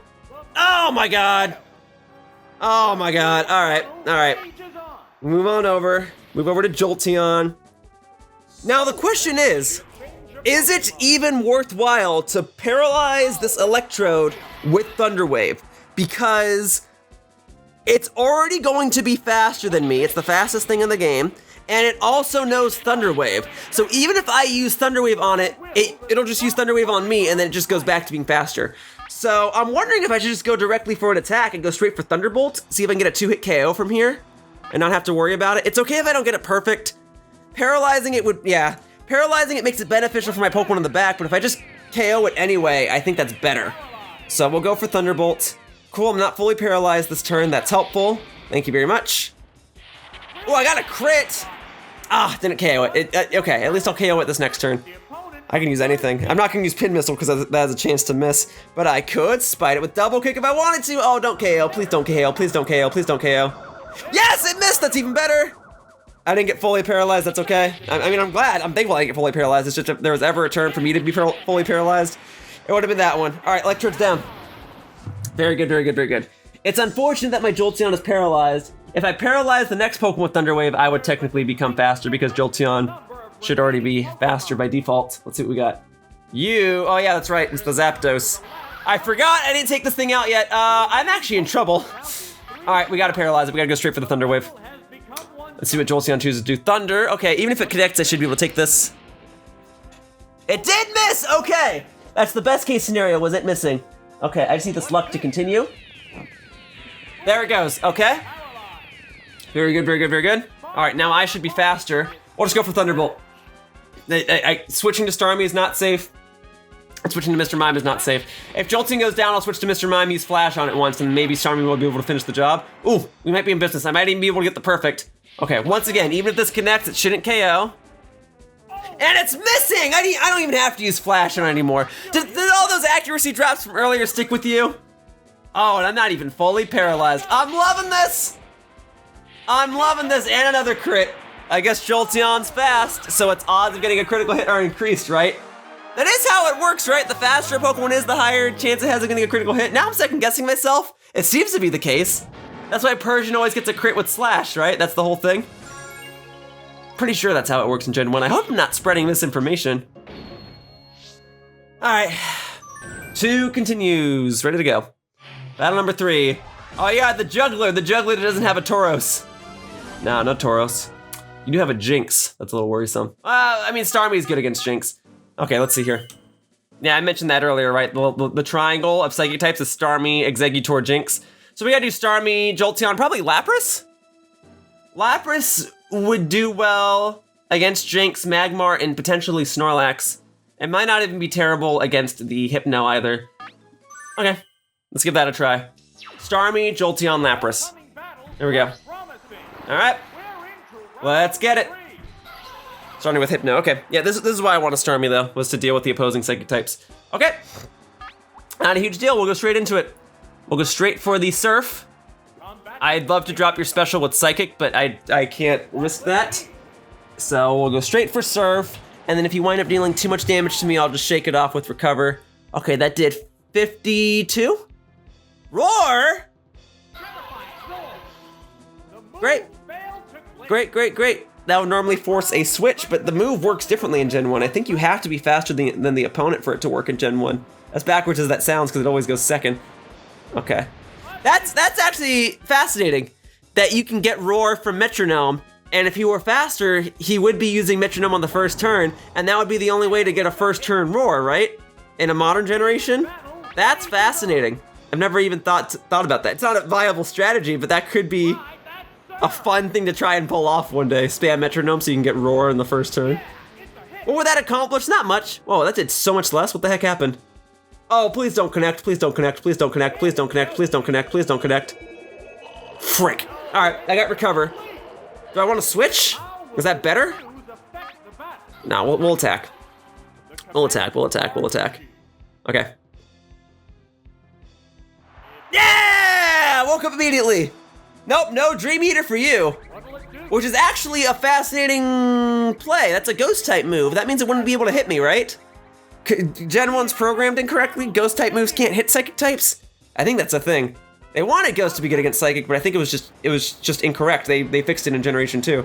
I mean, maybe Pokemon Stadium fixes that. Maybe Dream Eater would have connected and been super effective, but I get the vibe it doesn't work. Either way, I'm glad that worked out. Thank you. Okay. Or is Dream Eater a Psychic move? Never mind. I think Dream Eater is a Psychic move. I think the only other Ghost type moves are it's Lick and Nightshade, right? I think that's it. Okay. Hello, Snorlax. We're gonna go probably to Jolteon, because I can paralyze it with Thunder Wave and then use Double Kick a bunch of times, right? And then if the Snorlax starts posing a problem, I can go over to Lapras and hope for the best. And then, you know, Lapras is bulky. Okay, so we'll try Jolteon. Let's see what the Snorlax is doing. Ah! What? Metronome into Explosion? Okay, all right. It's not like I needed to get the perfect run anyway. Are you freaking kidding me though?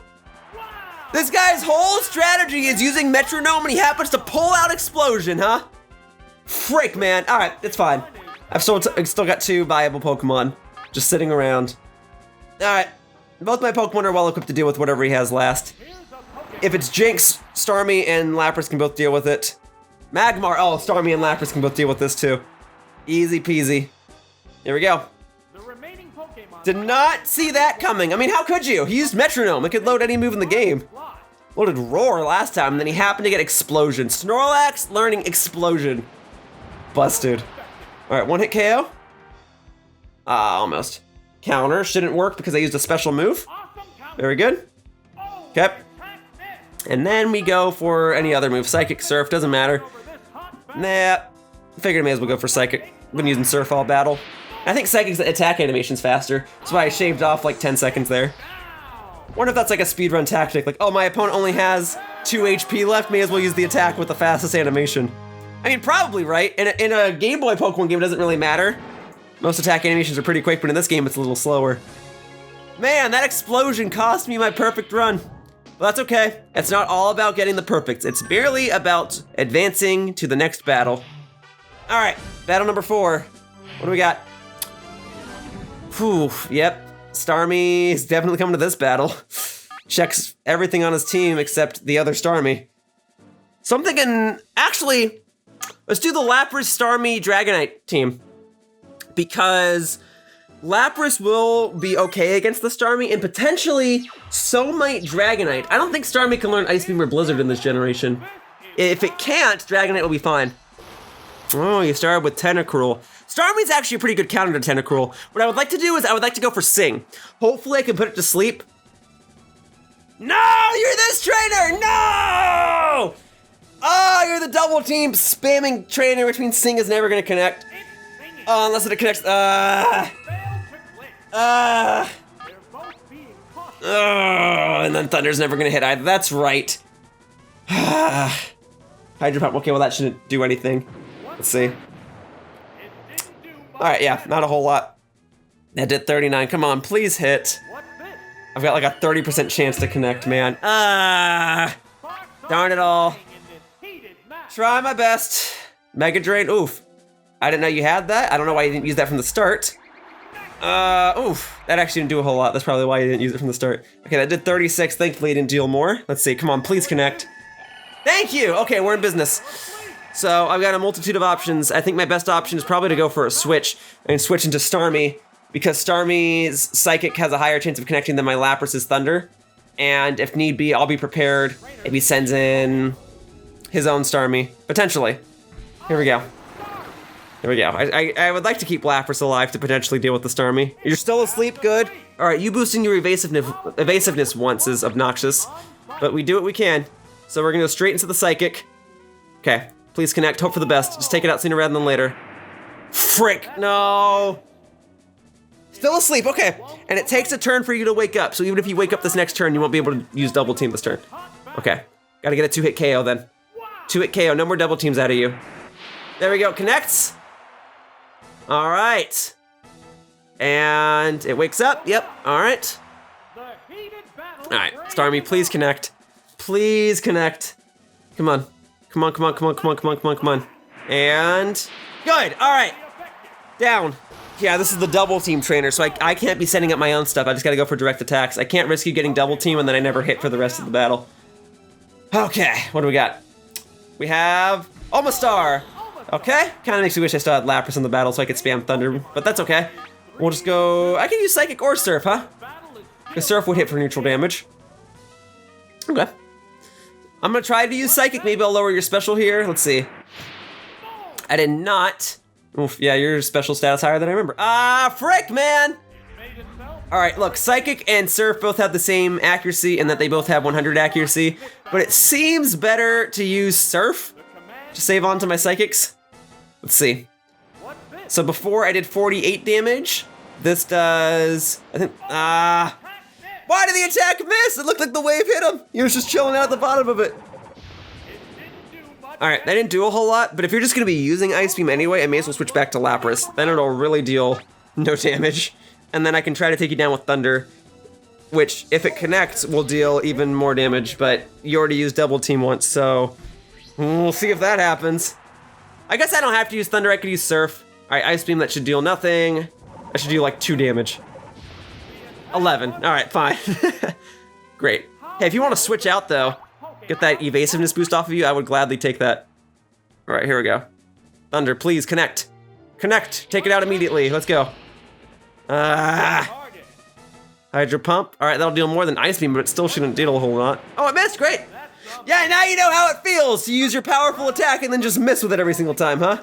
Although I didn't have to use double team. I'm just glad that that missed. Even if it connected, it would have done nothing. I'm glad you're not using a rock type attack. I think there's only 2 rock type attacks in Gen 1, right? Rock Slide and... I can't even think of another one. Oh wow, that did a lot. I didn't know you had submission the whole time. Okay, the recoil takes you out, thank goodness. Otherwise, I was gonna switch back to Starmie. Down it goes! All right, what's last on the docket? And do I care about getting the perfect? I mean, at this point, I feel like I ought to. Any of my Pokemon can fight this. I feel like it might be safe to attack it. I should be faster. No, I'm not. What was I thinking, Lapras being faster than Sandslash? I probably could have switched to Dragonite and survived and gotten another perfect, but that's okay. My perfect streak has already been ruined because that one Snorlax friggin' new explosion. All right, then we'll go to Starmie just to speed this up, wrap this up. Okay, let's go. It'd be nice to use Dragonite for a battle, but I'd rather be done with this. I've been playing for a while. I'd like to finally complete this game from my childhood. Thank you very much. Here we go. Going into Surf. All right.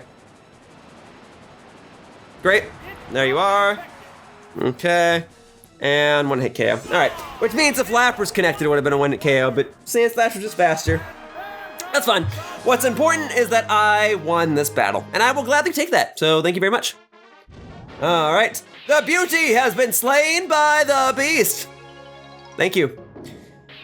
All right, halfway down with Master Ball Cup, and then I've only got 1 more cup to go. 2 continues. We're rolling it. We're rolling with it. Okay, battle number 5, and then you had a Gengar. You have a Haunter and a Gengar. That's what I was mentioning earlier, when there's only 151 Pokemon. They use duplicates a lot, and they use pre-evolutions a lot. All right. I just instinctively brought Starmie. I think that's the way to go. And then probably Jolteon, Lapras, that's how I'm feeling. Starmie, Jolteon, and Lapras is a really good trio. All right. Haunter, what's up, man? I will take you out, and then if your trainer brought Gengar as well, I'll just take that out as well. So this Haunter will be practice. There we go. 1-hit KO, let's get it. 1-hit KO, come on. Boom, baby. Give me the 1-hit KO. No! Confuse Ray is 100% accuracy, all right. I mean, I could switch off Starmie and switch off Starmie to get the confusion off it. Nah. Starmie, work through the pain. Work through the pain. We'll be good. I'm gonna press my luck. There we go. Come on. All right, well, what else is the Haunter even gonna do? Psychic? All right, if you drop my special, then I'll switch. Okay, we're fine. We're in business. I got my associate's business degree. I'll go for the bachelor's now. Here we go. Psychic, come on, please connect. Oh my God, Starmie. Thank goodness you know recover, huh? All right, Psychic, again, you drop my special, I'll switch. We're okay. All right. Haunter, you're still gonna be practice. I will take you down. I will take you down. All right, come on. Here we go. Get the recover going. Thankfully that connected. All right, and then hopefully this next turn I'll snap out of confusion. All right. And he still didn't drop my special. Okay. We are fine, folks. We are making deals. Let's get it. Let's go for it. All right. Get that Psychic. Please don't hurt yourself in confusion. There we go. It connects. Next turn I should break out of confusion for sure. Haunter, down. Very good. What else you got for me? Do you have the Gengar as well? I get the vibe that you would. You have a level 52 Haunter and what was... Well, I guess it can't be a level 55 Gengar. Aerodactyl, hey! I'm fine with this. Okay. So we'll go straight for Surf. And that might be a 1-hit KO as is. Let's see. What do we got? What do we got? You're faster. You're gonna use Fly? Yeah. I've been playing this game enough to where I can tell that when it lingers on the animation like that, it means you're either switching out or you're using Fly. Okay. Or Dig, but I didn't think you were gonna use Dig. All right, here we go. Let's see what we got. See how much that does. It might deal decent damage. 107 to 48. Okay. There we go. Hopefully this is a 1-hit KO. We'll see in a moment. And 1-hit KO, great. Love it. Love it, love it, love it. Okay, what's in the back? Gengar, come on. I'm ready to fight it. I'm ready to take out the Gengar. Gengar, there it is. And your nickname is Gengar. Alright, we'll go straight for the Psychic. Let's do it. Alright, this won't be a 1-hit KO. If your Haunter didn't get 1-hit KO, this won't be a 1-hit KO. Although dropping your special, it might have just allowed me to sweep right here. Let's see. Boom. Okay, yep, I have won this battle. Star me, sweep. I mean, that's what it does. Even to this day, if you use a star me, it's meant to be a sweeper. What? Wait, how are you faster? I was faster the previous turn.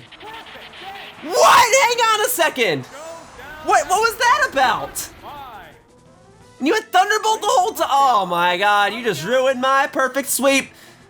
I have no doubt that I'll beat you, but that sucks, man. What the heck happened? All right, Jolteon's faster than you for sure. We must have been speed tied, which is crazy to think about. And yeah, it's crazy to think about how your Haunter is level 52 but the Gengar is level 50. I guess that's the only way you can make the Haunter comparable to the Gengar. But there, dropped your special, that's a KO. Man, why did that happen? What the heck? I guess I was bragging too much. I was tooting my own horn too much. I spoke too soon. Let that be a lesson, folks. It ain't over till it's over. All right, well, no perfect for that battle then. Doggone it. But there you go. That's another battle won at least. That's the more important thing. All right, Soul Badge, thank you. Keep it going. Keep it going. Battle number 6. Let's see. Oh, you're the guy with the whip. You didn't have a Tauros, right? Yeah. Oh, you do have a Tauros. He actually has a Tauros. You were the tamer. Sorry, I thought someone earlier was the tamer. Okay.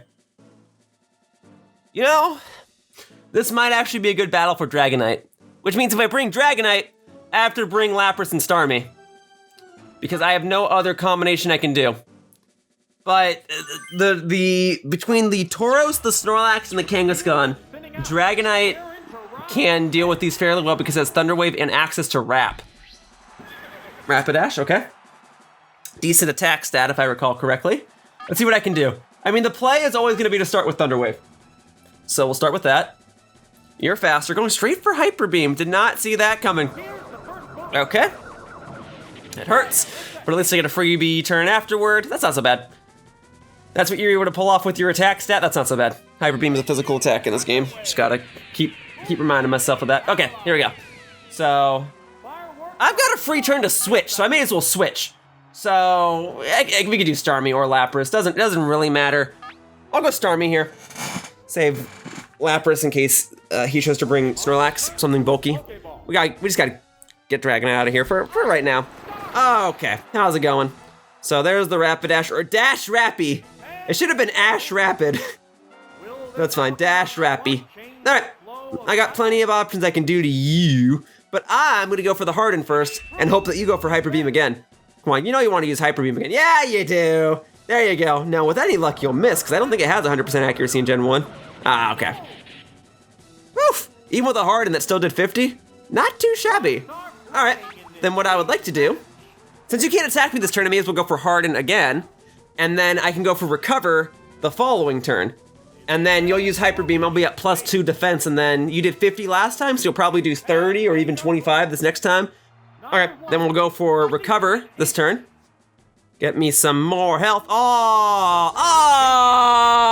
All right, I got a free turn to restore health, but I didn't think you were gonna switch. Eon Vapor! Not Eon Vapor! Actually, that is quite obnoxious that you sent out Vaporeon, but that's okay. Starmie can deal with this. I'd like to keep Starmie in just because I have those Harden boosts. So we'll go for Psychic. Maybe I'll drop your special and make it really obnoxious for you. Hoping for the best. Let's see how much this does. So, did not lower special. 207 to 59. Okay, so that did 48. Oh, I'd have to use this move a lot more times. Aura Beam, that should do nothing. Oh, 16. Cute. All right, well, then it'll be another war of attrition, but I will be the victor, especially since I have Recover either way. Here we go. All right, so we'll go for Surf this time. See how much that does. So 159 to 130. I only did 25. All right, I'll keep going for Psychics. I suppose I should keep going for Psychics because I have a chance to lower your special each time. It is basically the best move in the game. That or Wrap. Because you can just lock your opponent into it forever. All right, let's go for Psychic then. Chance to lower your special, make you deal even less damage, make me deal even more damage. Ah, okay. If I lower your special now, it's not gonna matter. By all means, keep going for Aurora Beam. Man, even back in Red, Blue, Yellow, oh, critical hit, it still did nothing. Even back in Red, Blue, Yellow, I hated the move Aurora Beam because it just never did enough damage, even on a super effective Pokemon. It's the Thunder Shock, the Ember, the Bubble of Ice-type moves. It's so embarrassing. Now it lowers your special. Okay, if you use Aurora Beam again, maybe you'll only do 5 damage instead of 6 damage, but it's a little too late. Okay. You know what? At this point, since I know you're not gonna do anything to me, I may as well use Recover, right? I know you're not gonna KO. I know you're not going to. Recover so that whatever you send in next, we'll have to, we'll have even more problems. There you go. I'm 1 health away from top. Oh, now you're going for Hyper Beam. Okay, well those +2 Harden boosts. What? Are you kidding me, man? All right, I'll use Recover again. It's a good thing I used Recover that previous, well, it wouldn't matter. If I didn't use Recover that previous turn, I would have taken you out. So no matter what, you were destined to die. You can't attack me this turn because you need to recharge from Harden. Okay, here we go. Very good. We'll get it. Okay. Use Recover again. Just want to get back to full health. Can't take any chances. Yeah, go for Hyper Beam again. Watch it only do like 10 damage this time because you won't get a crit. Ah, that's much better. Only 27. That's so much better. You have no idea. Okay, where was I? Right, using Recover one more time. Because I'd rather be at full health before I fight the next Pokemon, you understand. You know, I need to be in tip-top form for when that paralyzed Rapidash comes back onto the field, you know? So here we go. Now I'll finally end your misery. I probably could have KO'd you with Surf, because Surf did, what, 25 last time, and I lowered your special, so it probably could have done 35 this time. But whatever. What's important? Vaporeon is out. I know one of his other Pokemon is Rapidash. I don't even remember what other Pokemon you had in your party. Snorlax, right. All right, we're gonna Psychic Spam this thing. This is why getting the Harden boosts were good. We're gonna Psychic Spam it and hope that I drop it special once, if not twice. And then I can take it out with Surf from there. So we're just gonna keep going with Psychic. Immediately dropped it special, all right. And without a special drop, that did almost 80. That did 70, 77. Okay, 77. So another Psychic ought to do 100. Let's see, at least 100. Let's see. Boom. Boom, critical hit. That might KO. Oh, wow. Okay, Hyper Beam. I should be able to take this. +2 defense. Plus you're slow. Okay, yeah. Him being slow means he can't get a critical hit, right? Or not as likely. It's just down to the original odds. 6% or something. All right. Anyway, so I get a freebie turn. I could go for Recover, but I'm going to take it out with Surf this turn. And then the last Pokemon is a Rapidash that's paralyzed, which I can also take out with Surf. So there's no need to delay the battle any further. We'll just take out this Snorlax, and then we'll take out the next Pokemon in the back. So Snorlax out. Very good. Very good, very good, very good. Okay. And then what's next? We've got Dash Rappy. Yep. Rapidash. Okay. I mean, I'm already at +2 defense anyway. So I might not one-hit KO it, but if I don't one-hit KO it and it attacks me, I should be able to take a hit. As long as it doesn't get a crit. All right, here we go. So much that is one-hit KO? Not a one-hit KO. All right, Hyper Beam. Yeah, smart of you to use that. With any luck, you'll miss, but we'll see. It connects. Those defense boosts came into play. Everything I did this match mattered. You know, Dragonite didn't really get a chance to battle, right? Maybe I should send in Dragonite. I know I'm a little bit of a hypocrite. I kept saying, you know, why delay the battle any further when I can just wrap this up? But I feel as though Dragonite deserves a little more time to shine. Dragonite's deserving of a KO. I only used it in one other battle. You have to recharge. I'm gonna be faster. Let me hit you with my own Hyper Beam. Now, Dragonite, buddy, you better hit this, because if you miss, I'm putting everything on this. I could have taken out that Rapidash right there. Oh my god, Dragonite. Come on, tell me the Rapidash misses. Dragonite, I put everything on you, buddy. All right, we both have to recharge. You get one more chance, dude.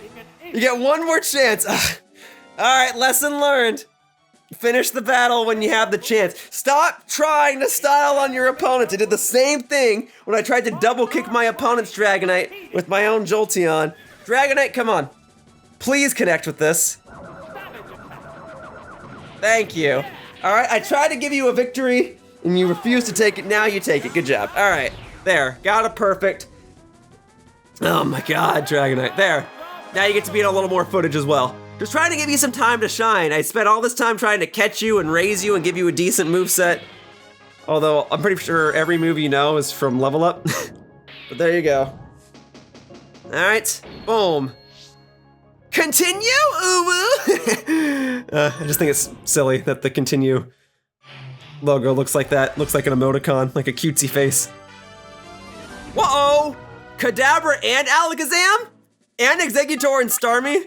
Yeah, so it's like the developers knew that psychic types were busted, so they're just gonna give all the toughest trainers in the game psychic types, so they know there's not a whole lot I can do about them. Alright, well I definitely started with Jolteon. My immediate instinct is to say, oh, I gotta bring Starmie. I don't think Starmie was actually gonna be that useful here. It's supposed to counter other psychic types. I think I might need to do like Snorlax Lapras for this one, because Snorlax will be able to take advantage of the fact that a lot of these psychic types don't have great physical defense stats. And then I can also learn Amnesia. So I think Snorlax Lapras is the way to go. Let me just make sure. Jolteon, Snorlax Lapras, right? Because I was a little hesitant because I selected Jolteon so long ago. I want to make sure I start with Jolteon. Jolteon, Snorlax Lapras. Because Jolteon paralyzing with Thunder Wave is integral. And this is another trainer that had a Zapdos, by the way. They know which Pokemon are the best in the game. All right, they know. Yeah, starting with Alakazam. And then the next trainer I fight is gonna have, well, let me make sure I select Thunder Wave for this. The next trainer is gonna have Zapdos, Snorlax, Starmie, Exeggutor, Jinx. He's gonna have Tauros, Persian. There you go. That's the next trainer. Oof, this is gonna hurt. Psychic from Alakazam. Oh, well, if my special fell, it means I didn't get KO'd, but I gotta switch now. That actually did less than I thought. To be honest, that did 66. I could take another if he didn't drop my special, but we're gonna switch now. We're gonna go into Snorlax, and then we're gonna spam the heck out of Amnesia. His Pokemon are special attackers, except for Zapdos potentially with Drill Peck, but that's not a huge concern to me. Here we go. All right, what you got? What you got? Psychic, yep. All right, because you're paralyzed, Snorlax should actually be faster. I mean, Alakazam's normally pretty fast, but I think with the paralysis, you should no longer be faster than me. So I'm gonna go straight for Amnesia. There we go.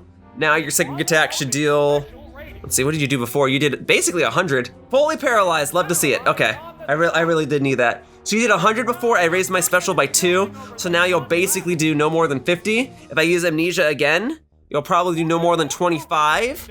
Let's see what you got here. Fully paralyzed again, love it. I could go for another Amnesia, but I think +4 is probably enough. So we'll go straight into Body Slam and see how much that does. If Body Slam does at least half, then I'll get a 2-hit KO. I don't expect a 1-hit KO out of this. Let's see. 2-hit KO for sure. Oh, well, it almost did 1-hit KO. Oh, man. Sucks to be this Alakazam. And the good news is because I'm at +4 with my special, whatever he sends in next will have a hard time taking me down. Okay, Alakazam will be done. He could still have Kadabra, which could still be a problem, but I think Alakazam was the greatest threat on his team. This or Starmie. The Starmie could be a problem, but Jolteon and Lapras both have electric moves to potentially deal with it. Let's see what he's got. Did he have an Exeggutor as well? Zapenza, Zapdos. Okay, I'm not worried about this. This could be a problem for Lapras, but I'm not worried. All right, we'll go for Body Slam. Hopefully I'll get a paralysis on it. Surf might actually deal more damage at this point, but I think Zapdos has a pretty good special stat. I'm pretty sure all the legendaries do. The birds, Mew and Mewtwo. No, Bide. That could actually be a huge problem. Got the paralysis. Okay, crisis averted, because the next turn he won't attack because he'll be charging up his Bide, and because he's paralyzed, I should be faster. So I'll be faster these next few turns, and then that'll be enough to take it out. Okay, 93 to 18. You're using Bide again, so you can't do anything. Yeah, Bide is not a great move. Great. I mean, I guess it could be good on a bulky Pokemon such as Chansey or Snorlax, but I think it's too specific of a strategy to try and load. All right, Zapdos is down. We're going for that Snorlax sweep. I've hardly used Snorlax in these battles, but he's crushing it. He is crushing it. He was meant to deal with these pesky psychic types. There's Kadabra. Okay, now will Kadabra pose a bigger threat than the Alakazam? That is the question. And to be honest, I don't know. It could. It could. Its stats as a whole are lower. Seismic Toss, I actually do like seeing that because you only do 53 per hit. So I can take 2 more of those. It could pose a bigger threat, but Alakazam as a whole has better stats. But I mean, Kadabra gets the same move pool. Oh, 1-hit KO! I guess it has lower defense, and I almost 1-hit KO'd the Alakazam, so it would make sense that I would 1-hit KO its pre-evolution. Woo! Way to go, Snorlax! Oh, I want to give you a big ol' hug. I just want to lay on its belly. I love Snorlax. Alright, I don't actually use Snorlax competitively in today's day and age, so it's quite a treat to use a Snorlax here, because it's a Pokemon I've always appreciated. Boom, 1 badge to go. No more uwu face for the continue though, because I have 4 continues now. Very good. So with this attempt at the 4 continues, I've got 5 tries to do this final battle. Look at that, Dragonite, Articuno, Moltres, Zapdos, Tauros, and Lapras, all fantastic Pokemon. I mean, maybe not Articuno, but maybe not Moltres either, actually, but otherwise, like, stats-wise, they're pretty good. Okay. Jolteon, I think Jolteon, Lapras, Snorlax is gonna be the way to go again. Lapras for sure, because Lapras checks the Dragonite, and the Moltres, and the Articuno even, and the other Lapras, and then the Snorlax, being as bulky as it is, I can spam Amnesia, because Articuno and Moltres, yeah, he's gonna use at least 1. Articuno and Moltres, Ice and Fire both special, so if I use Amnesia with Snorlax, I'll be in a pretty good position, and I can rest off any damage it does to me. So we'll start with Thunder Wave. I don't have to get a perfect, this is the final battle, so I just have to play to win. Getting a perfect in the final battle would be nice. Straight for the Blizzard, okay. Let's see how much that does. Okay, it's a very strong attack. We're okay. All right, Jolteon, I'm gonna switch you out, save you for later, because your Thunder Wave could be really useful. So it looks like Snowball is gonna be the play here, because Blizzard will deal pretty much no damage to it, and Lapras is already really bulky as is, and it knows Thunder. But even Ice Beam will deal decent damage, because it hits for neutral. So we'll see in a sec. Okay, there's the Blizzard again. If it connects, which I think it will, because it has higher accuracy in Gen 1, I think. I think it has 90 accuracy in Gen 1. Blizzard having 90 accuracy. All right, because you're paralyzed, I can't put you to sleep. That's okay, we'll go straight for the Thunder. Here we are. Let's get it. Nice, good hit. Okay, we're in perfect position for a 2-hit KO, especially if you're gonna hurt yourself from recoil. Oof, I did a lot. Yeah, because you were at 165. So actually I did 82. I wouldn't have been able to 1-hit KO. I would have been barely shy of it unless I min-maxed it. So we're gonna go, I gotta go for Thunder, but would Surf KO it? Would Surf do 65? Oh, you're switching. If you're switching to Moltres, I should have gone for Surf. Well, Thunder would still be okay against Moltres. Jolteon. It's a good team. It's a good team. All right, Thunder it. Thunder it up. Let's see. All right, at least the attack connected, but only to 22. Yeah, I can't risk Lapras staying in here. I could go back to my own Jolteon and try to paralyze it with Thunder Wave, but ultimately I chose Snorlax, because even if he goes for Thunder Wave, I can shake that off by using Rest. So, this Jolteon could also know Double Kick though, which could be troublesome. Let's see what you got. Thunderbolt, okay. Are you gonna have the exact same moveset as my Jolteon? I get the feeling it will. Critical. Woo, that did a lot! Okay, a critical did 158. Which means a regular move probably only does 75. If I use Amnesia this turn, then after that, if you don't get a crit, you probably only do 25. Let's see what you got. Let's see what you got. Another crit. Can't do anything. I can't do anything about that. Oh, I might actually be in trouble here. You know, it's a good thing I got all those continues. Oh, frick. All right, we gotta do my own Jolteon. I gotta paralyze it with Thunder Wave and then hope that Lapras can finish the job. And I haven't taken down any of his Pokemon yet. Okay. Gotta paralyze. Jolteon, my Jolteon should be able to take another Jolteon Thunderbolt though, especially since I'm 1 level above. Just saying. Okay, thankfully I'm faster. You might be going for Thunder Wave as well, that's fine, that's not a huge deal. Okay, with any luck, you'll be fully paralyzed this turn. Let's see what we've got. No, you're going for Thunder Wave. Yeah, I mean, that's the play. That's the play. Okay. It's so risky to switch to Lapras right now. Double Kick's probably the play. Jolteon's physical attack isn't great, but I don't think its physical defense is great either, so it probably evens out. I think it would deal more than Thunderbolt, I think. But I don't get same type attack bonus from Thunderbolt. But its special stat is pretty good. It's kind of my figure. Okay, 120 to 92, so that did 28. Fully paralyzed, okay. Do I want to try a Thunderbolt and see how much that does? Maybe Thunderbolt would deal more. Let's see. Or you're switching. Well, if we're switching back to Articuno, I'll take it out right now, assuming I'm not fully paralyzed this turn. Tauros! Ah, I should have stuck with Double Kick. The one time I should have committed to Double Kick. All right, well, let's see how much this does. Okay. Oof! I could 2-hit KO it, but it's gonna be faster. Tauros is fast. Ah! Strength. Okay, you don't have Earthquake. That'll probably still KO though. Let's see. Crit. Yeah, I should have known. Okay. Lapras can probably finish the job here. Lapras can take a hit. Lapras can take a hit, and then because the Jolteon is paralyzed, I should be faster. So as long as you don't get a freaking crit, I should be okay. Surf or Ice Beam? Probably Ice Beam. I think they have the same amount of power in this game because they both have 80, I think. Or maybe Surf has 85, maybe I messed up. I picked Ice Beam. He's switching. Even if he switches to Articuno, it does neutral damage. Let's see. Jolteon. Okay, because you're paralyzed, I'm now faster. All right, let's see. I mean, it's okay if this doesn't KO. It'd be great if it did. 92 to 35. Yeah, so I'll KO the next turn. Okay. Reverse sweep with Lapras. Let's go. Lapras is one of my all-time favorite Pokemon. Oh, frick. All right, quick attack won't KO. Even with a crit, it won't KO. Okay, 111. Yeah, it only did 14. Okay, we're okay. We're okay. We're okay. Ice Beam it. Cool. It is cool. It's Ice Beam. Very good. All right. But because he did that little bit of chip damage, the Tauros might just barely be able to take me out. Hopefully I still have this. All right, Tauros. What you got for me? Okay, Ice Beam it. Let's see. Strength, okay. Please don't get a crit, please don't get a crit, please don't get a crit, please don't get a crit, please don't get a crit. All right, it looks like I won. Ice Beam should take this out. If Thunderbolt did that much from Jolteon, Ice Beam should deal at least 70. And a crit, just for safe measure, I'll gladly take that. You don't get the crits, I get the crits, thank you. All right, now Articuno is a little worrisome. Ice Beam won't KO it, I don't think. I think I have to hit with Thunder, but Thunder has a chance to miss. It's a question I had earlier. Will Surf deal 65 damage? Oh, I can't risk missing and blowing the whole battle because of it. I think I have to go for...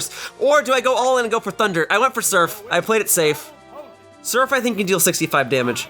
If it can, then there's no reason to go for Thunder right now. Although if Thunder only did 100 last time...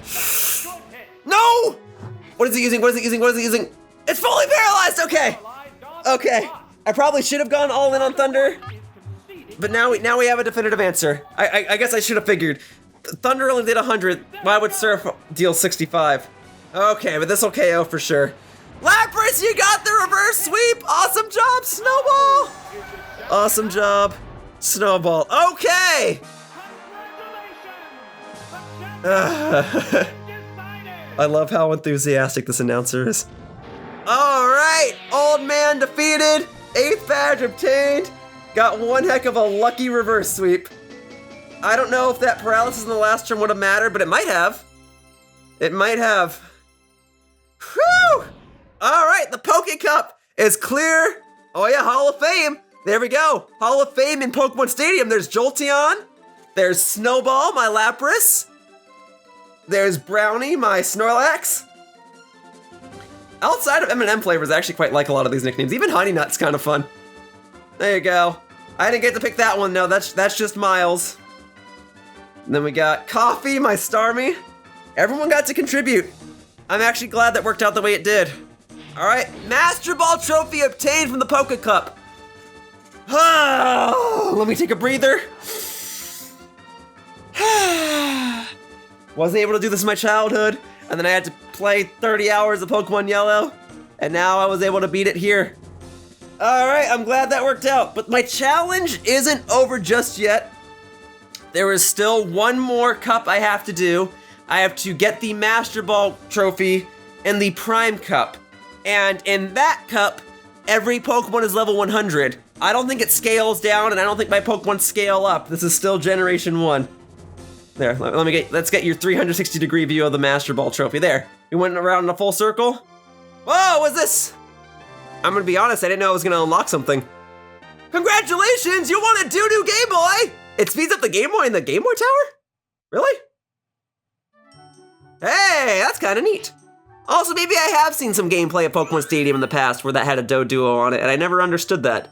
So it speeds up the Game Boy? I genuinely don't think I've ever seen this. No, The border's different. I don't think I've ever seen the border. I think at most I might have seen a picture of a Doduo on the Game Boy Tower and just like maybe questioned it at best, but I've never seen the Doduo border. And it said I can speed up my game, right? That was the idea? How do I do that? No, that's configuration. So it's not up. Oh, it's right. Oh, it does speed up the game. Whoa! Do you know how useful this would have been earlier when I was trying to grind? I have no issue using this now because now I have to get all my Pokemon to level 100. And it's like they know. It's as if they knew, hey, it's gonna take forever to grind your Pokemon to level 100, so let's cut the time in half. Okay, well that's a fun unlockable. I didn't know this was a thing. But folks, you know what I have to do now. I have to get my Pokemon to level 100, which means I gotta farm at the Pokemon League a bunch of times. Yeah, this is cool. I never knew this was a thing. Oops, no, I don't want to change that, although maybe changing my controls earlier would have helped. But no, that's okay. Don't need to change that. Okay. So the next challenge is to clear the toughest cup on the toughest difficulty in the game. That's the Prime Cup on the Master Ball difficulty, which has every Pokemon at level 100. So my best odds of completing this would be to get all of my Pokemon to level 100. Thankfully, I have the Doduo speed up function, but as a precaution, let me go ahead and see what my previous registered assets are. Man, I really went into this with a Dratini in the past, huh? No wonder I couldn't beat this as a kid. We're just gonna register my team for what it is. There you go. Okay, great. But that's not the version of the team I'm gonna use. I'm gonna go back into Pokemon Yellow, I'm gonna fight the Pokemon League a bunch of times, and I'm gonna get a bunch of experience. So folks, I will be back in a couple hours. Oh. So I figured I'd go ahead and mention this now, that the best place for me to grind probably is Cerulean Cave. Plus there's a bunch of extra goodies I can get in here too. Oh, hey, what am I gonna fight? What am I gonna fight? What am I gonna fight? Golbat! Fine, whatever. But I figure Cerulean Cave, each Pokemon is like level 50, level 60, so you get 1,000 experience or so for KOing them anyway. I guess I technically get more experience for KOing the Pokemon at the Pokemon League, but at that point, all those Pokemon are only level 50 or level 60 as well. And, oh my goodness. At least this way I consistently fight Pokemon, or can fight Pokemon that I'm constantly super effective toward, versus the Pokemon League where, you know, I gotta do certain rounds where I'm fighting a bunch of Pokemon that I'm not super effective toward. And if I don't want to fight a Pokemon, I can just flee from it. But I figure it's better to go in here. I also want to make it a point that I will not be using Mewtwo. I acknowledge that I can catch it right now. I still have my Master Ball. I could go and catch it and just sweep the Pokemon Stadium cups with it.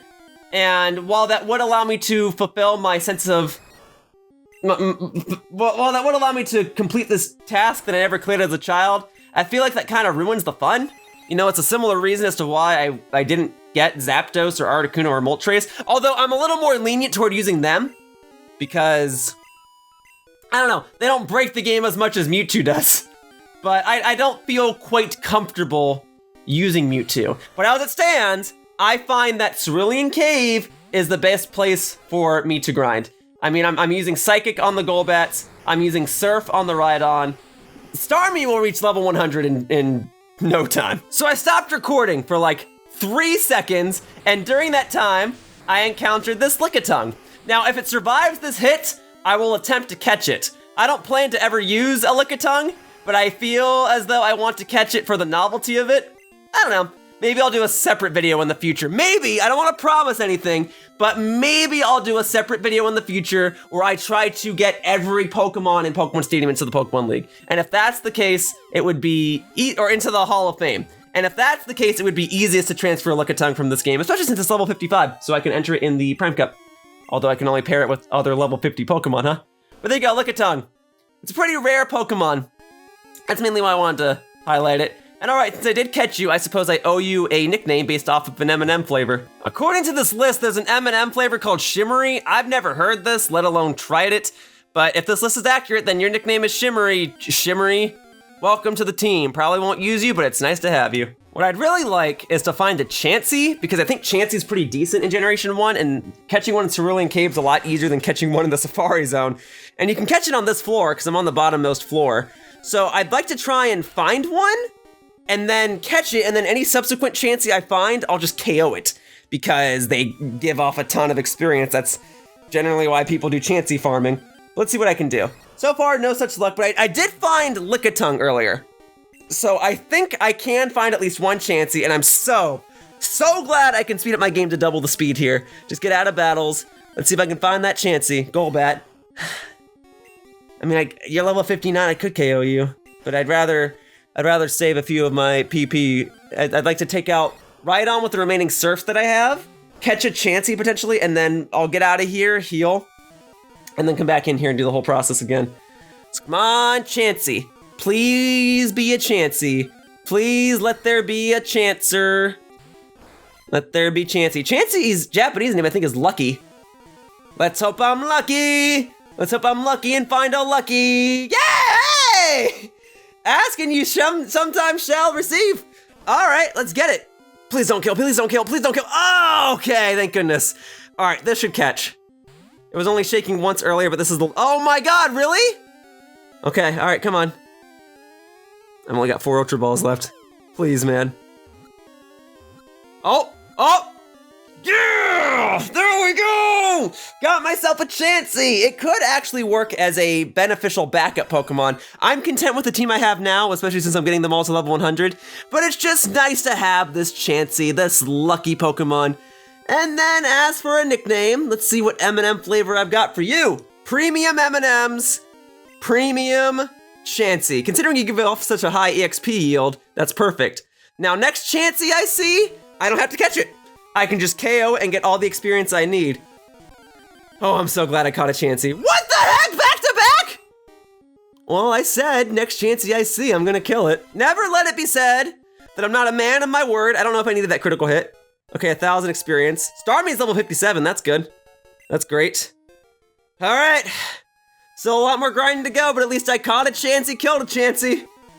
Let's move it to it. 3 for 3? Nah, not for 3 for 3. Whatever, it's all good. All right, folks, we are ready to roll. I have finally gotten all my Pokemon to level 100. It took some time, but thankfully I was able to speed up the game, so the process wasn't as bad. As a recap, we have a level 100 Jolteon named Crispy, very fast speed stat, and it has Thunder Wave, which is gonna be integral to me defeating any opponents that come my way. We have Lapras, which has Ice Beam and Surf, and it's bulky. It's got a great special stat, actually a pretty decent attack stat too. But yeah, that'll be great. We've got Honeynut, my Dragonite, who has a fantastic attack stat and also has access to Thunder Wave as well, and Wrap.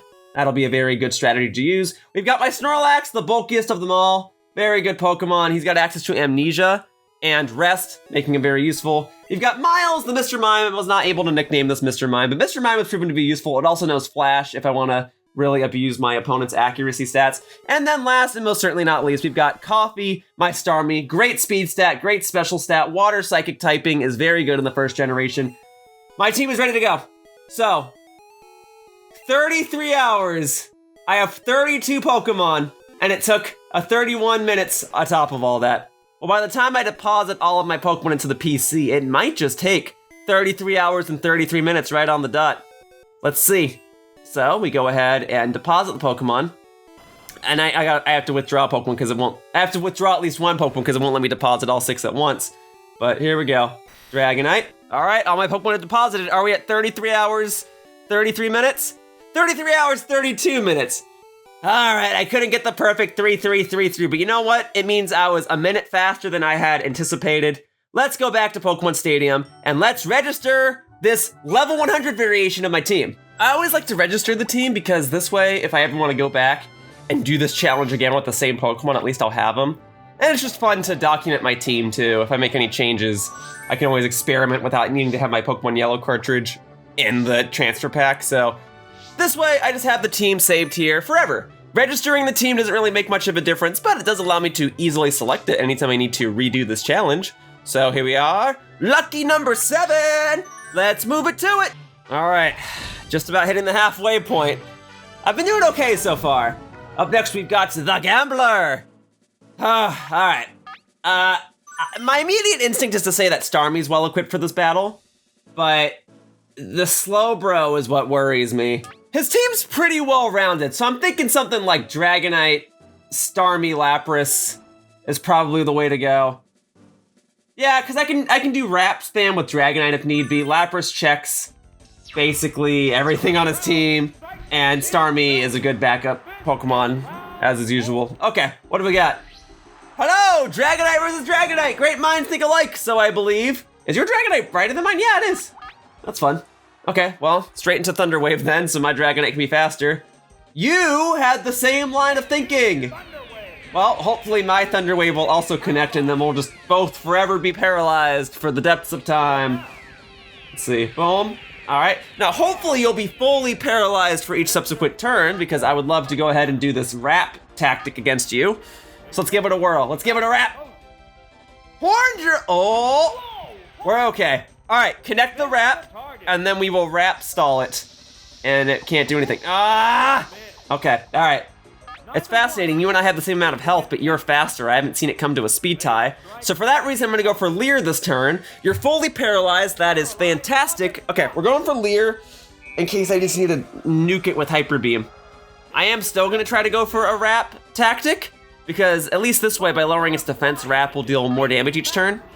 And then I can nuke it with Hyper Beam at the end. Fully paralyzed again, love it. Love it, love it, love it.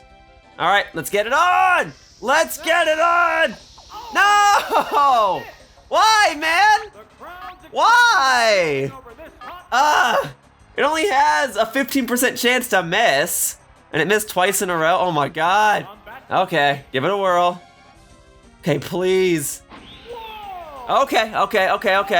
That should only be a 30% chance to hit, so we're in business, we're fine. There we go. So they did 23, so it'll do 23 damage each turn. So I basically have to use it for like 15 turns, but I'll do it! It's generation 1, I'll do it. Boom, down to 280. Great. Yeah, 23 each turn. We will crush this. We'll just keep going for wrap. He'll be locked into this, and with any luck, any chance he gets to actually attack. Whoa. I was faster this turn? Oh, because it was part of wrap. Okay, yeah, because it didn't even give him a chance to do anything. Okay. And then you're fully paralyzed this turn. Okay, I do like seeing that. And then we'll go for Leer. Great. Drop the defense.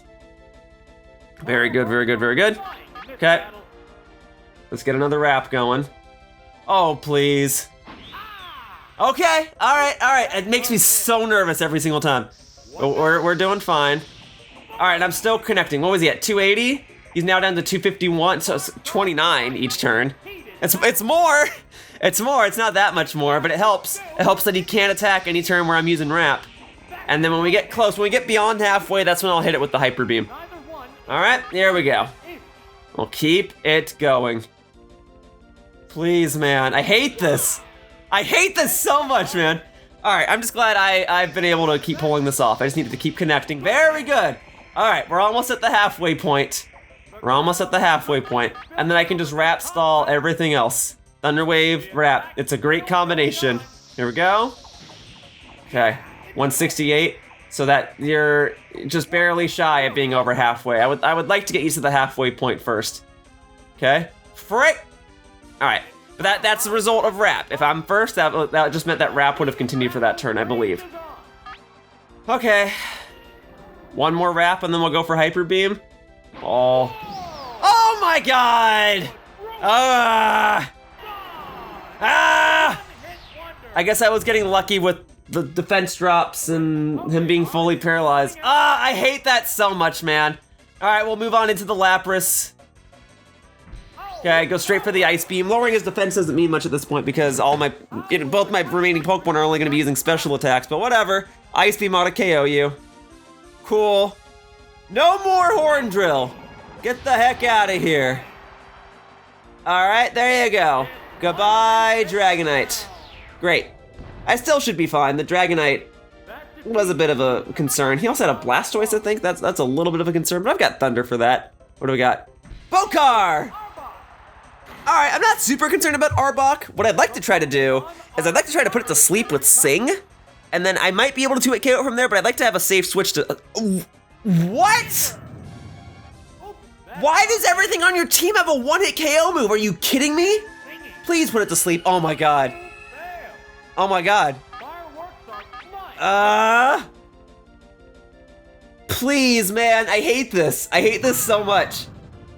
It's only a matter of time before it hits. Come on, put it to sleep, please. Oh, God.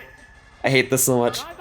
I'm using a move that has 50% accuracy. He's using a move that has 30% accuracy. I hate it. I hate this. It's gonna hit. It's gonna connect. Okay, thank goodness it didn't. Please, man, put it to sleep. Please. Oh my God, I'm gonna rip my hair out. Please, man. Please. Ah. I hate this so much, man. Oh my God. What's even the point? What's even the point? Oh my God, man. Ah. Hate it so much. He's just gonna use Fissure and KO me. I hate this. I have to get a one-hit KO here, or I'm gonna lose. Or, you know, maybe he'll miss, but he only has to connect once. I hate this. One-hit KO moves are generally frowned upon in the competitive community for this exact reason. Take it out. Take it out. Take it out. Take it out. Oh my, you can't just give that to me, really? Oh my God. All right, if I connect one more move, I'll KO it. I hate that I'm paralyzed though. Because it just means that the third Pokemon that he has is gonna have a one-hit KO move, right? Okay, okay, okay. Okay, Arbok is down. What's the third Pokemon in the back though? Now I get a crit! I only get crits when it doesn't matter. I should be thankful. I should be thankful. Okay, we're okay. Here we go. Dog Trio. This thing's gonna have Fissure, isn't it? It's gonna be faster. I can probably one-hit KO with Surf. Yep, it's gonna have Fissure. Come on, man. Okay, okay, okay. Oh my God, are you kidding me? Are you kidding me? I hate this so much, man. Just paralyze your opponents and go for one-hit KO moves. I can't do anything. I just have to hope that this misses. I hate this. I hate this so much, man. Are you kidding me? Ah! That's so lame! He just has a bunch of Pokemon with one-hit KO moves? Ah! I had it too, man! Friggin' gambler! Ah! I knew I was gonna lose at some point and gonna have to start from the beginning. I figured that was probable, but to one-hit KO moves? What am I supposed to learn from that? I can't even do anything about that. The game would just decide, hey, you're unlucky today, you lose. You see that continue symbol? You see that emoticon? That's my expression. All right, let's try this again. This time I'm gonna go full out attacking. No need to set up, because you're just gonna paralyze my stuff anyway, right? So I may as well start with like Lapras, and then I'm thinking Snorlax is a good play here. All right, let's give this a try. Go straight for attacking. Don't even play ball with this guy. Friggin' one-hit KO moves. Oh great, you started with Dragonite again. Awesome. Awesome, awesome, awesome. We're gonna go straight for the Ice Beam, and with any luck, it'll be a one-hit KO. And I should be faster. All right, let's go. Oh, I'm not faster? Oh my, I hate this already. Lapras, oh, you know what? I shouldn't be too surprised. Lapras maybe it is. Oh my God.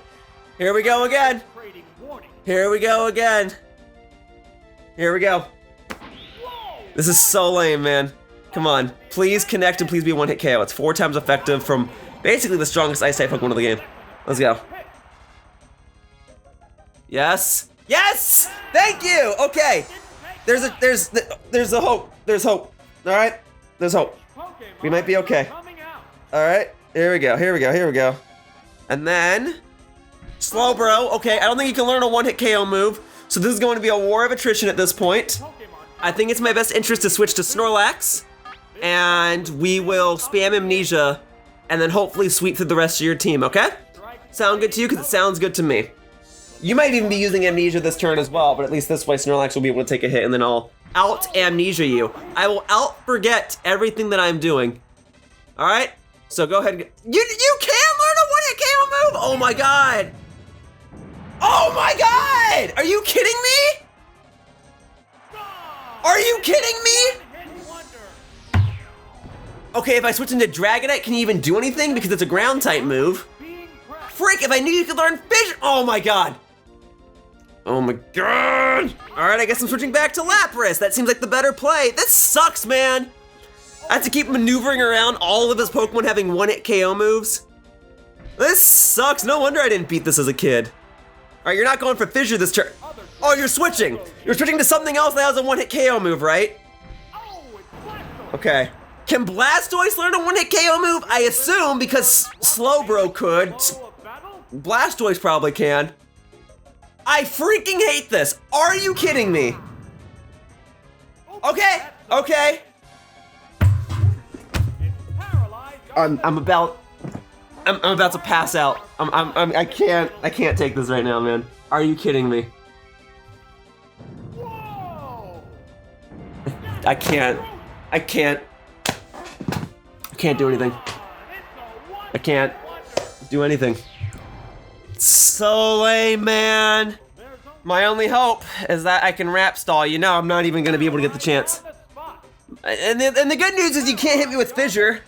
So that much is good. Come on, man. I have to rap stall it. There's nothing else I can do. Oh my god! Okay, that's fine. Please, I just need a turn to attack it. Please. Okay. There we go. Things are working out. All right. You fine with that?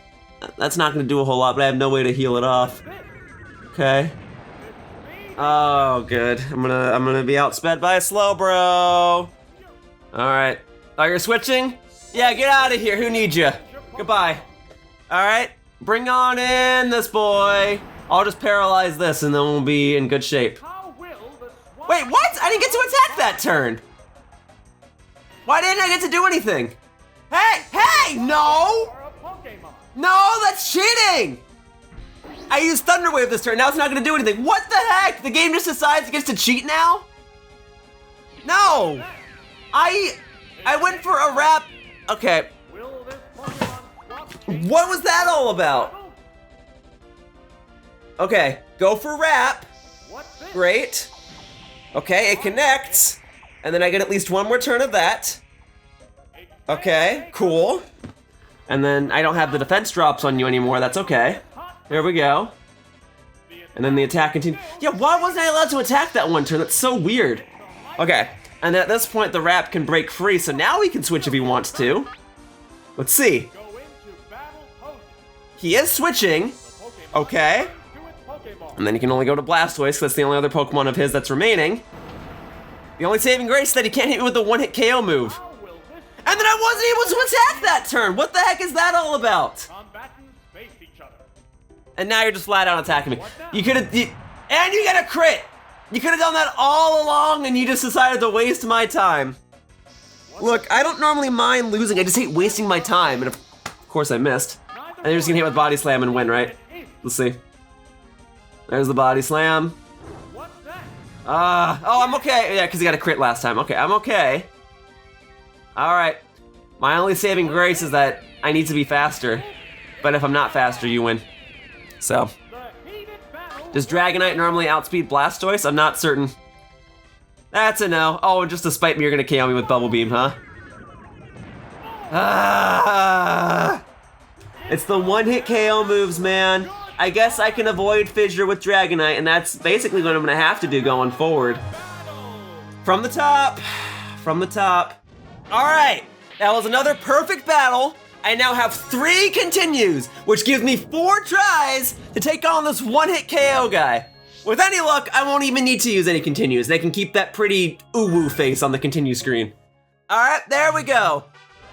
All right. He is called the Gambler. It makes sense. That's his namesake. I just wish... I just wish he didn't have this strategy. I feel like I would get along with him well in real life. I just hate him in this game. All right, I didn't bring Dragonite to this fight, and I'm kind of regretting that because Dragonite would be immune to all of the fissures. But I think going for Starmie and Lapras and going on a more offensive play is better here, especially if... Yes! Starmie doesn't get paralyzed? Okay. Rather Starmie be paralyzed than Jolteon, because I need Jolteon to outspeed stuff so I can keep using Thunder Wave and everything else. Okay, now last time this didn't one-hit KO, maybe that was a min-max situation. I got a crit! I got a crit! Arbok is down! Alright, oh, I'm so glad you're gone! Wouldn't want to be ya. Okay, 2 Pokemon to go. None of my Pokemon are paralyzed. Thank goodness. Thank goodness, thank goodness, thank goodness. All right, Dragonite. Yeah, so I do have Lapras in the back. This is a situation where I'm grateful I have Lapras in the back and not Dragonite. And in fact, I probably should switch to Lapras. The concern is that the Dragonite's one-hit KO move was Horn Drill and not Fissure. So, I mean, he might just go for Horn Drill and hit right here, but it's going to be the same difference if I stay in with Starmie. Starmie's not going to one-hit KO it. Lapras proved before that it could one-hit KO it. So as long as he misses with Horn Drill for 2 turns, I should be good. And it's a 30% chance of hitting. So, I mean, he has a 2/3 chance of missing. Oh, he went for Thunder Wave. That's fine, considering as we established before, Lapras is slower than this Dragonite anyway. Okay, so I just gotta go straight for Ice Beam. Please don't be fully paralyzed. Oh, I hate this. Okay. And I'm not fully paralyzed. This should be a one-hit KO. This should be a one-hit KO. What? How did I miss? No, hang on! Ice Beam doesn't have a chance to miss, does it? Oh my god. What is happening? What is happening? Ice Beam shouldn't have a chance to miss. What? Okay, oh my god, thank you. Please connect and KO it, please. Thank you. Oh my god, what was that all about, man? Trying to give me a heart attack. Okay. I guess I shouldn't be too concerned. I've got 3 continues. I hate this trainer. I hate this gambler. It makes sense that he's the gambler. He's using one-hit KO moves. He's going for a gamble. And then he's got Blastoise, which will outspeed me, but my only way of KOing it is to use Thunder. I could use Sing. If I use Sing, I can win this for sure. But it has such low accuracy. It's in my best interest.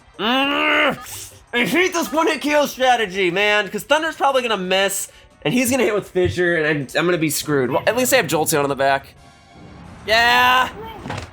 Yeah! Alright, it's down to Jolteon and Starmie, which both outspeed it. It's just, do I want to go for Thunder Wave with Jolteon? Is that better? The chance of it not being able to use a move for 1 turn could definitely save me. I mean, Jolteon's gonna go in first either way. I just hate this. I hate this so much, man. I hate this gambler. It's okay that I don't get a perfect in this battle. I'm not trying to get a perfect in every battle, but these one-hit KO moves, man. Alright, I decided to go for Thunder Wave first. I just don't know what the best play is. But if this can save me, then it's worth it. Let's see. Okay, you went for Body Slam. I'd rather that. You didn't paralyze either, which is fantastic. Okay, I'm in business. This battle's so lame. The only way to win is to hope that your opponent misses. It sucks. It sucks, man. Yes, one-hit KO moves have a low chance of hitting, but it just throws everything out the window. Oh, and a crit? Okay, you know what? This is fine. Oh, that was a one-hit KO? All right, you know what, game? Perhaps I was too harsh. Thank you for turning the tables. Thank you for putting things in my favor. Golly, man. This gambler, no more of him. I never want to fight him ever again. Please let this be the successful attempt where I go and defeat everybody else. I'm so glad that's over. All right, Battle 5. What do we got? We got Cool Girl. That wasn't so bad. Especially compared to the one-hit KO gambler guy, that wasn't so bad. All right, as long as I can keep a couple of continues, because I really don't know what's gonna happen next. Having 3 continues is perfect though. I just want to maintain that uwu face. Oh, we're gonna fight a Pidgey? This guy's got a Pidgey. No, he's got a Pidgeot. He's also got all 3 legendary birds. Are you kidding? Well, the best counter to all 3 legendary birds is actually gonna be my Jolteon. Jolteon, Lapras, Starmie is kind of what I'm feeling. The biggest threat though is the Zapdos. All right, Snorlax needs to be in this fight. I can agree with that because most of those Pokemon are going to be using special moves. So we'll do Snorlax, Lapras, Jolteon. How about that? Snorlax, Lapras, Jolteon. Jolteon has to be in this fight, and Snorlax has to be in this fight, and I feel Lapras is a safe pick. So if we start with Snorlax and go straight for Amnesia, there's not a whole lot he can do. Starting with the Fearow, the one physical attacker you're going to have on your team. Well, in the Pidgeot. All right. Well, we'll hope for the best. You're going to be faster, yeah, no doubt. Let's see how much this does, though. I'm at 487 health. 371. That actually did more than 100, though. That's pretty impressive, but you're gonna need a few more of those to take me out so I can get a free amnesia off. So when you inevitably do send in one of the legendary birds, because I know you're gonna bring at least one, it's possible that you would have a team that doesn't have any of them. You could have done Charizard. Oh my god! You could have done Charizard, Fearow, Pidgeot, but I get the feeling you brought at least one bird. Oh, I wish you didn't get that critical hit. That messes me up a lot. Fearow's not particularly fast, is it? I can take another one of those. Alright, here we go. And then boom. Okay, and now we're just gonna rest it off. Just rest it off. Back to full health. Thank you. And now that I've got 2 amnesias off, I can body slam you and potentially go for a 2-hit KO. So now I just need Snorlax to wake up sooner rather than later. So yep, just keep going for that drill peck. All right. Oh my god, knock that off, please. Enough with the crits. Golly, man, I gotta go for another rest. Because I can't have Snorlax die immediately. Everything else on your team is gonna be faster. Frick, man. And then it takes me at least a turn to wake up. Yeah, so I gotta go for rest again. Okay, so I can take another one. I just have to go for rest again. Okay. It's probably not even worth it at that point. Yeah, we'll save Snorlax for later. Him being at 157 health is pretty integral. Because he's gonna keep getting crits, so we'll just go straight into Jolteon. Jolteon might even outspeed this Fearow and potentially even one-hit KO it. Actually, I mean, in case I don't one-hit KO it. Okay, that did nothing, that's fine. I'm gonna go for Thunder Wave. I feel like that's the smart move to use either way. And then maybe I can get away with switching back to Snorlax? If this Fearow could be paralyzed for just one turn, I can pull off a rest. And plus, now that it'll be paralyzed, Snorlax should outspeed it. Alright, so that did 58 before. Even if you got a crit, it won't KO. Very good. Alright, let's go back to Snorlax. We've established that Snorlax can take another hit as long as this Fearow does not get a critical hit. If it's fully paralyzed this turn, that's even better because then I might be able to pull off an amnesia before I have Snorlax go back to sleep. But yeah, Snorlax outspeeding is integral here.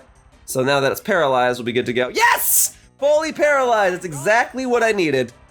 All right, I think it might be in my best interest just to go straight for a rest because I will outspeed it. And then Amnesia, I'll try to get a couple of those off later. So let's see what we got. I did not think you were gonna switch. Okay, I definitely went for rest. Articuno, this is why I should have gone for Amnesia. Well, I didn't know. Let's see how much this does, and if it starts to deal a lot of damage, I could always switch over to Snowball, right? I could go to Lapras, and then this Articuno won't be able to do anything. So let's see what we got. So yeah, you're actually gonna be faster. Thankfully, you can't freeze me if I'm asleep. So here we are. 487 to, woo, that did a lot, to almost 297. Frick, man, that almost did 190. Which means I can't do anything else. I have to pull off an Amnesia. I have to. It's gonna take me another turn to wake up. I would need this thing to be paralyzed again. Okay, hang on. Down to 113, and then Snorlax is gonna wake up now, right? Yep, okay. Yeah, because if I switched out Snorlax while it was sleeping, it would reset its sleep turns. I think that's still a thing in Gen 1. That's a thing in all the other generations. Alright, so Snorlax goes back. We're gonna go straight into Lapras. Articuno can not do anything to it. And if need be, I'll sweep the rest of his team with Lapras. It's just a concern if Zapdos is in the back. If Moltres or Charizard is in the back, Lapras can sweep the rest of his team. I'd love to go for Sing and try to put this to sleep, but I should probably stop trying to set up and just go for the kill. Gonna go for Thunder. Are you switching out? Oh no, he's using Fly. Okay. Well, we'll see how much that does in a moment. Okay, so Thunder's not gonna connect here. That's not a big deal. See, this is also kind of why I wanted to try and put it to sleep, though. It's just so much faster. If I do put it to sleep, I can ensure that the rest of my attacks connect. Alright, well, let's see. Or maybe the rest of my attacks may not connect, but, you know, it saves time. Oh, he got a crit! And he didn't do that much. Okay, alright, we're in business, folks. We're in business. Now, if Thunder could just connect here, even better if it paralyzes it, but let's see. Oh, I got a crit! I'll gladly take that. Is it a one-hit KO? Not quite. Yeah, Articuno has a pretty beefy special stat. The good news, though, is that I can use any attack from this point to go for the kill. We're going for Fly again. Alright, I should have guessed. Yeah, but I don't need to go for Thunder anymore because everything will hit for neutral damage, even Ice Beam. Alright. Well, that's not a big deal. Even if you get another crit, you will not win because your critical hit did 195 damage, right? So we're in the clear. Yep. Alright, now we'll go for Ice Beam. We'll take you out. And then there's still the Fearow, which is paralyzed, so I should outspeed it, especially if Snorlax outsped it. And then we just need to see what your last Pokemon is. If it's Zapdos, things could be tricky. Jolteon serves as a decent counter to it. So would Snorlax if I pulled off my Amnesias. Let's see. What do we got? Moltres! Oh, I have never been so happy to see you. All right, well, surf away, surf's up. Let's go for it. And even if you take out Lapras right here, okay, yeah, that'll hit for neutral damage, but even if you take out Lapras right here, Jolteon can finish the job. That's good Snorlax. Oh, and you missed! Oh, I love that. I love it when that happens. Oh, I've got those battle in the bag. Oh, we're gonna be okay. Boom, and I got a crit just to rub salt in the wound. Boom! Oh, sweeping with Snowball! I love it. I love it, I love it, I love it. Take down all these legendary birds and Fearow. And because you're already paralyzed from the work that Jolteon had done earlier, I should be faster and I might get a one-hit KO. You do not have much of a special stat, but I don't know. We'll see. I was able to one-hit KO a Moltres because I got a crit. Can I one-hit KO a Fearow without a crit? I did not get a crit. Can it one-hit KO though? It can! It can! Oh, I'm so glad you brought Fearow to that battle, but I think my team was just well equipped to deal with a bird trainer, all things considered. Oh, that went really well. I got a perfect, didn't I? Which means I will no longer have the uwu face on the perfect screen. But hey, I took down a bunch of legendary birds. 2 battles to go. I've got 4 continues. We are crushing this. Oh, I've got just the team. I'm loving this. I'm loving this. All right, but it's not over yet. These next 2 battles can be ridiculous. Let's see what we got. Semi-final round. No legendary birds, but he does have an Alakazam and a Lapras of his own, and a Ditto. Okay. All right, Jolteon, Mr. Mime, Lapras. I feel pretty good about that. Feel pretty good about that. Let's see what he's got. Alakazam, just going right to it. I'm actually quite glad to see that, because then I can paralyze you right off the bat. And then I could potentially safely switch into Mr. Mime and get some flashes off. Oh, you're switching. Okay, well, you didn't have a ground type, right? So I should be able to paralyze whatever. Show me that Ditto. Okay, no. It's Gengar, which is still fine. So we'll paralyze you, and now my entire team should outspeed you. Boom. Okay. Even so, the strategy remains the same. I might just go straight into Mr. Mime, start spamming Flash, see if I can hide behind a substitute, and then hopefully go to town on the rest of your team. So Jolteon, you did a fantastic job. Thank you. All right. Mr. Mime! Miles, because I'm gonna be running miles around you after I defeat you. Oh, that's not what I wanted. That's not what I wanted at all. Okay, we're in the clear, so I guess that means I should go for substitute first, so that you'll never be able to put me to sleep. So we'll start with that. Okay, hide behind a sub. Don't forget the sub, guys. Oh! All right, here it comes. Ah! You would get a crit. I mean, that's probably gonna go down anyway, but the critical hit just rubs the salt in the wound. All right, take it out, Snowball. Take it out, take it out, take it out. Let's be done with this. You're lucky you're paralyzed, so I can't freeze you. No! Anything but that, please! No! No! Frick! I can't do anything!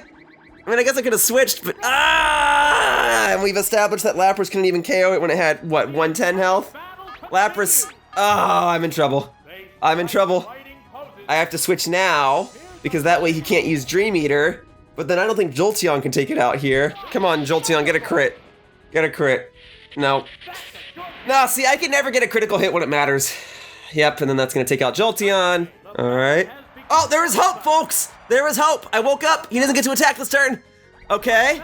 So I can take out the Gengar, it's just a matter of there still being the Alakazam in the back. Oh, he's switching! He's switching! This is great! This is great! Because Lapras will outspeed the Gengar, and this gives me a free hit on the Alakazam. And then I will be able to land another hit. So if I can get a 2-hit KO, that'd be perfect. In order to get a 2-hit KO, I need to deal... I can't calculate the thing in my head. Oh, but that's not a 2-hit KO. Okay, you need to be fully paralyzed for a turn. Come on. Come on, come on, come on, come on, come on. Be fully paralyzed for 1 turn, then I can beat it. I think.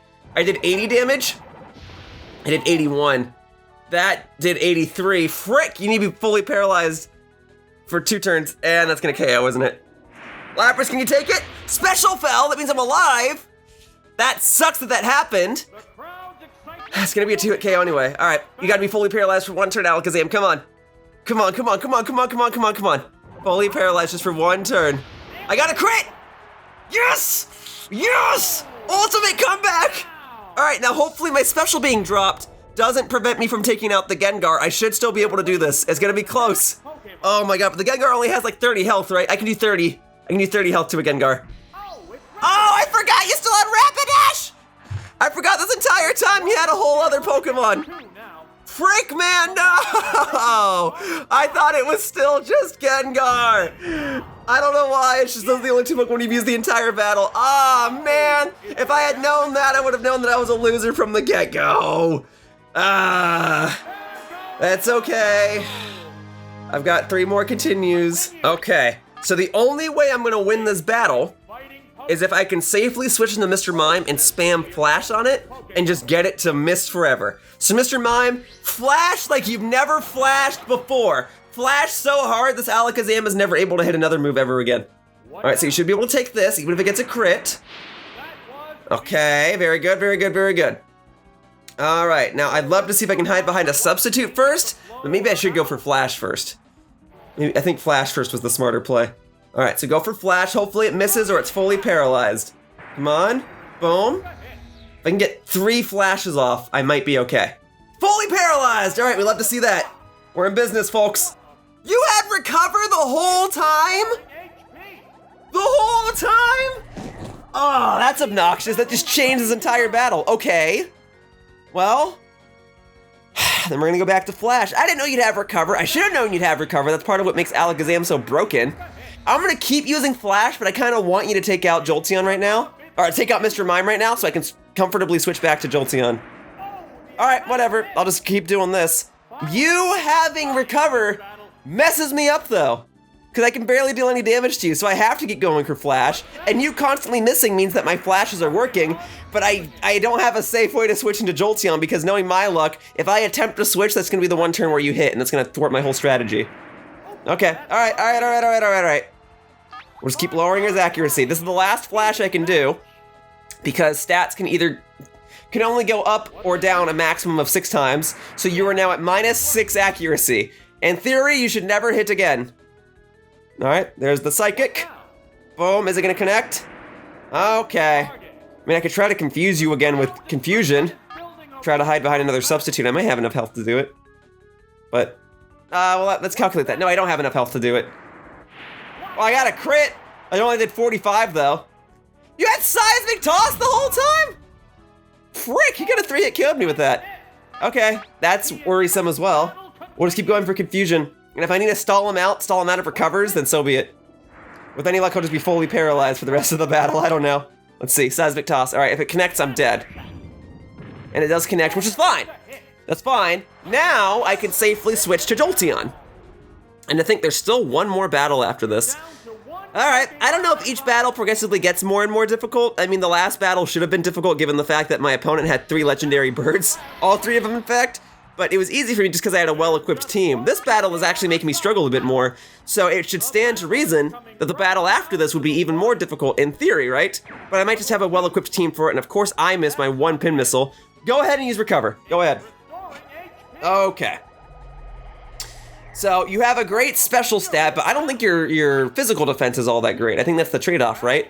So if I get 3 pin missiles, I might 3 pin missiles every time I hit. I might be able to 3-hit KO you. Let's see. So that's 3. Hitting 3 times does 81 damage. Okay, I'm gonna have to pull this off a lot. Let's see what I can do. Okay, going straight for Seismic Toss. So I gotta make sure I don't get hit twice. There's nothing I can do. I can't heal myself. I've already lowered his accuracy as much as I possibly can. So if you keep going for Seismic Toss and you keep missing, I can win this.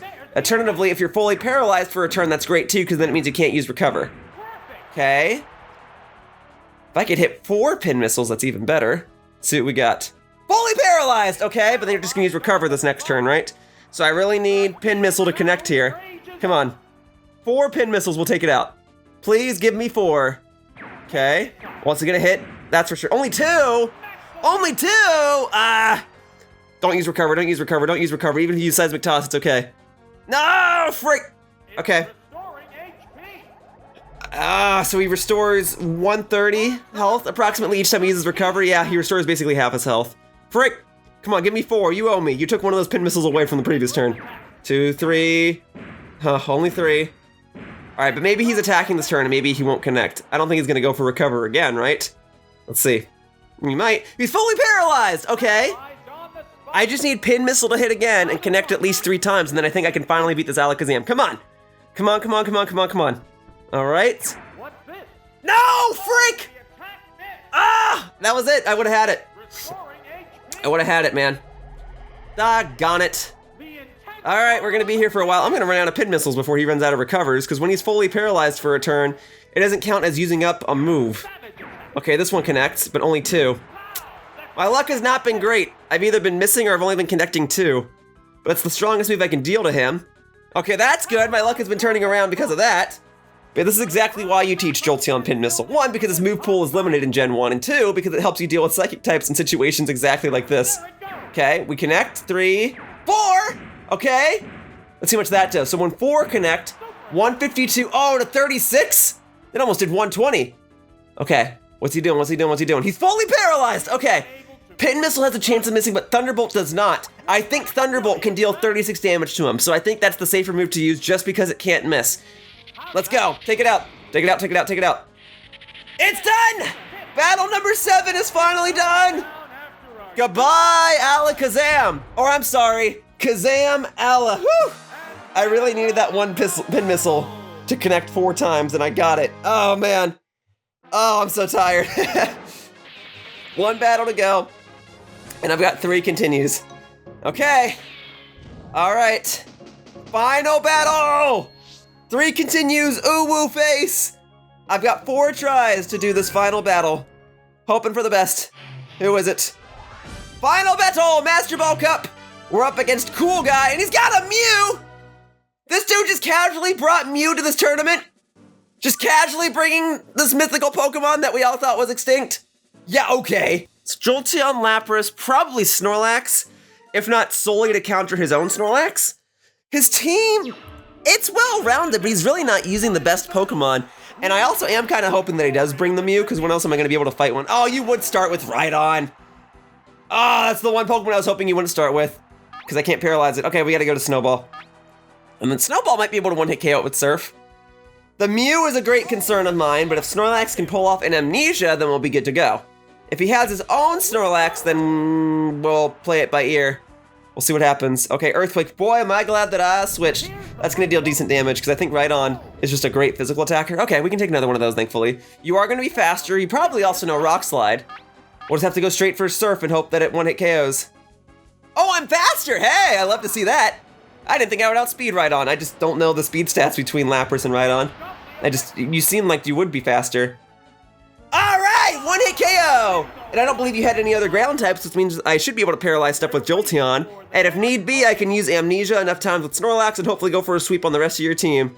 There it is! There it is! There's the Mew! How does nobody else in this tournament care that he's using a Mew? This guy just casually brought a Mew to this tournament. And it's, that's gonna hurt. That's gonna hurt. We're okay, we're okay, we're okay. I can take another one of those even.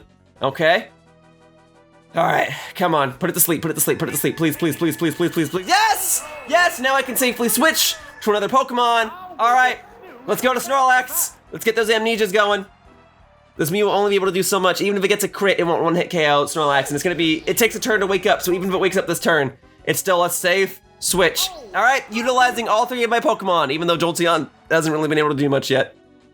Now, if you're still asleep, I know it's still gonna be true. All right, now Mew can learn Transform, right?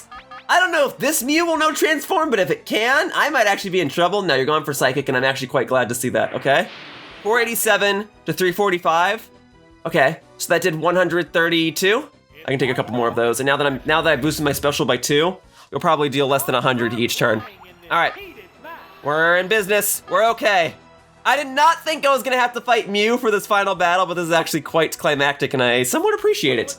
Okay, no crits, no crits, no crits. Okay, yeah, we're okay. We're fine. All right, go straight for the body slam. Now, if I paralyze it, I'll definitely crush it. I mean that both in a literal and a competitive sense. I think Snorlax would crush a Mew. I think Mew is a lightweight. Let's see what we got. Okay, still going for that Psychic. I'm just nervous it's gonna get a crit one of these turns because Mew is very, very good. It has base 100 in every single stat, which actually helps explain why it's, oh yes! Which helps explain why its defensive stat is pretty good too. Okay, so we're gonna go for another body slam, I guess, and hope for the best. All right, yeah, now I outspeed you. 120, not quite. If you're going for another psychic though, I think even, oh yes! Fully paralyzed. I think I just won this battle because whatever's in the back won't be able to KO me. Here we go. Now that Rhydon's out, what else did he have? He had like an Arcanine? All right, Arcanine's a good physical attacker, but because fire is purely special in this game, you would most likely be using special moves, and that might not do a whole lot. I don't remember what else was on your team, I just remember you had a Mew, and it's gone! Your biggest threat is gone! Unless you have Snorlax. Okay, Electrode. Quite glad to see that. It's a very fast Pokemon with a great, or a decent special stat, but because I've already boosted my special with Amnesia, I should be able to take this hit. No crits, no crits, no crits, no crits, no crits! Okay, we're okay.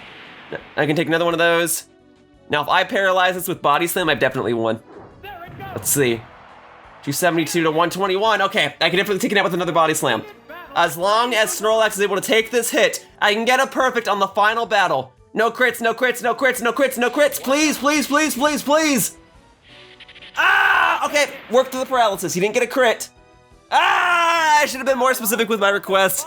Man, you know how nice it would have been to have gotten a perfect on the final battle? He's gonna outspeed me. I could go for rest and try to sleep it off, but there's not much that can be done. Yeah, we may as well sack Snorlax here and then hope that the combination of Jolteon and Lapras can finish the battle. Lapras could be in trouble, so I'm gonna go to Jolteon next and try to paralyze it with Thunder Wave. So that way by the time Lapras comes out, Lapras will outspeed it. All right, Jolteon. The plus side of all this is that Jolteon at least gets to do something in this battle because it didn't get to do anything against that Rhydon. Here we go. All right, now Electrode will outspeed me. It's probably gonna go straight for Thunder Wave as well, that's fine. There we go, yep, straight for Thunder Wave. As long as I'm able to pull off my own Thunder Wave, I'm not that worried. Snorlax did the heavy lifting. It did 151 damage to it, which is fitting because 151 is a very important number for Generation 1. Cool. So we're both paralyzed, that's fine. That's fine. In theory, Lapras should be able to finish the job from here. But let's see if I can deal some extra damage to this Electrode right now. Okay, oof! Jolteon, can you take this? Actually, if it does one-hit KO, that means I get a safe switch to Lapras. Okay, that didn't do a whole lot. That's fine. Okay, let's see how much a Thunderbolt does. If it does at least 60, I can 2-hit KO it. It did at least 60! Alright, Jolteon, you want to finish the job? My favorite M&M flavor, you want to finish this battle? And, yep, you're recharging, you can't do anything. Alright, I'm not fully paralyzed. Thunderbolt should take it out here. Awesome job! Looks like I made quite the team of Pokemon. I mean, granted, I looked at what the most competitively viable Pokemon were for the first generation, but hey, it's all coming together and it all worked out. I hit some bumps along the way, but I was able to pull it off. That last battle could have been nightmarish, but it wasn't as bad as I was anticipating. There we go, I did it. That's all the trainers in the Master Ball rank of the Prime Cup. Boom, give me that Earth badge. Thank you, thank you, thank you, thank you, thank you, thank you. And now with all of the badges in tow, I should get the lovely, wonderful, oh, well, first I have to go through the Hall of Fame. Same Pokemon as when I did the Poke Cup. Jolteon, Snowball, the Lapras, Brownie, the Snorlax. There we go. Honey Nuts, the Dragonite. You all got to prove your worth throughout these. Everyone was useful. I'm actually glad it worked out that way, that everyone had a use. And last, and most certainly not least, we've got Coffee, my Starmie. Yeah, Mr. Mime was useful for fighting that Alakazam. Jolteon was able to paralyze stuff. Dragonite, being part flying type, gave an immunity to all those fissures. Snorlax having Amnesia made it a good counter to other Pokemon who were especially bulky. It was great. It was great. There we go, guys! The Master Ball Trophy of the Prime Cup. Let's get that nice 360-degree view because I might never see this screen ever again. But, although it seems like this would be the final challenge of the game, those who have grown up with Pokemon Stadium and actually cleared this challenge before myself know that there is one more challenge that I have to clear within this game. For you see, once you clear all the cups in Pokemon Stadium on all the difficulties, you gain access to one more special bonus battle. There, that's my 360-degree view. Oh, I don't know about this. Oh, a Dodrio? Awesome, you want a Dodrio, Game Boy. What, that allows me to speed up the game even more than I already have? I assume that's what it means. Cool, I didn't know that existed. And now we go to nighttime, And now a certain somebody is hovering above the city. All right, time for the Mewtwo battle. Let's do it. Versus Mewtwo. I've never done this before, so this is actually very exciting for me. Oh man, oh man, oh man, oh man, oh man, oh man, oh man. Guys, I'm finally gonna fulfill my childhood dream of completing this game. What are the rules though? I'm just fighting a Mewtwo. Open to all Pokemon. Mewtwo is the only opponent. Enter the desired number of Pokemon. No level restrictions. No self-destruct move within the last battle. Or with last Pokemon, that's fine. All 151 Pokemon may enter. Okay. 1 to 6 Pokemon may be used. Oh, I can choose to only use 1 Pokemon, huh? No, I'm gonna use all 6. I made a team of 6. I'm gonna utilize all 6. With any luck, I might not even need to use all 6, but we'll see how things play out. Okay, let's register the team just in case. So register Pokemon, straight from my Pokemon Yellow cartridge. Here we are. Same as usual. No, not the Dratini. We need my good old team, this is the wrong box. Here we go. So we need ba-ba-da-ba, Crispy, the Jolteon, Snowball, the Lapras, Honey Nuts, the Dragonite, Brownie, the Snorlax, Miles, the Mr. Mime, and last and most certainly not least, we've got Coffee, the Starmie, M&M's flavors. Here we go. My first time ever registering a team for this challenge. Oh, fun. This is fun. This was a fun video idea. It took so long to get to this point, but now I've got a big old smile on my face. Okay, let's battle. Whew. Now, I could use the registered set, so I shall use the registered set. Here we go. Same team. You guys saw them. With any luck, if I really need to, I can switch over to Snorlax and use Amnesia. Well, it really is just Mewtwo. This is hype. This is really hype. Okay, yeah, and you get to use all 6, huh? Well, then I may as well make sure that I start with Jolteon just so I can paralyze it, and then the order after that does not matter. Let's do it. Here we go. Woo, look at this ominous background. No announcer either. Nobody's here. It's just Mewtwo and me. Look at that, not even a text box saying that Mewtwo has come out. So ominous, I love it. Okay, straight for Thunder Wave then. Now you're gonna outspeed me because Mewtwo is the best Pokemon in the friggin' game. Hopefully you can take this Jolteon. Just gotta take 1. Okay, the fact that your special fell means that you're still alive. That did 155, wow. Wasn't even a crit. If you got a crit, you would've 1-hit KO'd me. All right, we did paralyze him. We're in business. It is not safe for me to keep Jolteon in, but I do not comfortably feel as though I can switch to another Pokemon, so I think it's in my best interest to sack Jolteon, and let's get some pin missiles off, okay? Whew, yep, that did like nothing. All right, this will take you out. Sorry, Jolteon. Crit or no crit, this is gonna be a 1-hit. This is gonna, I mean, it's not a 1-hit KO, it's a 2-hit KO, but whatever. All right, no worries. Worst case scenario, I've got Snorlax in the back with Amnesia. I'm thinking the next play, though, is to probably go to Mr. Mime, because I can spam Flash on it, if need be. And that way I can mess him up and try to lower his accuracy, and he can't switch because it's just him.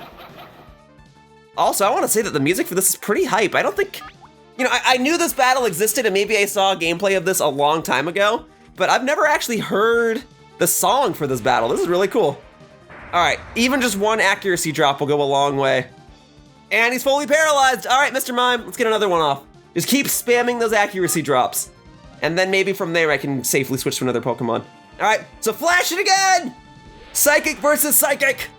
What? Why did I miss? You had rest the entire time? Oh boy. I didn't know that. All right, well that means now you're gonna outspeed me, which means it's quite important that I land at least 1 more flash. Okay, you're still asleep, that's good. All right, get another flash. If I can get a 3rd flash, I mean, it's gonna be asleep for this turn. It'll wake up the next turn. So if I can get 3 flashes off on it, we'll be good. I didn't know you had rest! Ugh. I know Mew can learn every TM in the game. Mewtwo, I don't think can learn every TM, but I think it can learn most of them. I don't think it can learn certain moves such as Payday, but it can learn pretty much all the good ones. Blizzard and Fire Blast, I think, are included in that mix. So I only know 3 of your moves. You have Psychic and Rest. Blizzard, yep, there we go. Let's see how much that does. Don't freeze, don't freeze, don't freeze. Okay, I think I'm still alive. We're okay. Very good, very good, very good. Just keep flashing it, Mr. Mime! Keep flashing it! There we go, okay. Keep it going. Man, it really is ominous without the announcer. I mean, I know some people are bothered by the announcer, but I've been with him for so long that it feels weird that he's finally gone. All right, we got all 4 of your moves though. Thunderbolt, Blizzard, Psychic, and Rest. A pretty good moveset, all things considered. And Blizzard's a good pick because if I had a ground type, you wouldn't be able to hit it with Thunderbolt, so you have Blizzard to deal with that. Okay. Because you have Blizzard, it means it's not really safe for me to go to Honey Nut, so we'll just go straight into Snorlax. Okay? And since I know you can't, oh shoot, did I pick Honey Nut? Frick, I was subconsciously telling myself I may as well not go into Honey Nut. He has Blizzard, and I just picked Honey Nut by accident. Well, you know what, it's fine. We'll use this to my advantage. We'll paralyze him with Thunder Wave. Okay, he's actually not going for Blizzard, which is fascinating. Okay, he does miss, very good. All right, now if you're at full health, I don't think you can use Rest. So, my strategy will soon be to see if I can switch to Snorlax. Or I could go for Wrap here. Would you like to lose to Gen 1 Mechanics, Mewtwo? Because I am happy to oblige. Let's lower your defense enough times. Boom. All right, so you're paralyzed and your accuracy's been lowered 4 times. You're fully paralyzed this turn, love it. Yeah, you've got no way to reset your stats. In fact, if I can help it, maybe I will just finish the battle with Dragonite. If I can just nuke it with Hyper Beam, that'd be pretty satisfying. Considering Dragonite was the Pokemon I wasn't even sure I was gonna use it first. Oof, okay. That already has a chance of missing, so with the accuracy drops, hopefully that won't connect. We're okay, great. Okay, I think maybe one more defense drop and then I'll launch a Hyper Beam at it. Okay, here we go. Lowered your defense 3 times. You have a fantastic special stat, and I think just a decent defense stat. But now, okay, perfect, fully paralyzed. All right, I'm feeling lucky. I feel as though I can lower its defense the maximum number of times and one-hit KO it with Hyper Beam. It's worth a shot. Here we go, lower your defense again. Hopefully you just keep missing with Blizzard. Okay, come on, don't connect, don't connect, don't connect. Come on. Woo, okay. All right, second thought. Maybe what I ought to do, I'm gonna use Wrap. What I ought to do is I ought to trigger Mewtwo to use Rest, because that way for at least one turn it won't be able to do anything, and then I could definitely go for a Leer Hyper Beam combo from there. So even with those 4 defense drops, I can't even deal 40 damage to this thing with Wrap. Well, I get 2 free turns of this. I think 3 turns. 2 minimum, I think it's 2 to 5, right? So the attack continues. I think if I use Hyper Beam from here, it'll take it out. Maybe. Wrap is really weak. It has base power 20. In exchange, it means your opponent can't do anything. Okay, then we'll keep it going. Okay, the attack continues a 3rd turn. Do I feel as though I can take it out with Hyper Beam here? Do I feel as though Hyper Beam can deal 271 damage?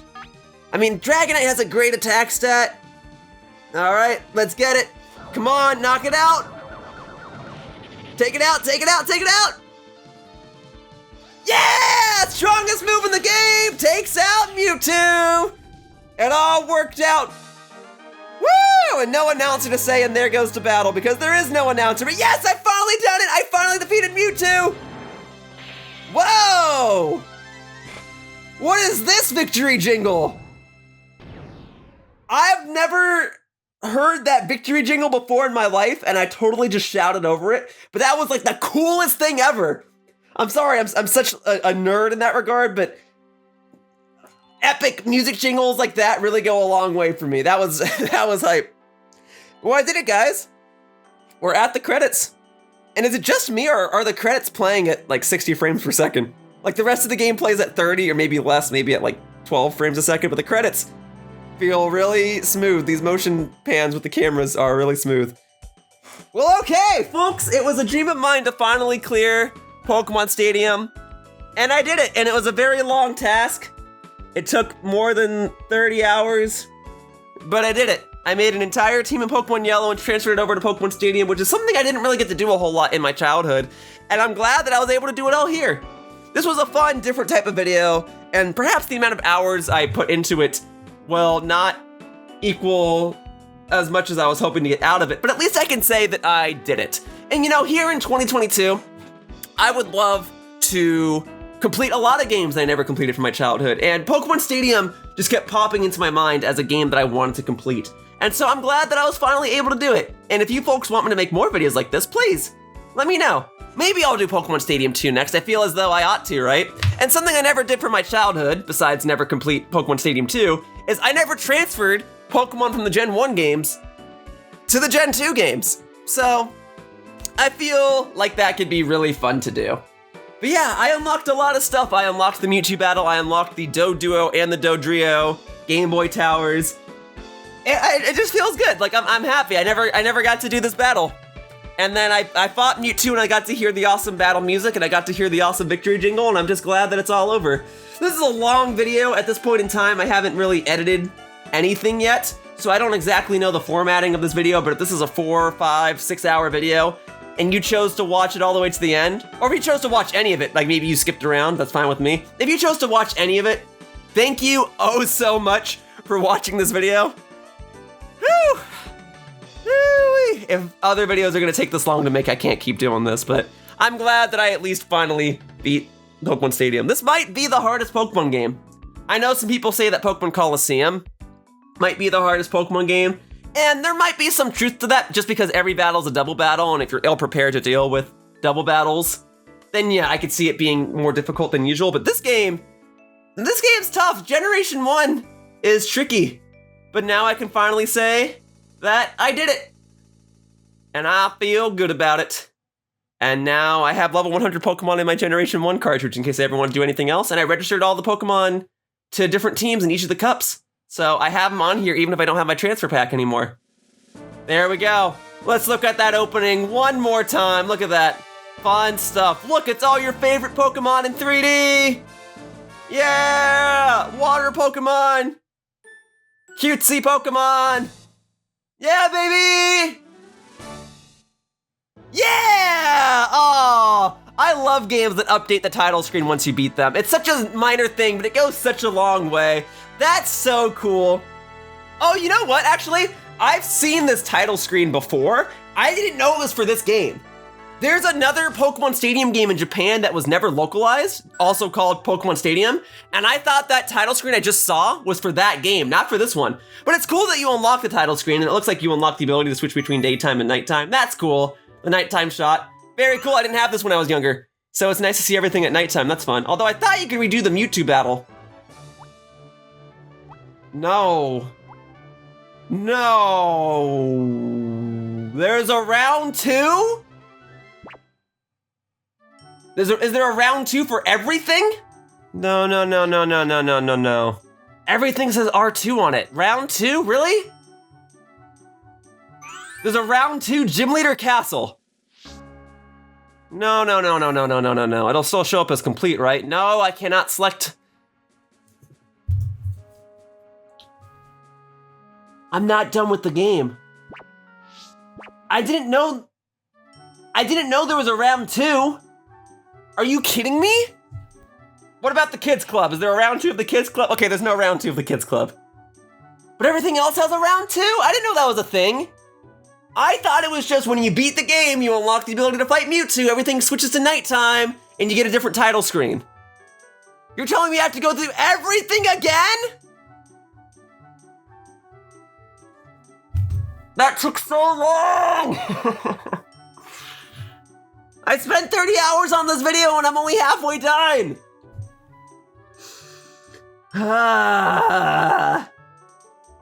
Well, at this point I'm in too deep, right? It's that law of diminishing returns thing. I already put so many hours into this trying to make this video. I may as well do round 2, right? So that's the end of this video. And then I guess I now have to do a separate video, a second follow-up video in which I do round 2. Alright, well, that wraps up this video of Pokemon Stadium, and I'd like to thank you all for watching, and I guess my childhood dream of completing this game isn't over just yet. Hey, thank you for watching my video. If you want to continue to support my content, the best thing you can do is like this video and subscribe to my channel. All you have to do is click the little buttons down below. Also, please be sure to follow me on Twitter to stay up to date with my video schedule. My tag is @RealYoshiller. I hope to see you all in future videos. Bye-bye! Whoosh!